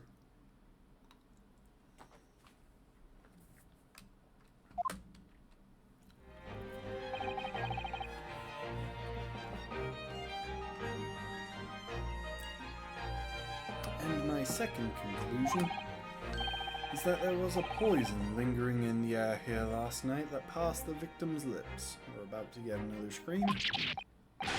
Nonsense! Alright, Mr. Natsume, why are you reacting so extremely to Mr. Sholmes' deductions? Oh, please, pretend I'm not here!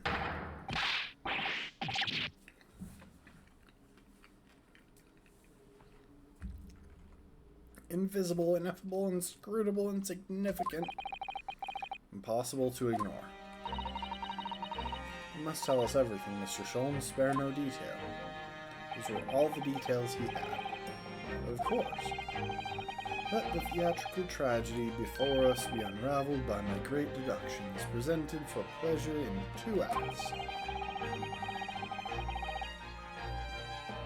We've heard some truly astounding great deductions from Mr. Sholmes in the past. No doubt this will be no exception. What miracles will unfold before our eyes this time.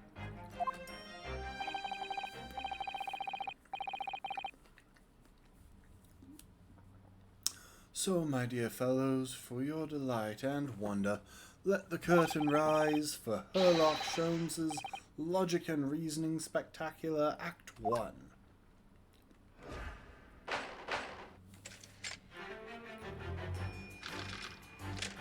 Right, I remember how this goes. Cause of death.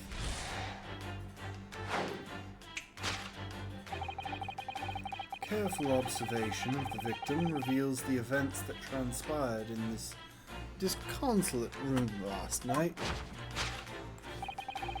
Foam at the mouth of the deceased clearly indicates use of poison. Next to the victim, we notice a large dining plate which contains, you will observe, 1/2 of a sizable bar of soap. Meaningful? Indubitably. Why is he eating soap?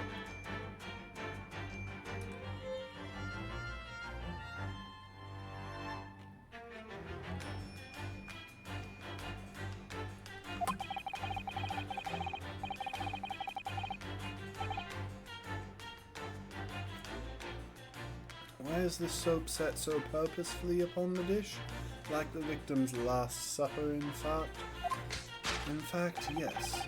Could it be that the man was about to eat it? Of course, the fork reveals the answer. Okay, so that's the first place where you're wrong. It appears the young man's appetite was his undoing. Taking up arms in the form of his cutlery, the victim engaged in a deadly battle for his life. Yet the struggle against his hunger was in vain, for in the end he couldn't resist devouring the slippery feast. But London's foul soap is besmirched by foul poison. Yes, the victim's life was actually claimed by poison that tainted the contents of the plate. The soap and the lather about the young man's mouth are too perfectly matched to ignore. The cause of death was clearly intoxication due to excessive ingestion of foul soap. Though personally, I have a greater interest in the taste of foul candle wax, of course. One thing's outfit magically changes.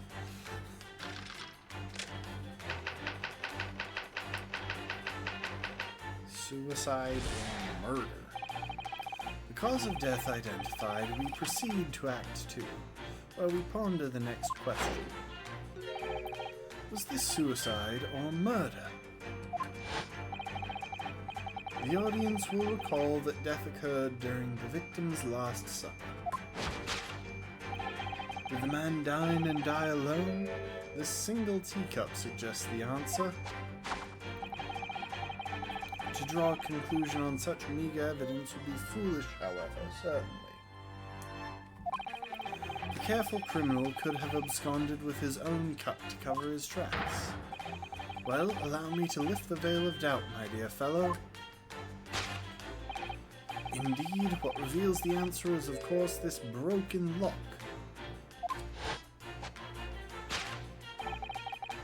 Though forced open now, at the time of the incident, this door was locked. And the sole key was in the victim's pocket. In other words, when the victim consumed the poison, he must have been alone. Alone with his inferior soap, from whence wafted an inferior scent. And with that acrid aroma lingering on the air, the victim met his end in tragic solitude. We can take comfort only in the fact that his soul was cleansed on its way to the hereafter. Lock.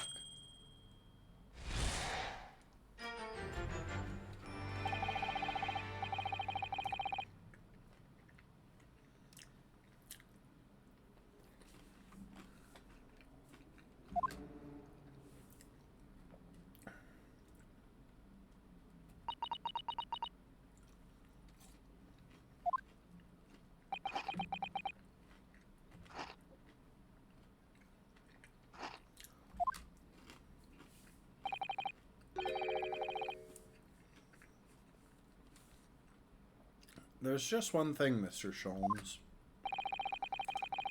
You are disposed to identifying just one thing, aren't you, Mr. Naruhodo? Pray, what concerns you? No matter how hungry he was, do you really think the man would have eaten soap? It is quite apparent that this man had barely a penny to his name.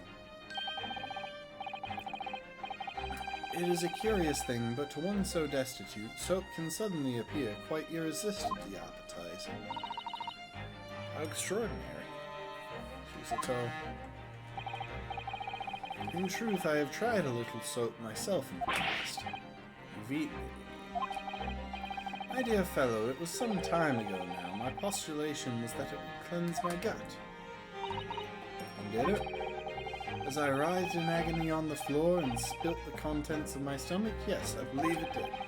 The experience taught me a valuable lesson. Soap is quite poisonous.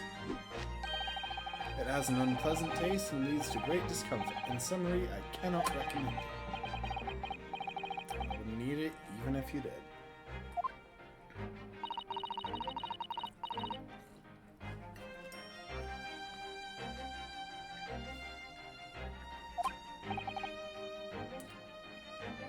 Sorry, I'm just clicking through this while I enjoy some tater tots.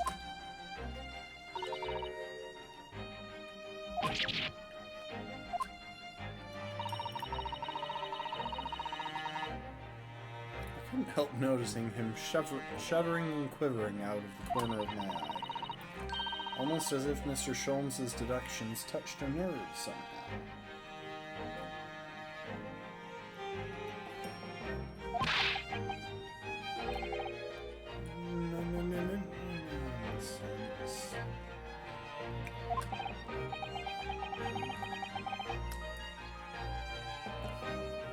Well, that clenched teeth episode didn't last. I think, judging by Mr. Natsume's reaction, the great detective's deductions may need some gentle corrections in order to reach the actual truth.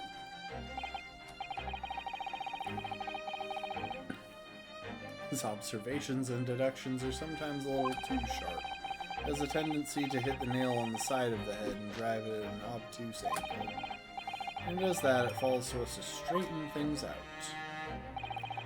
Alright then, let's see what we can do. Let's pick out the keywords in Mr. Sholmes' brilliant deductions, and discreetly exchange them for something that makes a little more sense. If we can do that, I'm sure we'll arrive at what Mr. Sholmes meant to say in the first place. In that case, are you ready for the second performance of the day?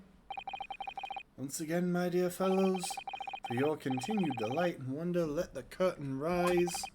For Herlock Sholmes' logic and reasoning spectacular, Act 1.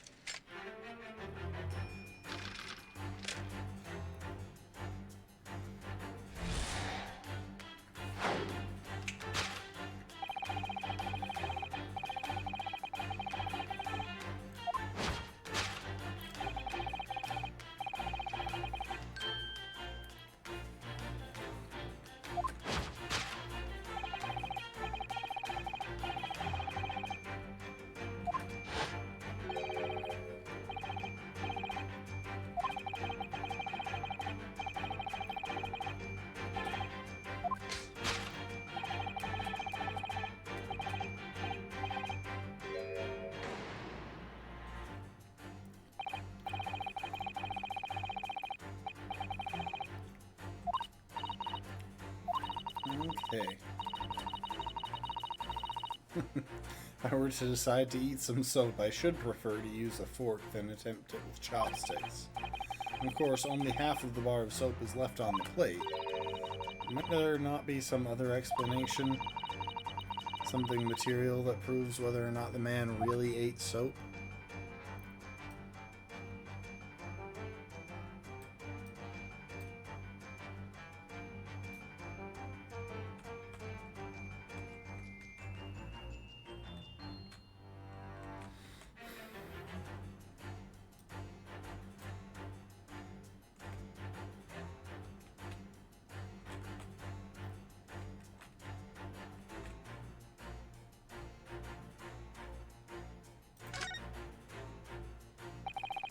Do you think he was drinking tea with his soap?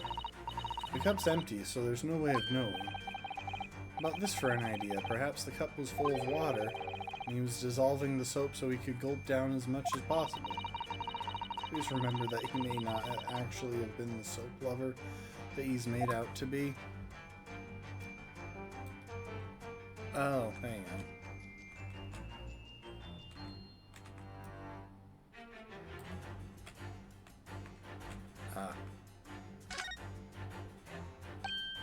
Look, there's more soap on the floor here.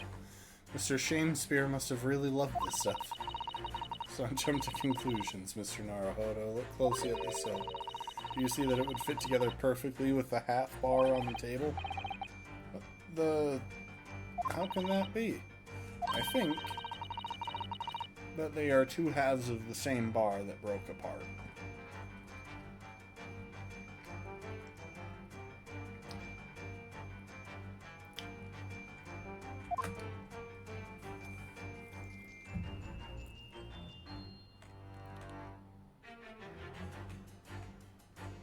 Take that!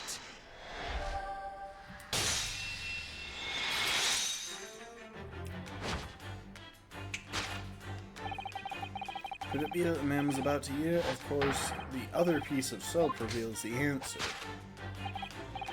It being the other half of the soap on the table. In short, the victim was not eating soap at all.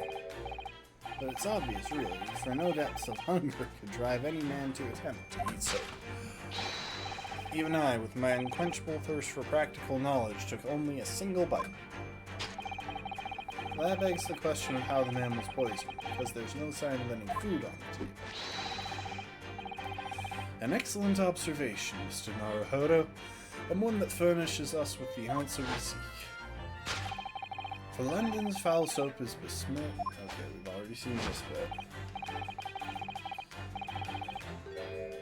Contents of this plate, or the contents of this cup.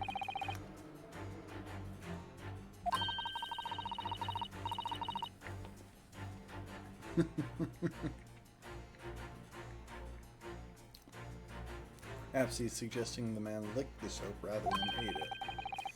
Soap in London is that poisonous, I don't think I want to be washing my hands with it. There are no signs of any food in this room at all. Of course, food isn't the only thing that passes people's lips, is it?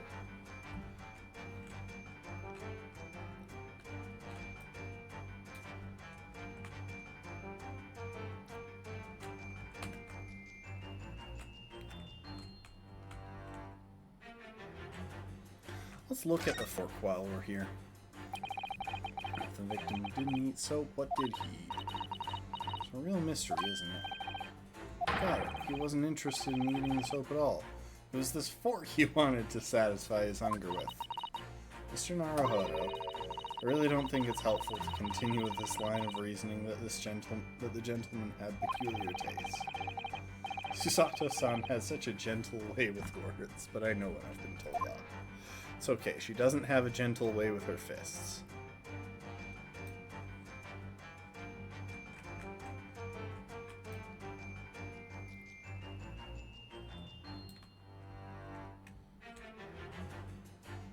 Take that! I was just trying to see if there was anything else that I could scan over.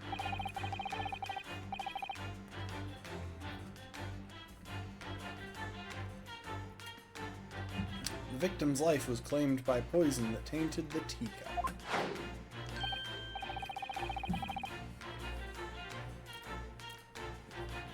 Indeed, cups have been the vessel of choice for practicing prisoners over the centuries. Practicing poisoners over the centuries. And it would appear that the victim drank every last drop. No sign of food anywhere in the room. Which leads to the immutable conclusion. Cause of death was clearly due to intoxication due to the ingestion of poison contained in this teacup.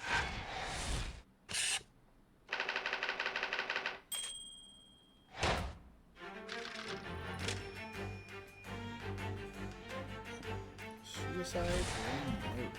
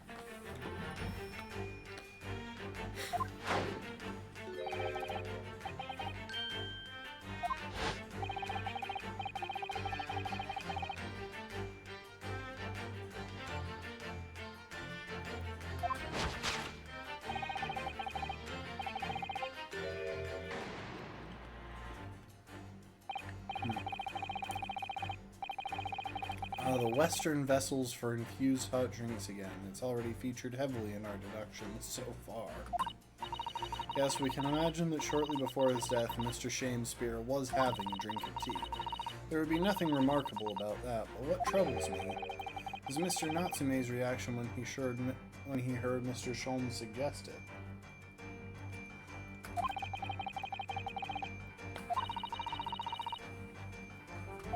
Alright, let's examine the scene again.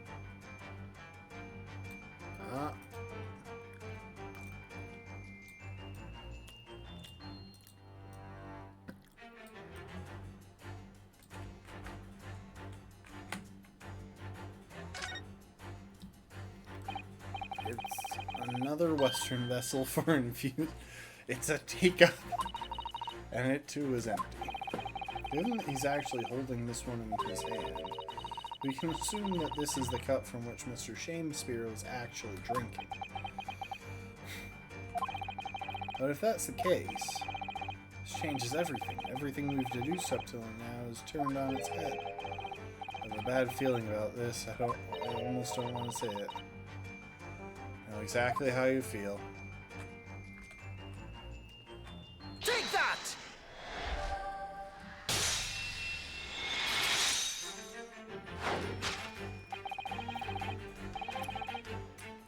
Did the man dine and die alone? This other teacup suggests the answer. Yes, there were 2 teacups in this room all along. Ah. In other words, this is a strong indication that at the victim's last supper, there was a guest present.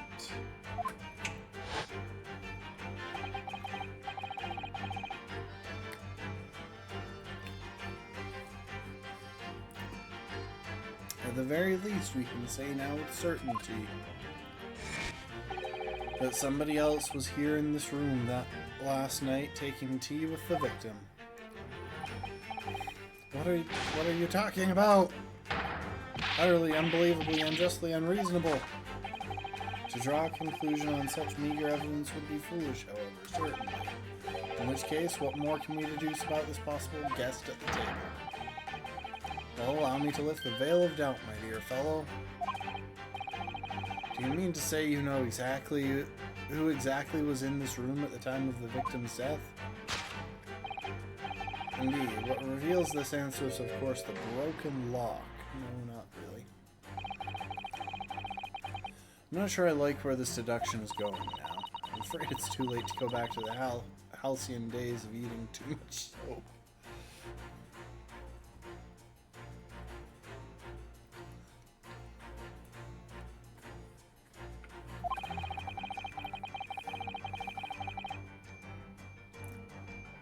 But the identity of the guest who was in here last night when the victim passed away is something I have a very bad feeling about. Well, you can try to ignore your feelings, but we cannot ignore the truth, Mr. Naruhodo. Oh, I suppose not. Time to look around again.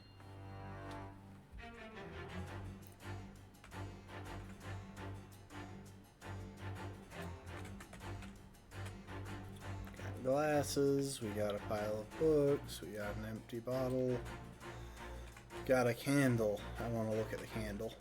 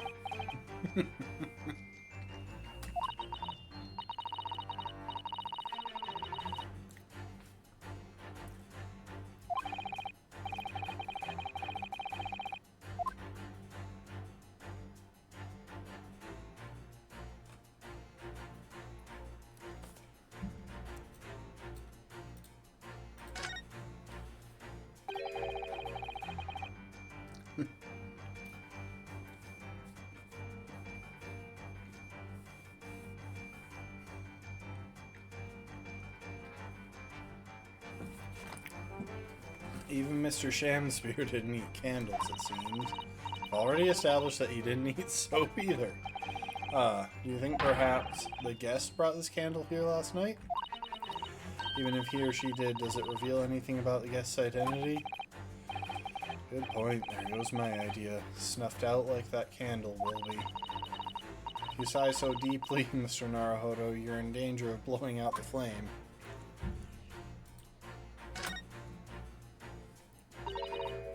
It's empty. Empty of liquid, but full of air. Makes you think, doesn't it?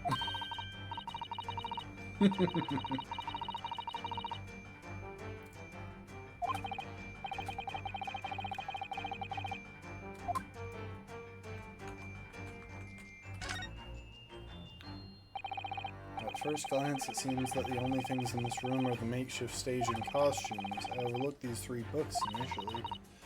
Wonder what they are. Let's see. Titles read Picture of Monsieur Le Cop, Canterbury Yearnings, and A Meal for Gaboriau.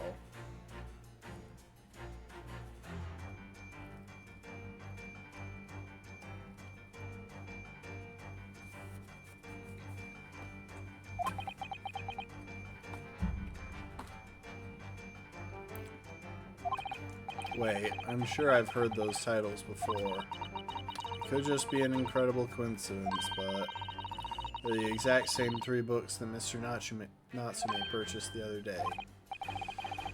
On the day of the unfortunate incident when Miss Green was stabbed, Soseki-san had just been to a bookshop and bought them, that's right. And now those 3 titles are here in the room of the victim. Yet Mr. Natsume claims never to have been here before. What does this mean, do you think? Really don't know what to make of it. Oh, interesting. So you have to investigate them before you can go with that. Okay, well...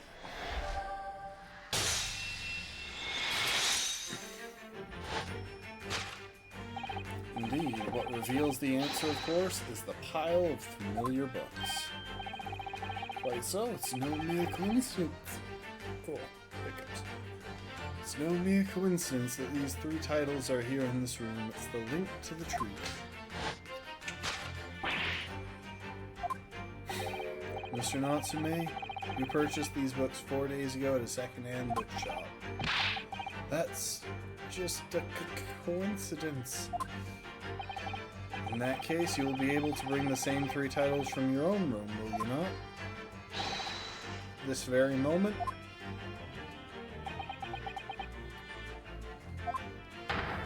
No, never, non-negotiable. You can't bring your own copies here. It proves that these 3 books are in fact yours.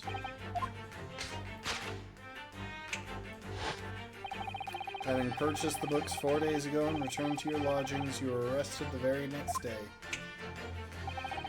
So you could conceivably have brought the books here on that evening, but you never mentioned that. In other words, you could only have brought these 3 books here to the victim's room.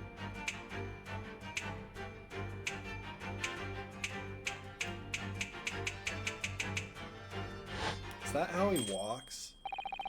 Last night, having returned to your lodgings after the trial concluded at the Old Bailey.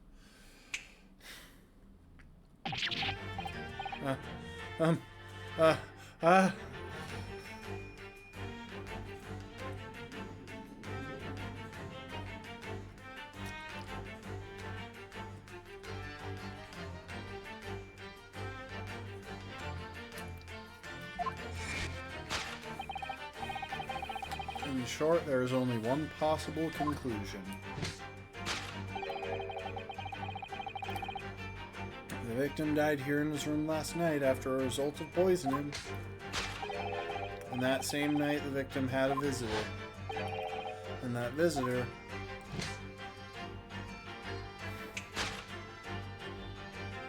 is you, Mr. Soseki Natsume.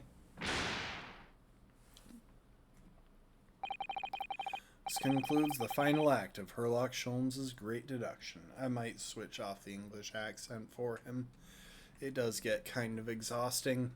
He's one of the characters who speaks most.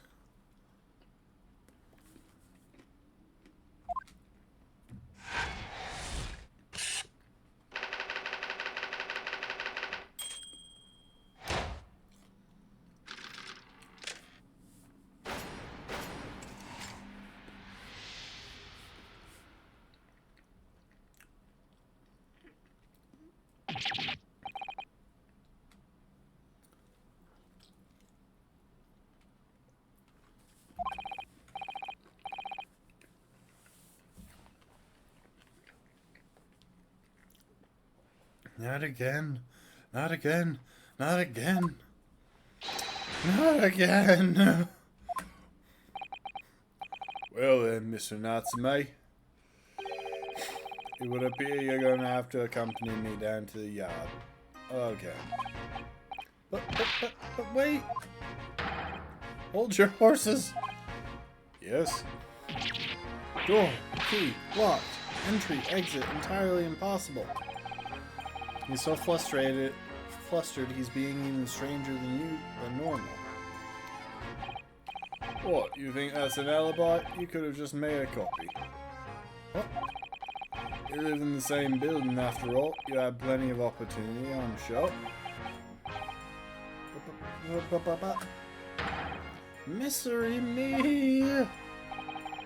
Sorry, sir. You'll get your chance to give your side of the story later. The facts speak for themselves, Mr. Mustache. You horrible Airlock Jones! He really has found himself an arch rival now, hasn't he? Come on now, no dilly-dallying. Outside there's a carriage waiting. Welcome, student Mr. Naruhodo Esquire. I never imagined I'd be in this position again, but... You have to help me, please, please! I'm innocent! Alright, I understand. We'll come to your cell later and talk about it. One more thing. Oh, yes? My poor little kitty cat. Please give him his breakfast for me! Oh, that's actually tragic. Isn't he named like Goose or something?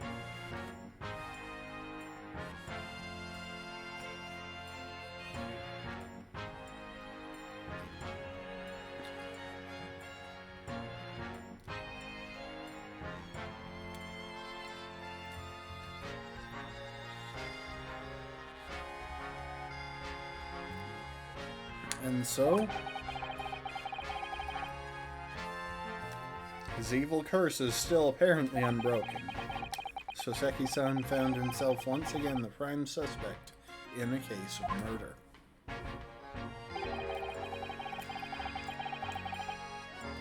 Thanks to the incriminating deduction of the great detective. My dear fellow, that honor belongs to you.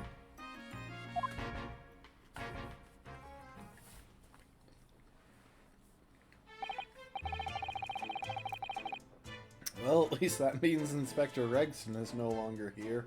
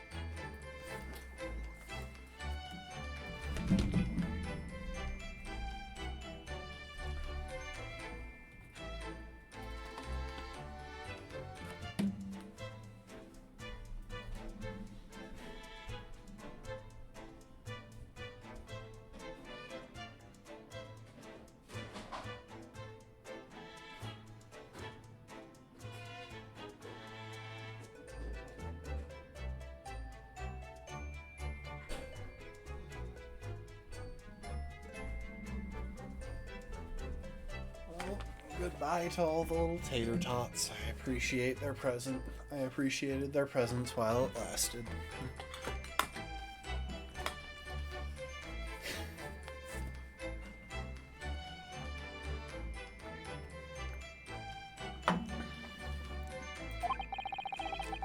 examine the crime scene in more detail now. Yes, that's right, and of course. What? Have you forgotten what the inspector mentioned before? It was the landlord, Mr. Garrideb, who discovered Mr. Shamspear. Ah, Mr. John Garrideb, yes. Expect we could find him in his sitting room on the top floor as usual. Must remember to go and talk to him later, then.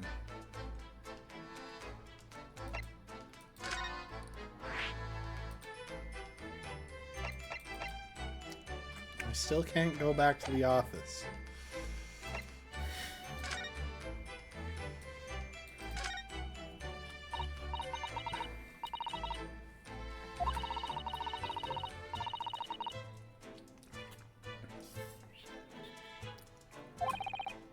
I don't know. All we can do now is hope that he'll be reborn to a better life. Suppose you're right. I wonder. Do you think that putting our hands together in a Japanese prayer will help a British soul? Sorry? I made sure I had a reference at the ready for just such an occasion as this, actually. This book is entitled The Beginner's Guide to Praying for the Departed, the British Way. I'll just reread it now, one moment. Why did you buy that? There's quite a spine on that book, isn't there?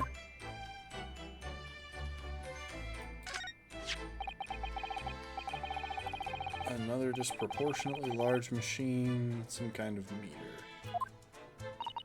Was this just a gas leak? Like, was this really just a gas leak?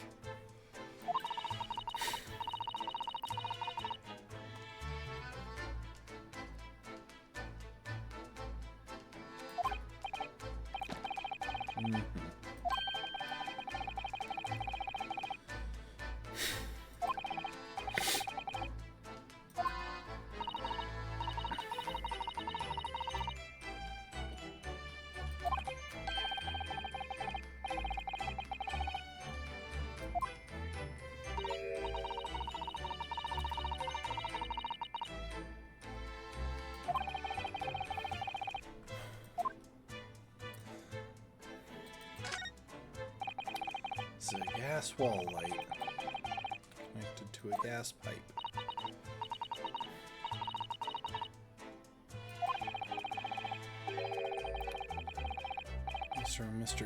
Mrs. Garrideb had an open fire.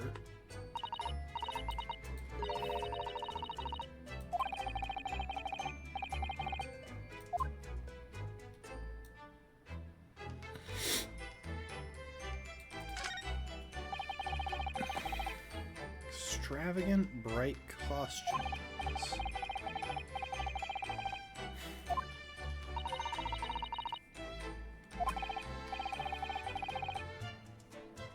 Don't put it on, Ryu. I think you'd be more suited to a feudal lord, a daimyo or such like. With a Chon Mage top knot, every Japanese man wishes he had a Chon Mage. You'd look wonderful with one, and you already have the sword. Hang on. I think I know what he's talking about, but I do want to look that up.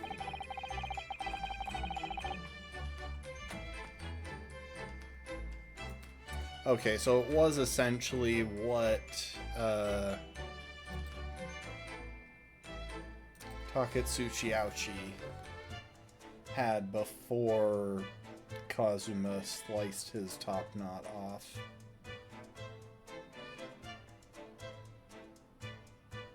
Hang on, sorry.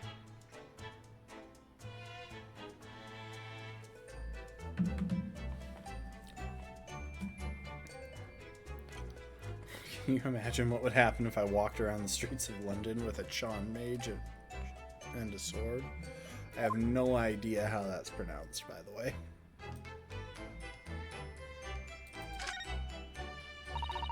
There's not much on these shelves, is there? Just a wine glass and bottle.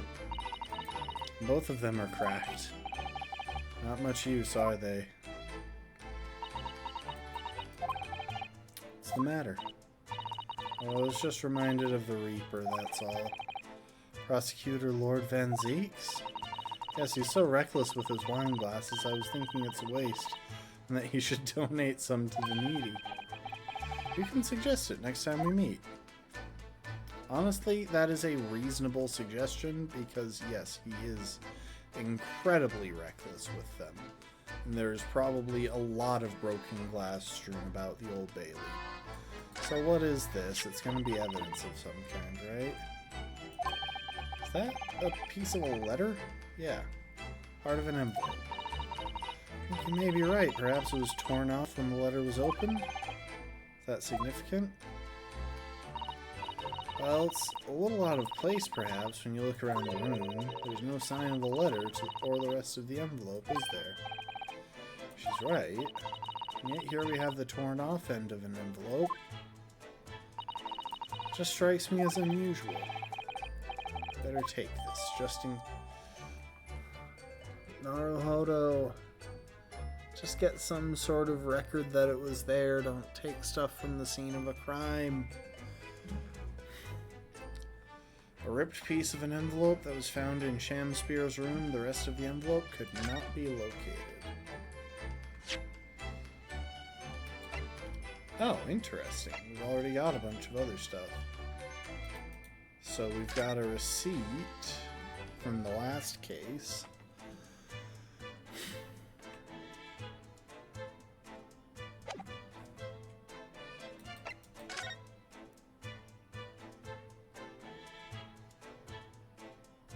Your books. Yeah, we got a couple of items from the last case. It's so weird that this wasn't in the last game.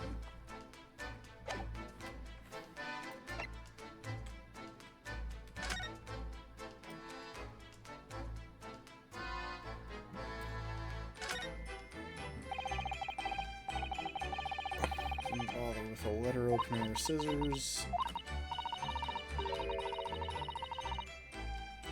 Clearly someone with an unrefined temperament. Judging by the angle of the rip here, the person in question must have been right-handed. Miss Susato, I think perhaps someone's been reading too much of the adventures of Herlock Sholmes. You can never read too much of it, Mr. Naruhodo. Never!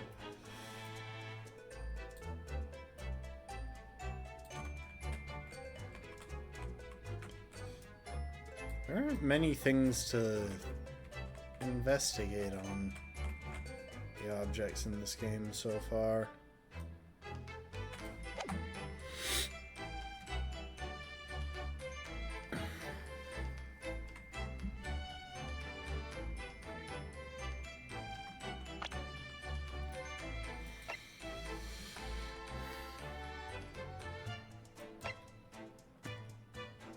Detective Inspector in charge of Scotland Yard's investigation of the case, stern and single-minded in his approach, and a great lover of fish and chips.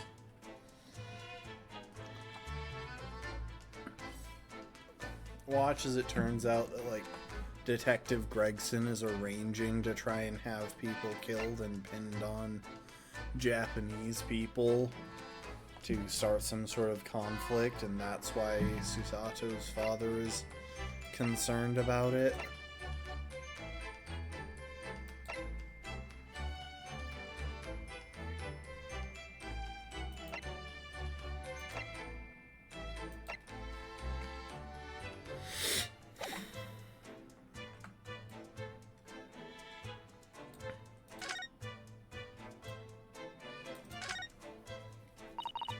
This is some sort of makeshift stage, I think, isn't it? Where's the audience sit, though, for the nightly Shakespeare performances? Actors aspiring to the great stage must practice their art, Mr. Naruhodo, with or without an audience. In fact, on a related note, perhaps you should set up a mock bench for the defense in your office. What? You could practice your art every single day. Well, think about it. If you promise to don a beard and play the role of the judge. Well, if that would help you achieve your goal. This I have to see. I really hope that actually took place then.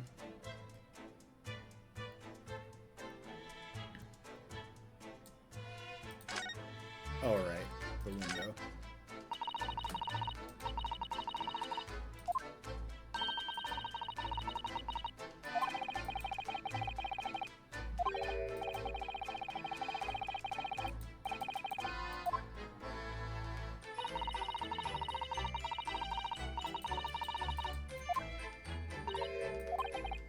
What is it, Mr. Sato? If you look closely, a number of the bricks are loose.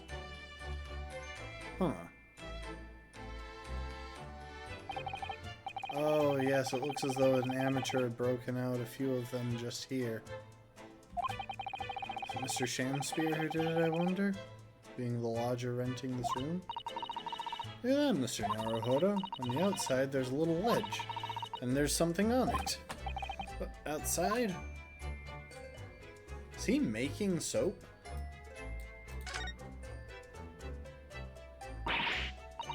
It's so cold outside, you can feel it through this gap. Snow last night, it would be cold. But more importantly, what is on the ledge out there? What are those snow-covered lumps? It's more soap. What are bars of soap doing lined up on the ledge outside the window? I have no idea. Well, the pair of them look rather charming like that.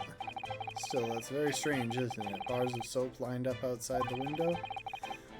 I think perhaps we should take one. There are two after all. Oh dear, I suppose we could. Oh, what's this? Look here at the soap. Ah! You see in the middle there, there's a patch that's a different color. It's sort of transparent, but some sort of fancy design, I suppose? Only in Great Britain. It looks like the Hinomaru flag of Japan, doesn't it? How wonderful. It's probably a very expensive brand. Expensive? And what's it doing in this ramshackle old room?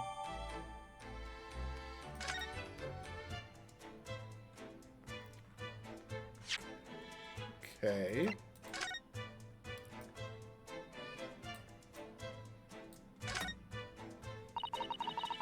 It's a different color. Trust the British to turn a boring bar of soap into something special? I realize now that she's not saying that there's like a flag stamped into it. She's saying the rectangle with a circle in it is like the Japanese flag.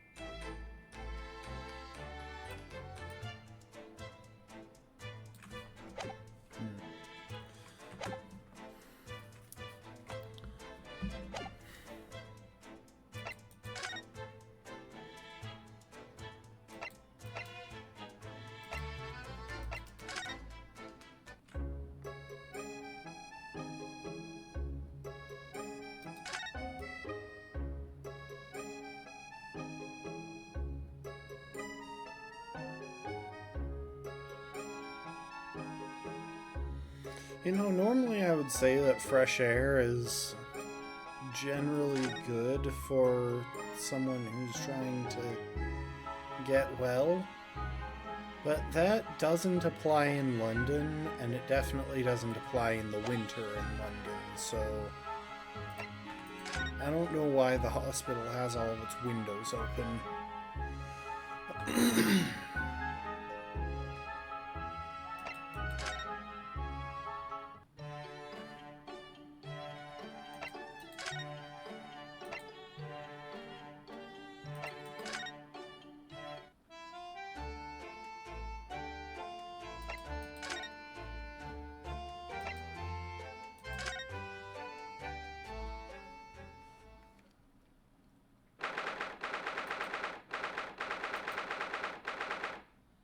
Garradab's room.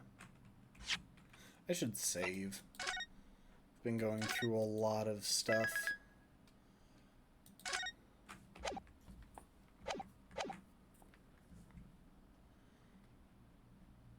Did he always have a sword over there? I know the cannon was always there. Here we are again, the eccentric landlord's eccentric top floor abode. We're here because Mr. Garrideb's the one who discovered the incident this morning, don't forget. You chaps, eh? You chaps, eh? Yes, good morning, sir. Thank you for your cooperation in court yesterday. It's quite a trap. Wait, was that Rio or no? It was Mr. Garrett.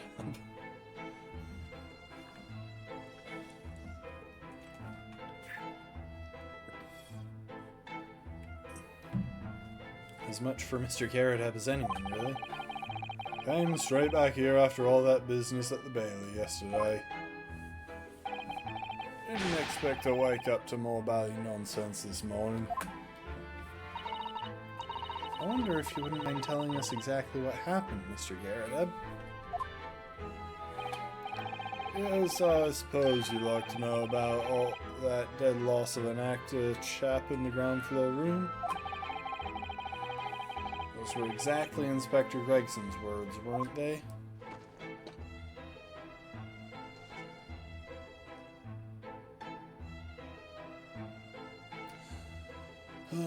Walking like that all the time can't be good for that shoulder of his.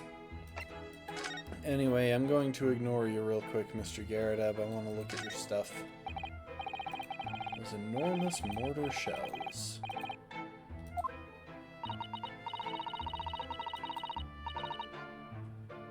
Didn't you say something about firing them into the barracks, Mr. Garrideb? No, I sure hope he didn't. That's... You remembered it? Oh my. Just a little mishap that occurred during training one day. What are you doing firing on your own men? The captain bellowed at me. Not surprised. A little mishap doesn't really do it justice, does it? Well, one has these little incidents where one's a hot-headed young private. Perhaps I should put some evidence that resulted from one of my little mishaps on display. Oh, does the great lawyer, like the great detective, want to exhibit some trophies of his finest moments?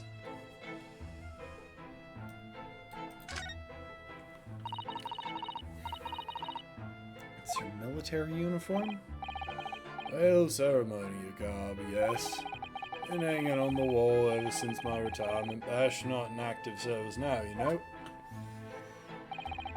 Doesn't mean much to me anymore. You could have the old thing if you wanted it. Well, it might suit Lord Van Zeeks, perhaps. An overly ostentatious outfit like this could be just what he needs. Very tactful, Miss Susato, very tactful indeed.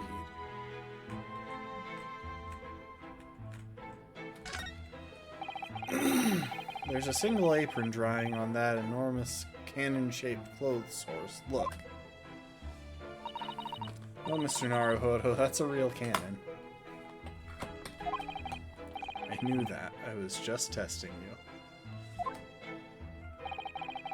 you. Piece of history, that is. Seen plenty of action on the battlefield, I can tell you.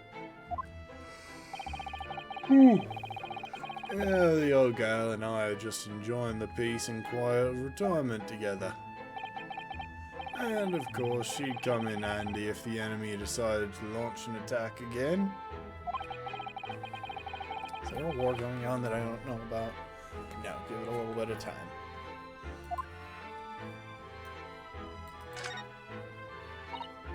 Oh, a copy of Ranced Magazine.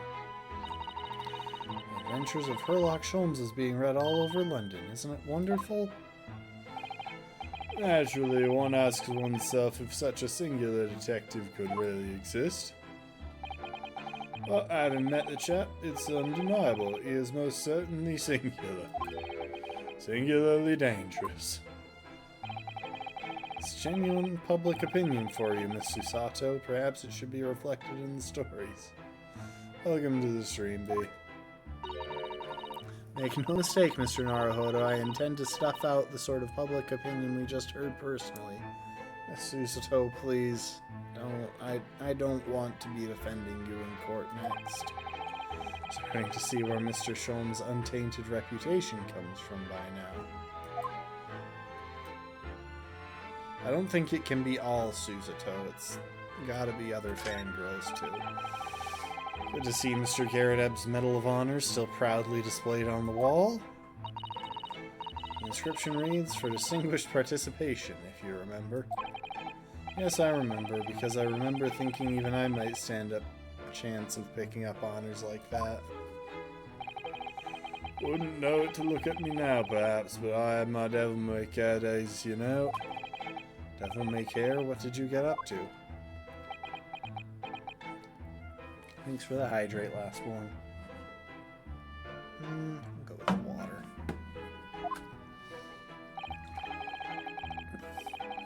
Well, all in the past now, of course.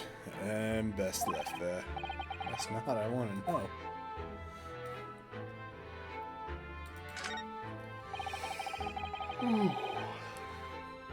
Look very dashing in your uniform there, Mr. Garrett.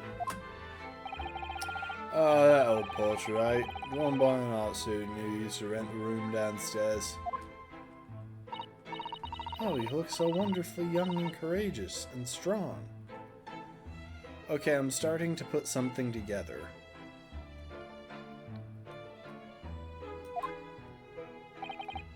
Yes, well, the chap presented it to me one day and asked if I'd let him off the month's rent in return. Oh, I see. So you did, presumably. Nope. Oh, Ballywell did not. Oh. Portrait is a portrait, but rent is rent, eh? And yet it's still there proudly on the wall.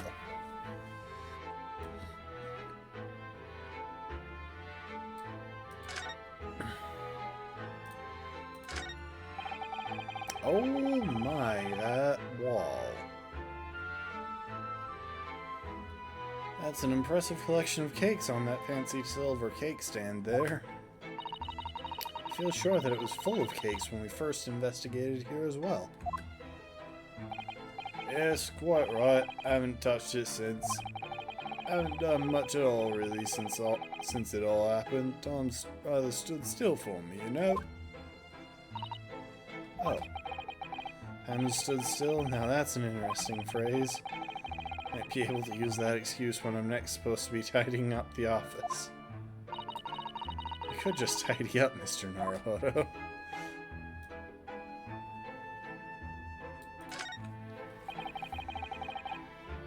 We know what that screen is hiding now. Aftermath of a fiery altercation the other day. Don't suppose I'll be able to clear that mess up for some time now. Oh dear, this must be a very difficult situation. I'll say, people talk about twists of fate and whatnot. This is a twist and a half. A rotten show all round. He's clearly struggling with everything that's happened.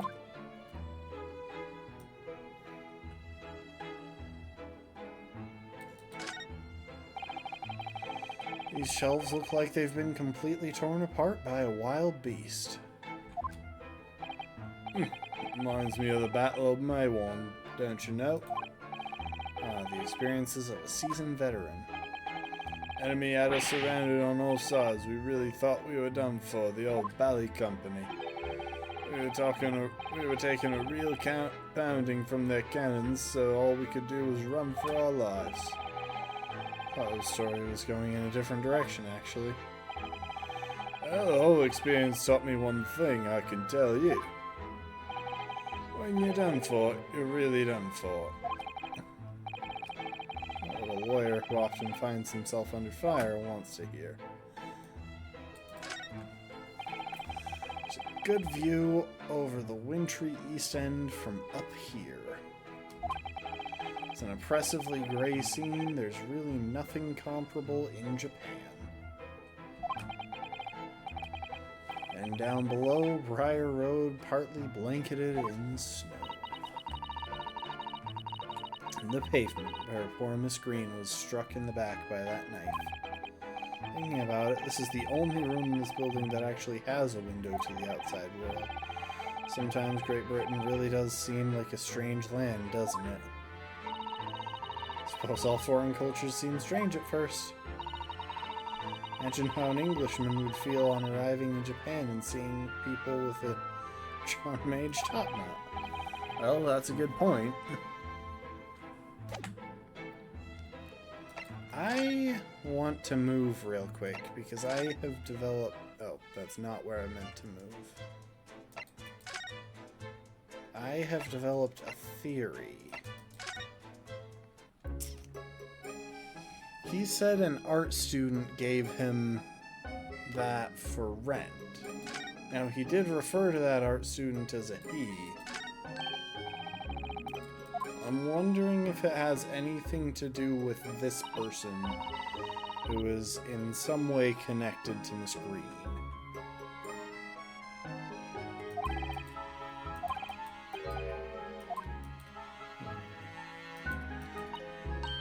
I'm still saying he looks enough like her to be like a sibling.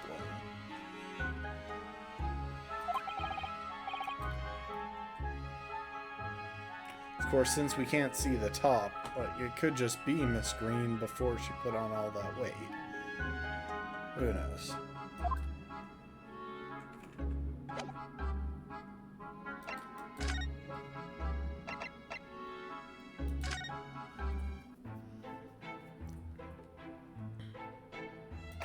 By the way, this is my armband.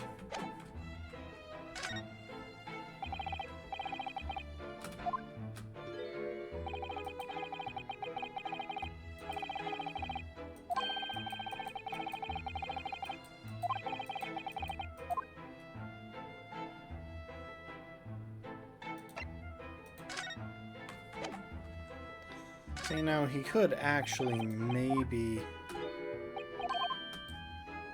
give some insight into the soap if he was willing to look, but... Alright, we'll converse. It must have been a real shock for you this morning. I hear that you discovered what had happened. Ah, well, a hopeless actor chap rises at 5 o'clock sharp in the morning without fail. But at 5:30 this morning, he still hadn't lit the gas.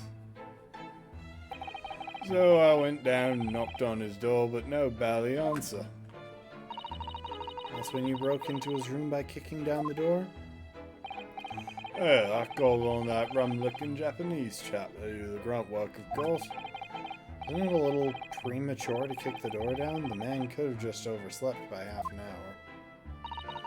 It's very true, Mr. Naruhodo. If 30 minutes oversleeping warranted such behavior, she's about to say something accusatory about me, I'd have to kick your door down every morning. At that point, I think you should just change what time you expect him to be up. Well, you know, better to be safe than sorry and all that. Is it just me, or is he avoiding our gaze now all of a sudden? Except that it was a sorry situation indeed that you found on the far side of the door.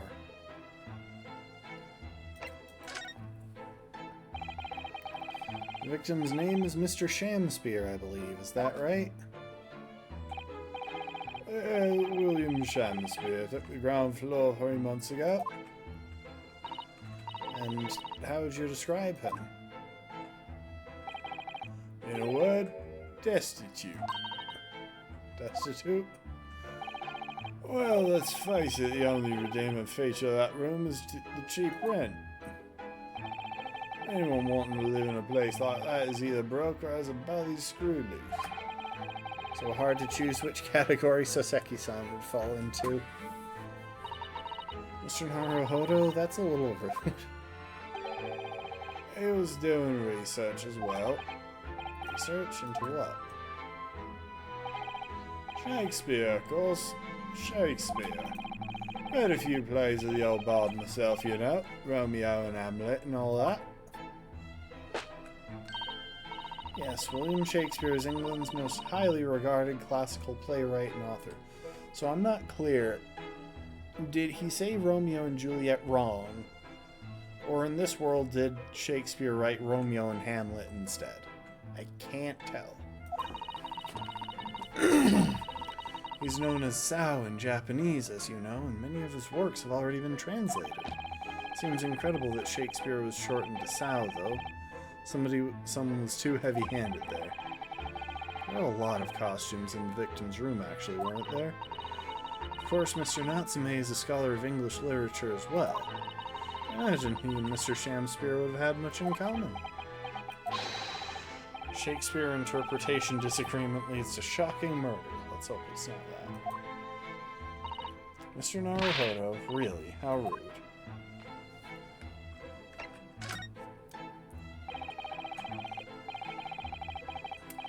After Mr. Natsume's trial yesterday, you came straight back here, I believe, didn't you? Did you notice anything strange between then and this morning?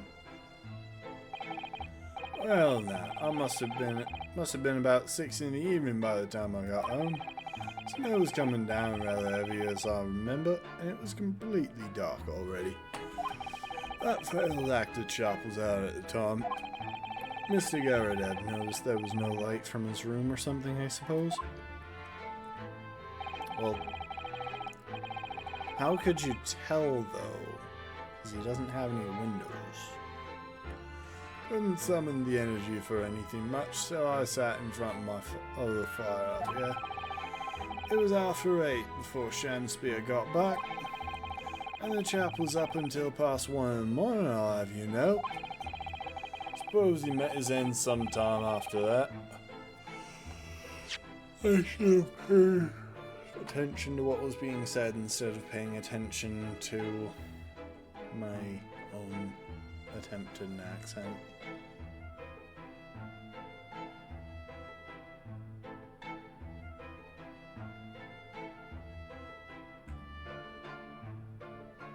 Sat in front of the fire up here. 8 before Shamspeare got back.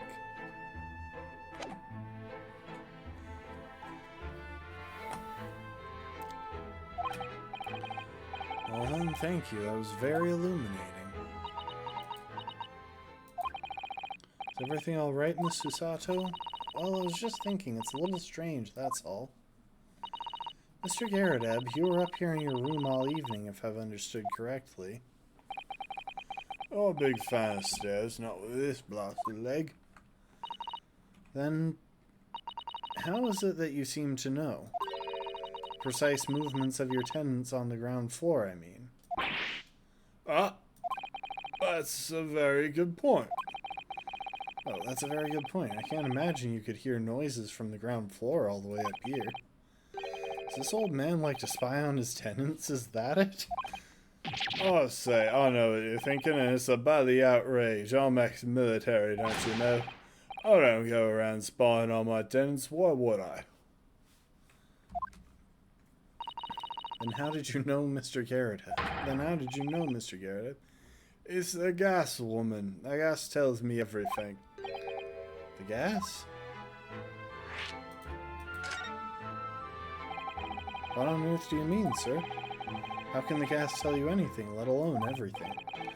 Well, as you're probably aware, the gas is supplied to the building by pipes. Yes, I'd more or less worked that out. Every room in the building is connected by a single pipe to the gas main outside, and the gas company supplies gas to properties via the main. Ah, yes, I understand that too. Let me see if I can explain. Let's say I was to light the gas lamps up here.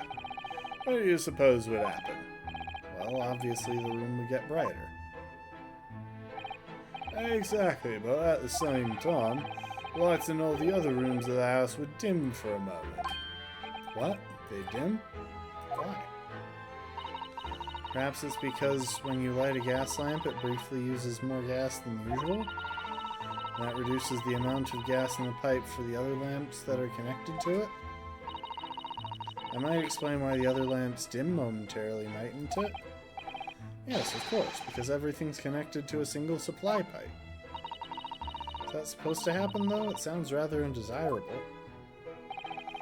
Really good point. Fact is, the gas company's pipes in these parts are pretty hopeless, long worn out. Barely got any gas in them to start with. Opposite's also true, of course. Extinguish the lamps up here and they glow brighter in the rest of the house.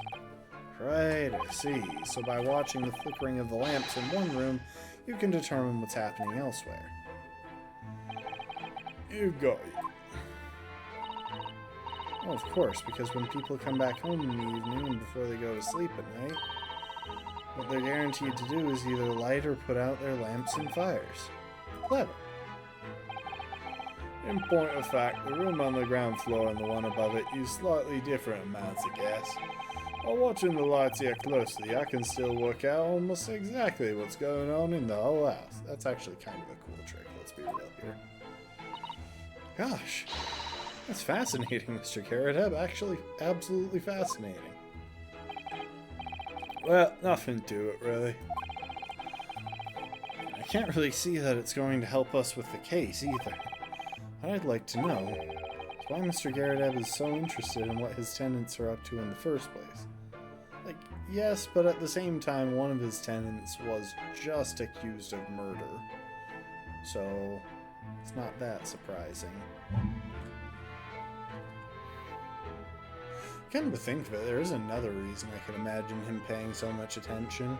He could be worried about them, like, making use of, or like tapping the gas line and attempting to bypass the system to pay for gas.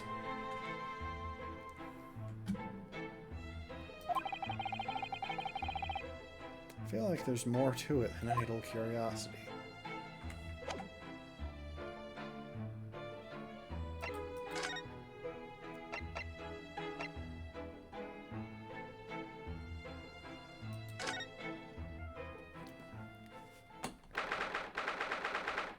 February, local prison, cell 9.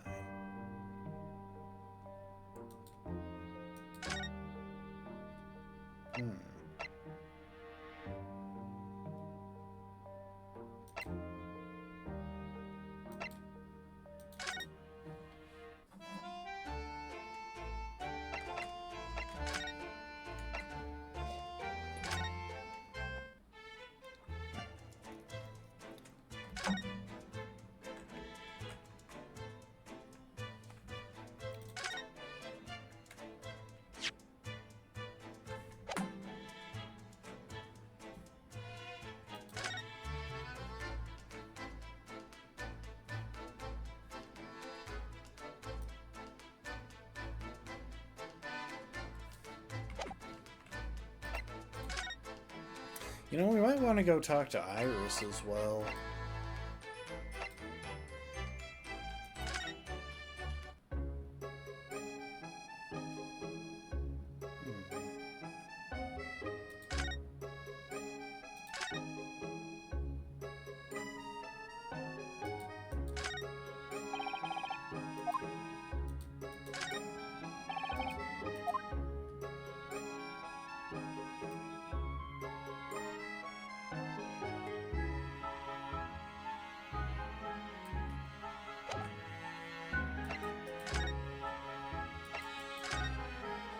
Well, there's really only one place for us to go.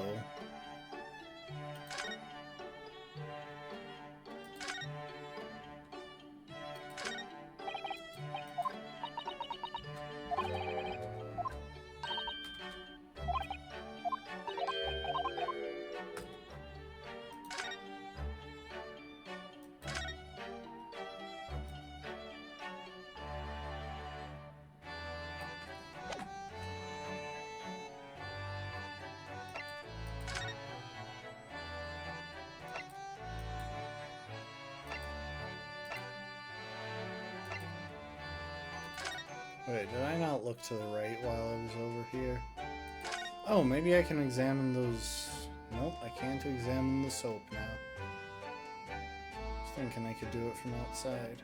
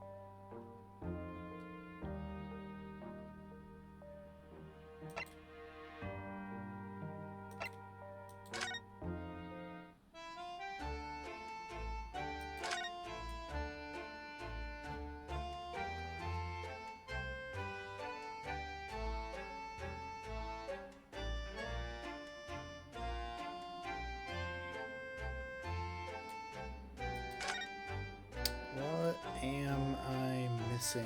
What have I not looked at?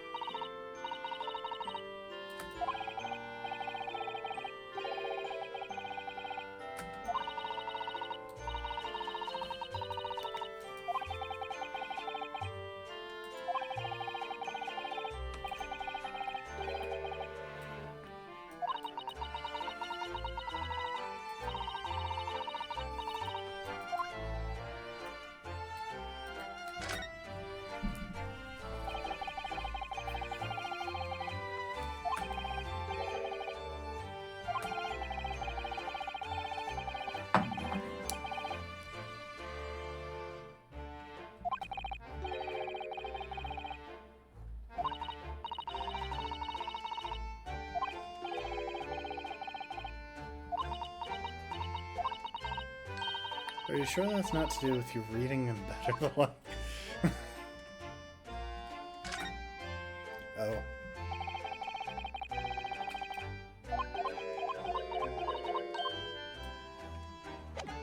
I tried to hit escape, but apparently it didn't work.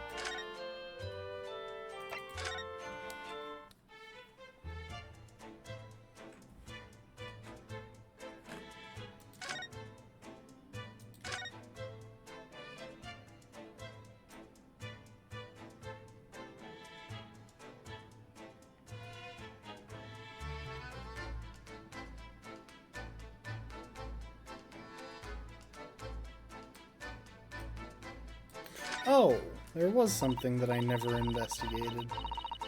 You know the teacups that Mr. Shamspear and his guests drank from last night? Don't go drinking from them, Mr. Naruhodo. There's bitter poison inside.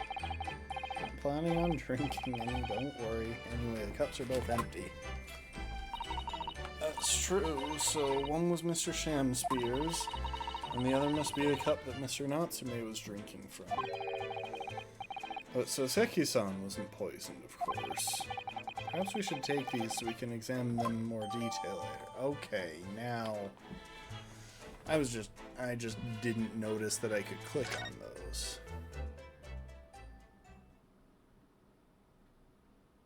It's like you're having a good old snoop around, eh? Inspector Gregson, back so soon?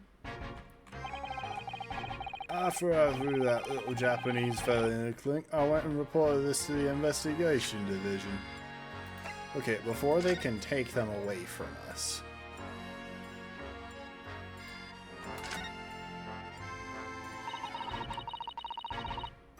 Mr. Natsume was drinking. The inside of the cup is completely clean. Before the tea had a chance to leave a mark. I always gulp it down too. Sorry, Mr. Naruhodo. But if you just sip it little by little, it goes cold. Clearly, I shall have to instruct you in the proper way to take tea. There's no tea ring on the inside of Mr. Natsume's cup.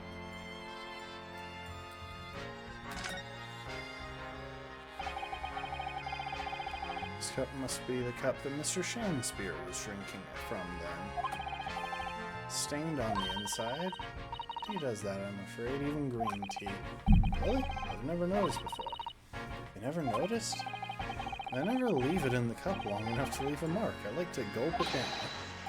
Drink tea while it's hot. That's the Japanese way, isn't it? Oh dear, so many people seem to have the wrong idea about our culture, and most of them are Japanese.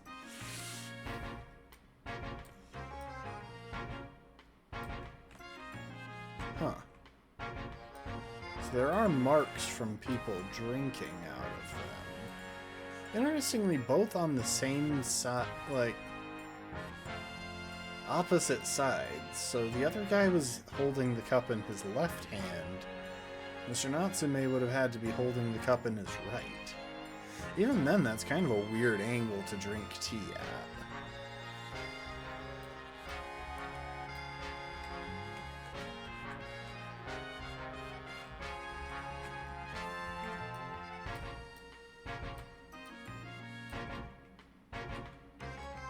So it would have been like way out behind.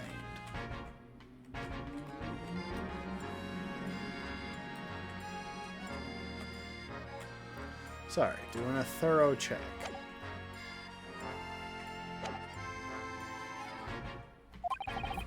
In 5 minutes' time, this place will be cordoned off by the yard. Oh, I see. Well, we better be leaving then. Oh, Mr. Natsume must be feeling very low back in the cell again so soon. Well, that answers that question. Should probably go and...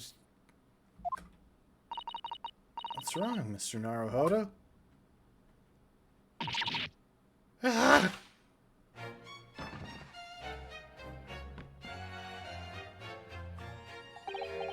Out, out, brief candle. Life's but a walking shadow. A poor player that struts and frets his hour upon the stage and then is heard no more.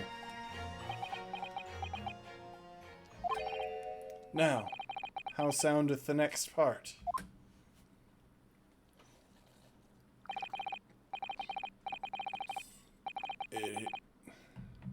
It is a tale told by an idiot full of sound and fury, signifying nothing. Indeed, oh happy day.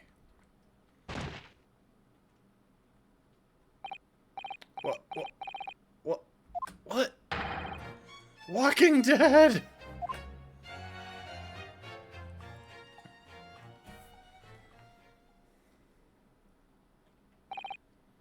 The fella isn't dead at all. You didn't actually check? What was that nonsense he was saying, though? I think, yes, it was from William Shakespeare's Macbeth. A soliloquy from Act 5, Scene 5. Shakespeare. So, are we about to be accused of Is he about to be accused of attempted poisoning of his neighbor, or poisoning him but not murder? Like, I don't know where this is going at this point. So it was that the victim, Mr. William Shamspeare, came back to life.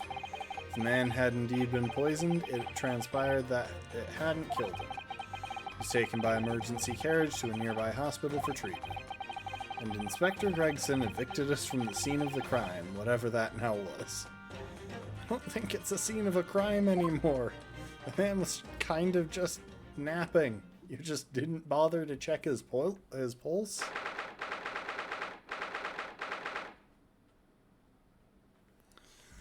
February 21st, Briar Road.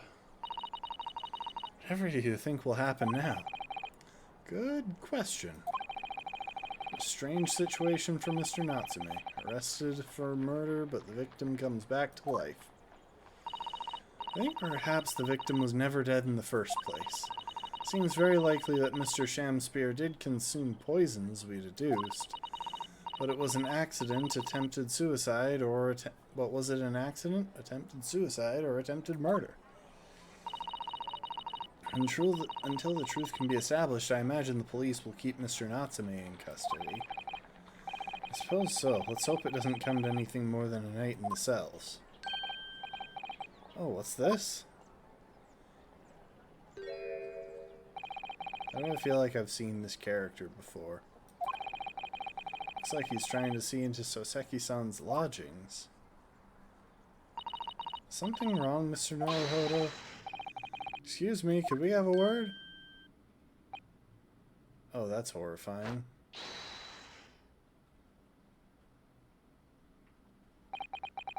He just ran off.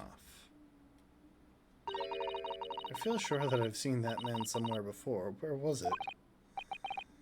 I do too, but I don't remember. Well, we've done as much investigating here as we can, I think. Perhaps we ought to go to the prison and speak with Mr. Natsume again. We also have to feed his cat.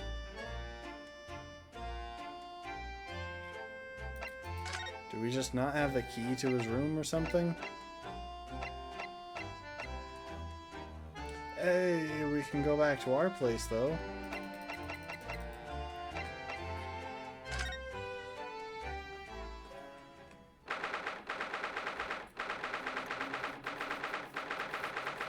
February, Naruhodo's legal consultancy.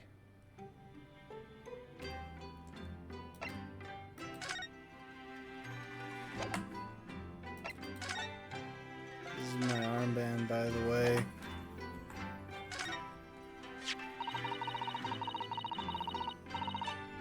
Been wearing that ever since we arrived in Great Britain, haven't you? Well, it's what shows that I'm a lawyer, so it seems appropriate. I'm not sure that it really means much in this country, though, I'm afraid. I wouldn't say that. It might not be official, but it looks official. Often when the police stop me, I just show them this and they leave me alone.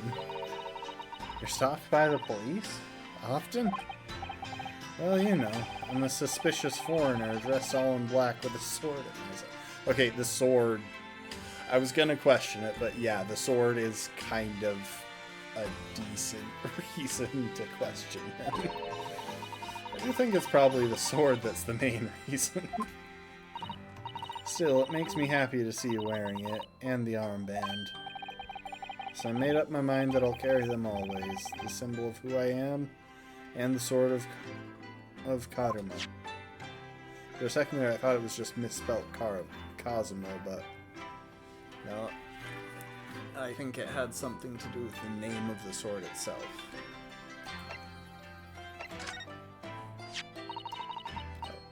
I didn't mean to do that one again. I just bumped the button to go left.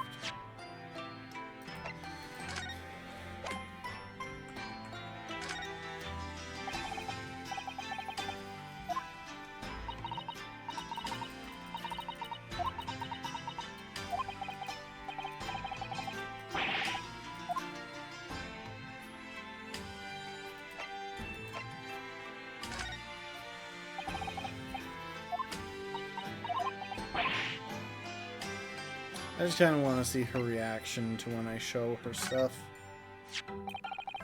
Shoto-san, what do you make of this? Soap that we found on the ledge outside Mr. Shamspear's blocked up window. Since we discovered him poisoned, I've been scared to wash my hands. I keep thinking the foul soap is going to be the end of me. Well, the soap's bad name was clear in the end, wasn't it? I suppose so. But I'm still worried about it. I think it would be safer just to never wash my hands again. No, unfortunately for you, that would not be safer. I think you haven't thought that through. You will wash your hands, Naruhodo-san. You will.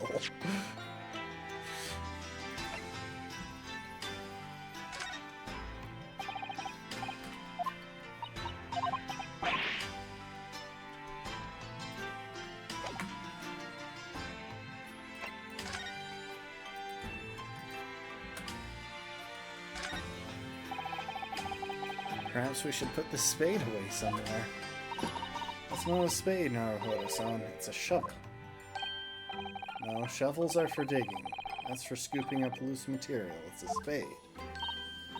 No, spades are for digging. That's for scooping up loose material. It's a shovel. They are synonyms. I am extremely confident that they're synonyms. I mean, there are more shovel types than just spade, but every spade is in fact a shovel. On reflection then, I think I'll leave the spade where it is. Yes, I think that's for the best. We may need a shovel when we're working in the garden. The battle, it never ends. Except it did end.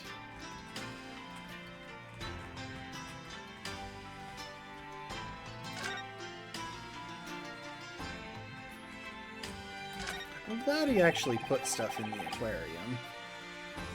These tanks are for keeping sea creatures. They're called aquariums, and they were all the rage in London at one time, apparently. Yes. The English are so clever, coming up with the idea of having ocean life on display in their home. And it means you always have an emergency midnight feast. Naruhodo. No. I'm not sure that's really the idea.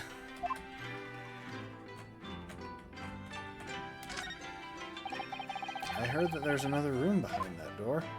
That's usually what's behind doors, so yeah. Makes sense. Yes, it's my bedroom, Naruhodo-san, as you well know. Will I help you unpack your things? It's very kind, but no thank you.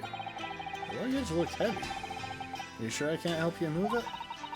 It's very kind, but really, no thank you. The young maiden's private chamber is a place of bittersweet secrets, you know. Unfortunately, I think this is just a matter of what books she's read, the way she talks sometimes. The only secret I have is the 5-yen banknote hidden on the backside of my Daruma doll. It's worth, like, nothing. Why even have that?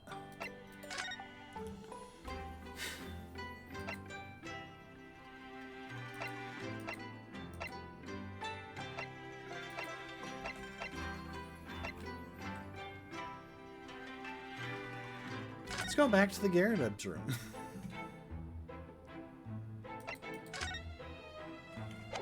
That's about what I thought.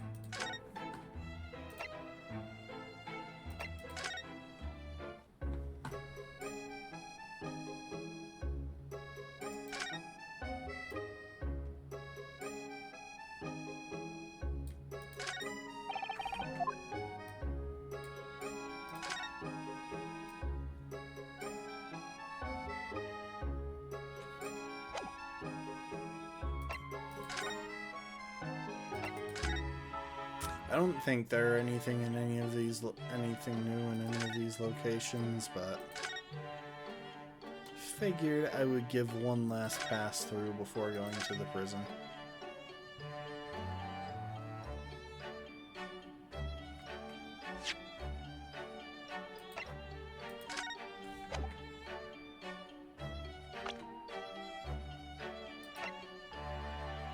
Okay, how is that guy only 46? He is aging terribly.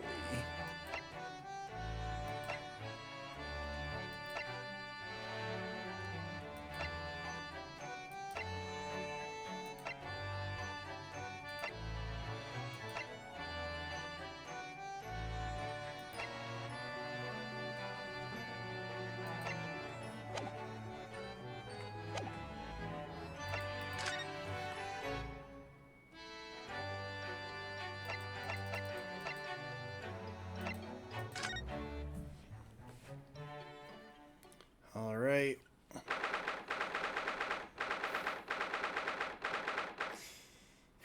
Imagine if this game just took like a hard turn right now and this was a Sayori situation. You know, gently open the cell door and find that Mr.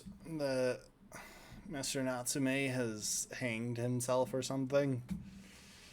Be a heck of a Sayori reference, but be a wild turn for this game. Local prison, cell 9. Look, Mr. Naruhodo. Mr. Natsume, have the police finished questioning you now? Welcome, student, Mr. Naruhodo, Esquire. Oh, yes? What is he? Tell me. Is he a ghost? Is he here to haunt me? Let me guess. You're talking about Mr. Sholmes? He actually calls himself a great detective, Mr. Natsume, not a ghost. But his diabolical deductions, they're not of this world. They've left me. Ah, curse! I'm cursed, I tell you! Well, that sort of hurts. Credit where credit is due, Mr. Naruhodo. You were heavily involved in the deduction, too. Yes, moving on, we have some wonderful news. Oh? The victim that we all thought was dead has come back to life again. Now, in the absolute worst case, you could only be tried for attempted murder. That's great, isn't it, Mr. Natsume? That's terrible! Oh? I'm stuck in this cell suffering for some silly wrong end of the stick. You did it, didn't you? Confess, you're a killer. Why the mustache? That's kind of a weird question. He pulls off the mustache better than, I don't know, say... I'd say he pulls it off better than Tobias. That's a personal opinion. It's just the fact that Tobias doesn't have a chin. I think that really screws it up. Then again, I'm just not a fan of mustaches by themselves. Like, just as a whole, I think very few people can pull them off. There's, like, Tom Selleck, and that's about where I leave the list most of the time.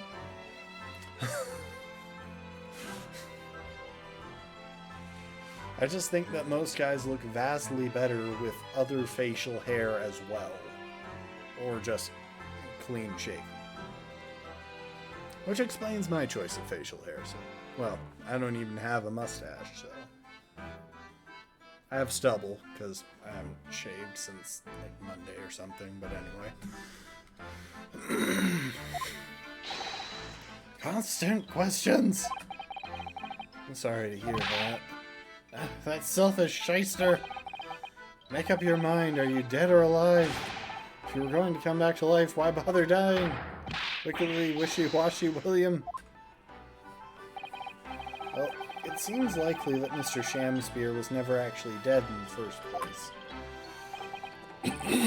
Ah yes, that might make sense, and I'm pleased that he's alive, of course. Our lively debate last night was much fun. It would be sad to think it was our last. Oh! Oops. Mr. Natsume, does this mean that you did see the victim last night? You met with Mr. Shamspear, didn't you? I'm not saying another word. I demand to have a lawyer present. Buddy, you have already asked me to be your lawyer. Who do you think I am? Please, Mr. Natsume, we need to hear your side of the story. Why am I cursed like this?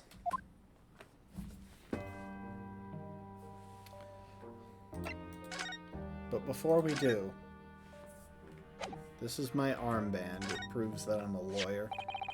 Have I shown you this before, Mr. Natsume? Oh, yes, the sweet, sweet aroma of our beloved homeland. Shows that the wearer is a defense lawyer. It means nothing in Great Britain, of course, but I still wear it. Oh, I know exactly how you feel, locum student Mr. Naruhodo, Esquire. My Haramaki bell band. I don't feel right without it. Your Haramaki... Oh, belly band. It's perfect for the cold English winters. Just the right thing to keep my tummy warm. Yes, I see the link, almost.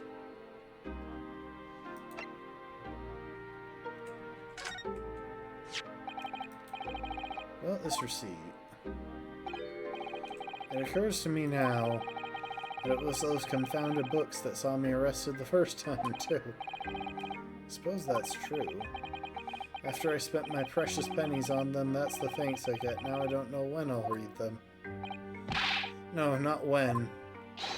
If! I may very well hate them too much to ever open their covers. Yeah, it's kind of a reasonable response, though. Like, it's... Okay, it's not reasonable, but it's an understandable response. I think I would be put off by those books, too, if they were used as evidence against me in court twice before I even got to open them.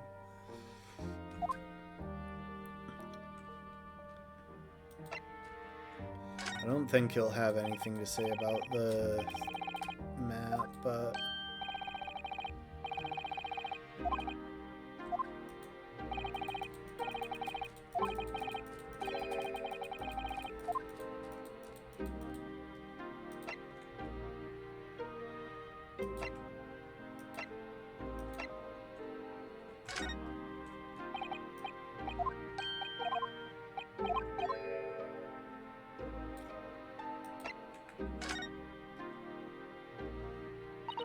Mr. Natsume, what do you know about this?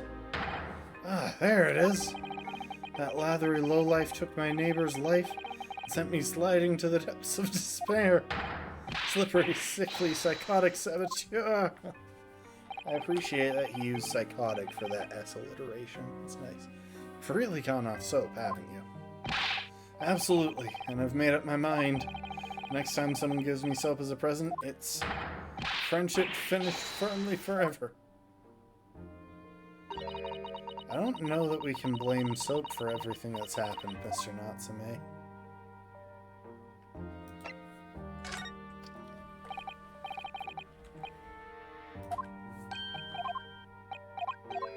So we can't question him about the teacups? That's a bit strange. What happened? Can you tell us exactly what happened last night, Mr. Natsume? There's nothing to tell, but Mr. Naruhodo Esquire, I'm eternally grateful to you for helping me with that accursed case yesterday. Case saw poor Miss Green hospitalized after she ended up with a knife in her back. It's hard to believe that was only yesterday. After the trial was over, I trudged my weary way back to my lowly lodgings. That evening at 9:30 it must have been, I visited Mr. Shamspear. So you did go to the victim's room then? As we feared. I didn't do anything wrong! I'd never been to his room before, it was the first time. What made you decide to go? I bumped into him when I arrived back at the house. We got chatting and it developed into a discussion. But he had to go out, so I bade him farewell. As with what Mr. Garrett said, the victim went out and came back after 8. We met again later that evening, around 9 or just after, when I took him some nice tea I'd brewed as a gift. So it was you who brought the tea that had clearly been drunk at the scene? And I suppose you were discussing the works of Shakespeare, were you? Yes, that's right. That's exactly right. Romeo and Juliet. Who was the stronger? It was a delightful debate. Huh? They were having a power scaling debate from Romeo and Juliet? I mean, I guess you have to have hobbies. I'm sure. Such a stimulating subject, Shakespeare. And the debate became very heated, so you slipped poison into Mr. Shamspear's tea? No! Never! Not at all! Team Juliet won, that was me, and when I left his room, that flamboyant fellow was fighting fit, I swear it categorically.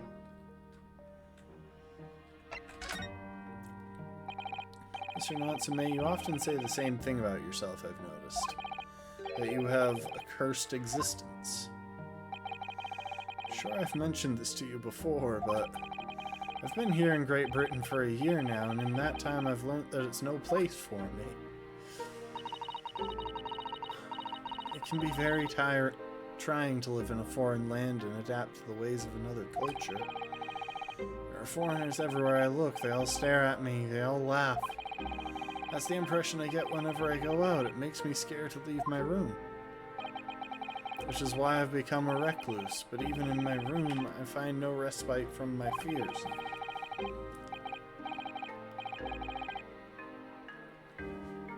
I've moved more times than I can remember, and then 1 week ago I moved into Briar Road. But why? I mean, why did you choose that place? It doesn't seem very comfortable. Because the rent is cheap. I have so little money, it spoke to me. The rent? Obviously, there's a reason why it's cheap, because the room is cursed. Curse? How? The previous occupant, the men who lived there before I took the room, died there. Oh no. He's only a young man, but one morning he was found dead and no one could explain why. Surely no one would want to live in a room with a history like that. I didn't. When the letting agent recommended the place, I wavered. But I want books, and books cost money. A horrible history is a small protection. Is a small price to pay. When I realized it would mean I could buy more books, I signed the lease like lightning. Brave or blinkered? But after I moved in, I soon came to realize what I'd done. I realized how horrible that room's history really was. Gosh, was it really so awful?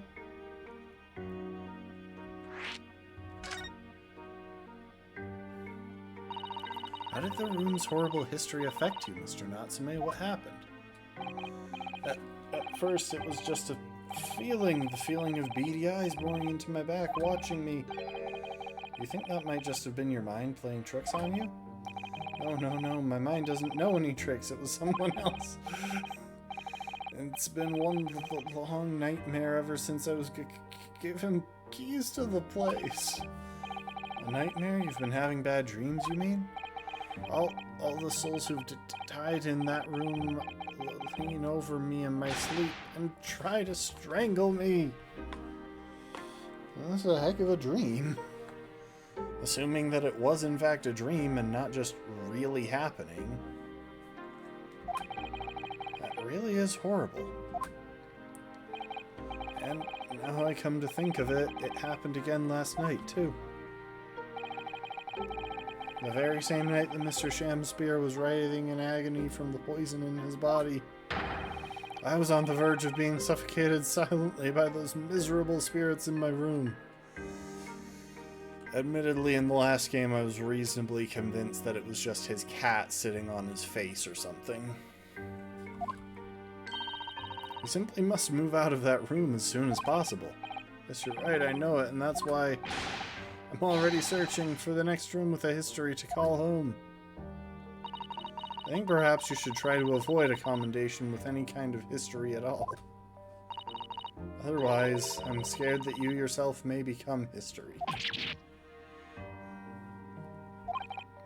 Oh, Sato-san knows how to make the man listen. Okay, but we still haven't checked on his cat. Of course, Mr. Lord of the Manor is worried about the curse on my room as well. You mean Mr. Garrideb? Yes, he knows that if people keep dying there, he'll never be able to rent it out again. Well, that's true. I, for one, wouldn't go near the place. Perhaps that may explain why the landlord pays so much attention to the gas lamps and his tenants' movements. I mean, because he's worried about their well-being? He does seem to have an unusually keen interest in the amount of gas in the pipes. There must be a reason why he keeps such close tabs on the occupants of his let rooms. What do you mean he pays so much attention to the gas lamps? Oh dear, no, it's nothing to do with you, Mr. Natsume. Please forget I said anything. Oh, now you're talking about me behind my back as well. What's important is that Mr. Shamspear isn't in fact dead at all. Once he's come round and he's able to tell us what happened, we'll be able to get you released. Yes, please, I do hope you're alright. Excuse me. Inspector Gregson?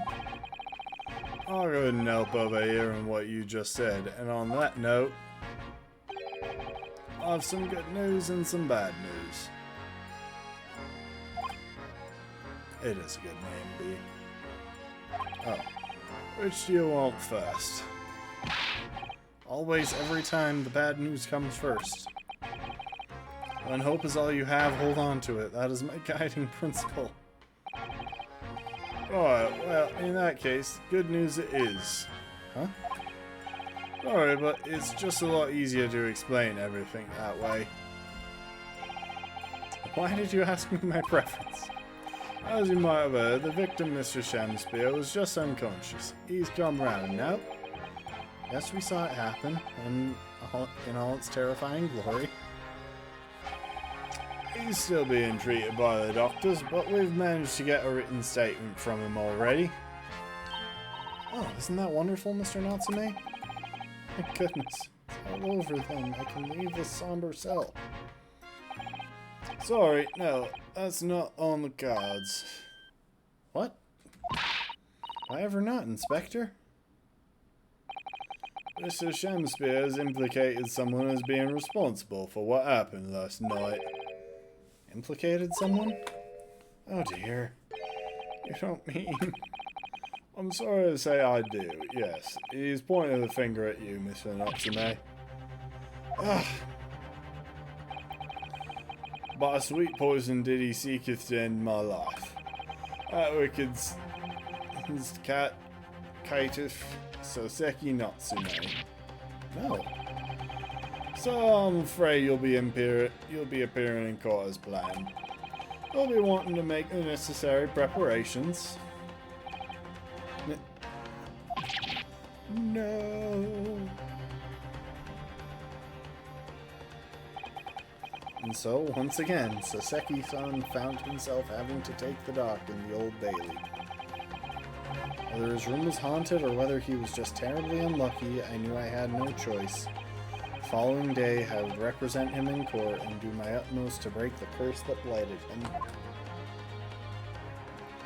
And I think that's probably where we're going to call it, because my throat is getting really tired.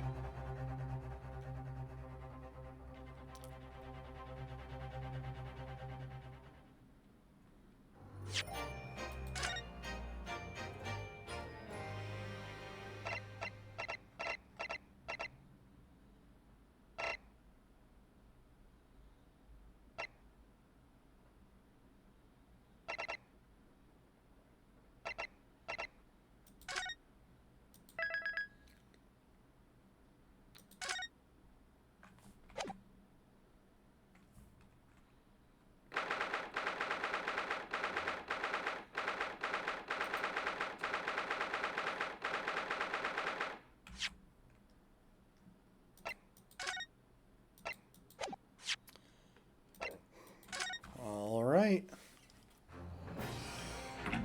Whew.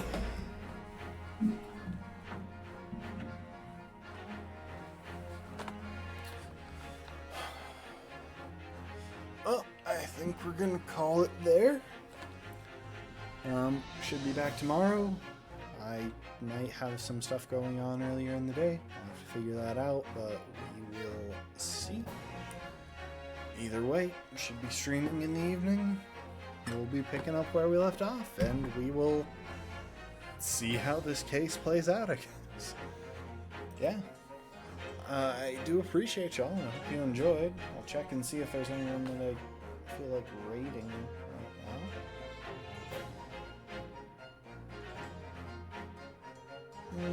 Nah.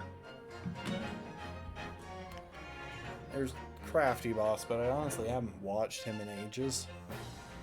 I kept up for a while when Mario Odyssey Hide and Seek was big, but I feel like that project kind of vanished or something, and I don't really care that much anymore, so anyway.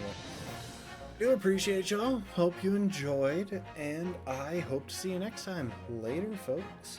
Bye, bye, bye, bye, bye. So long.